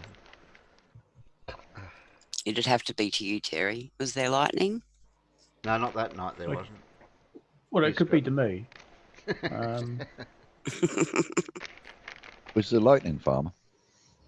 I haven't seen any yet, but the problem is, unless you're actually looking, you're not going to notice it because it's the middle of the day, isn't it? I don't know how dark it got. 'Cause you'll know if you got lightning because your internet will disappear. Didn't you know you hear the thunder? Then you'll know there's lightning. Not necessarily. Can you hear the thunder? But you can have lightning without thunder. Yeah. Well, I don't know. it does seem to be passing me by because it's not actually raining here. We're obviously on the edge of it. Probably but, coming up here because it's got very hot and it's still cloudy and yucky. What have we got? No, I think it's heading out towards Milton Keynes by the looks of it. Yeah, well, they can have it. Yeah, it's going east, not north. Okay, vote for the last video. Could you blow it the other way? I don't want to come this way, farmers. I ain't blowing the boat One. right at all. I ain't going out there. Everyone vote one. No, it's A. 1000%.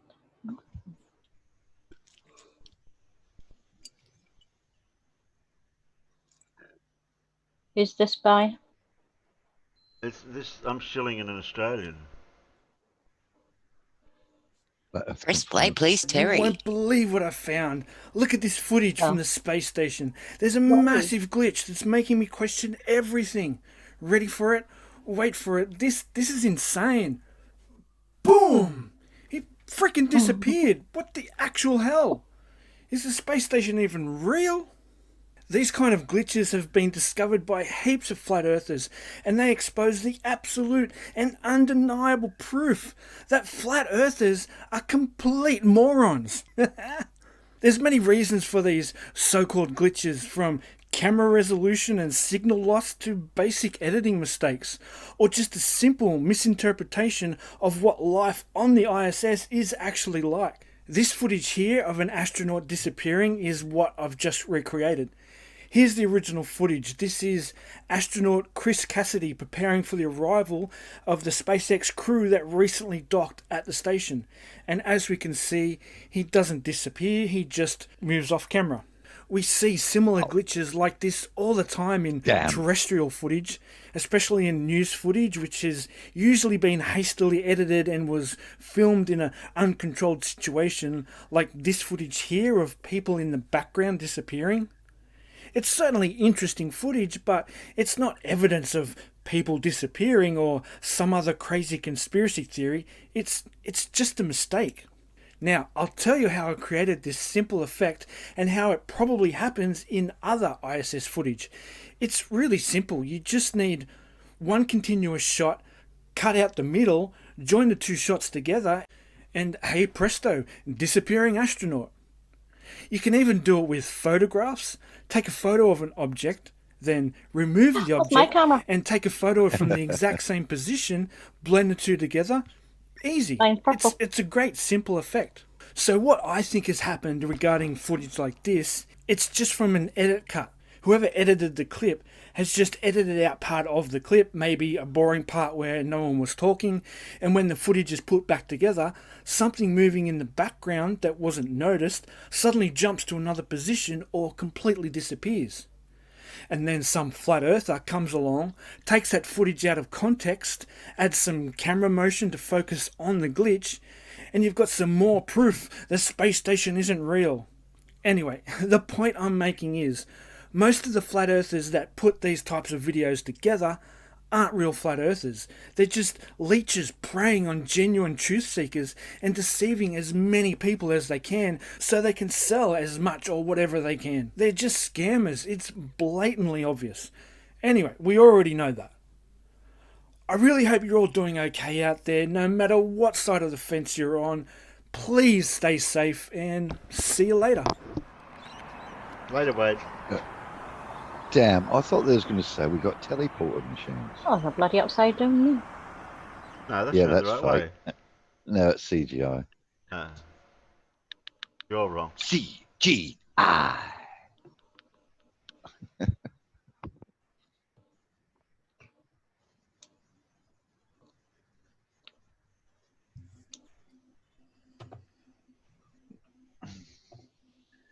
What are you shouting about out there, Phil?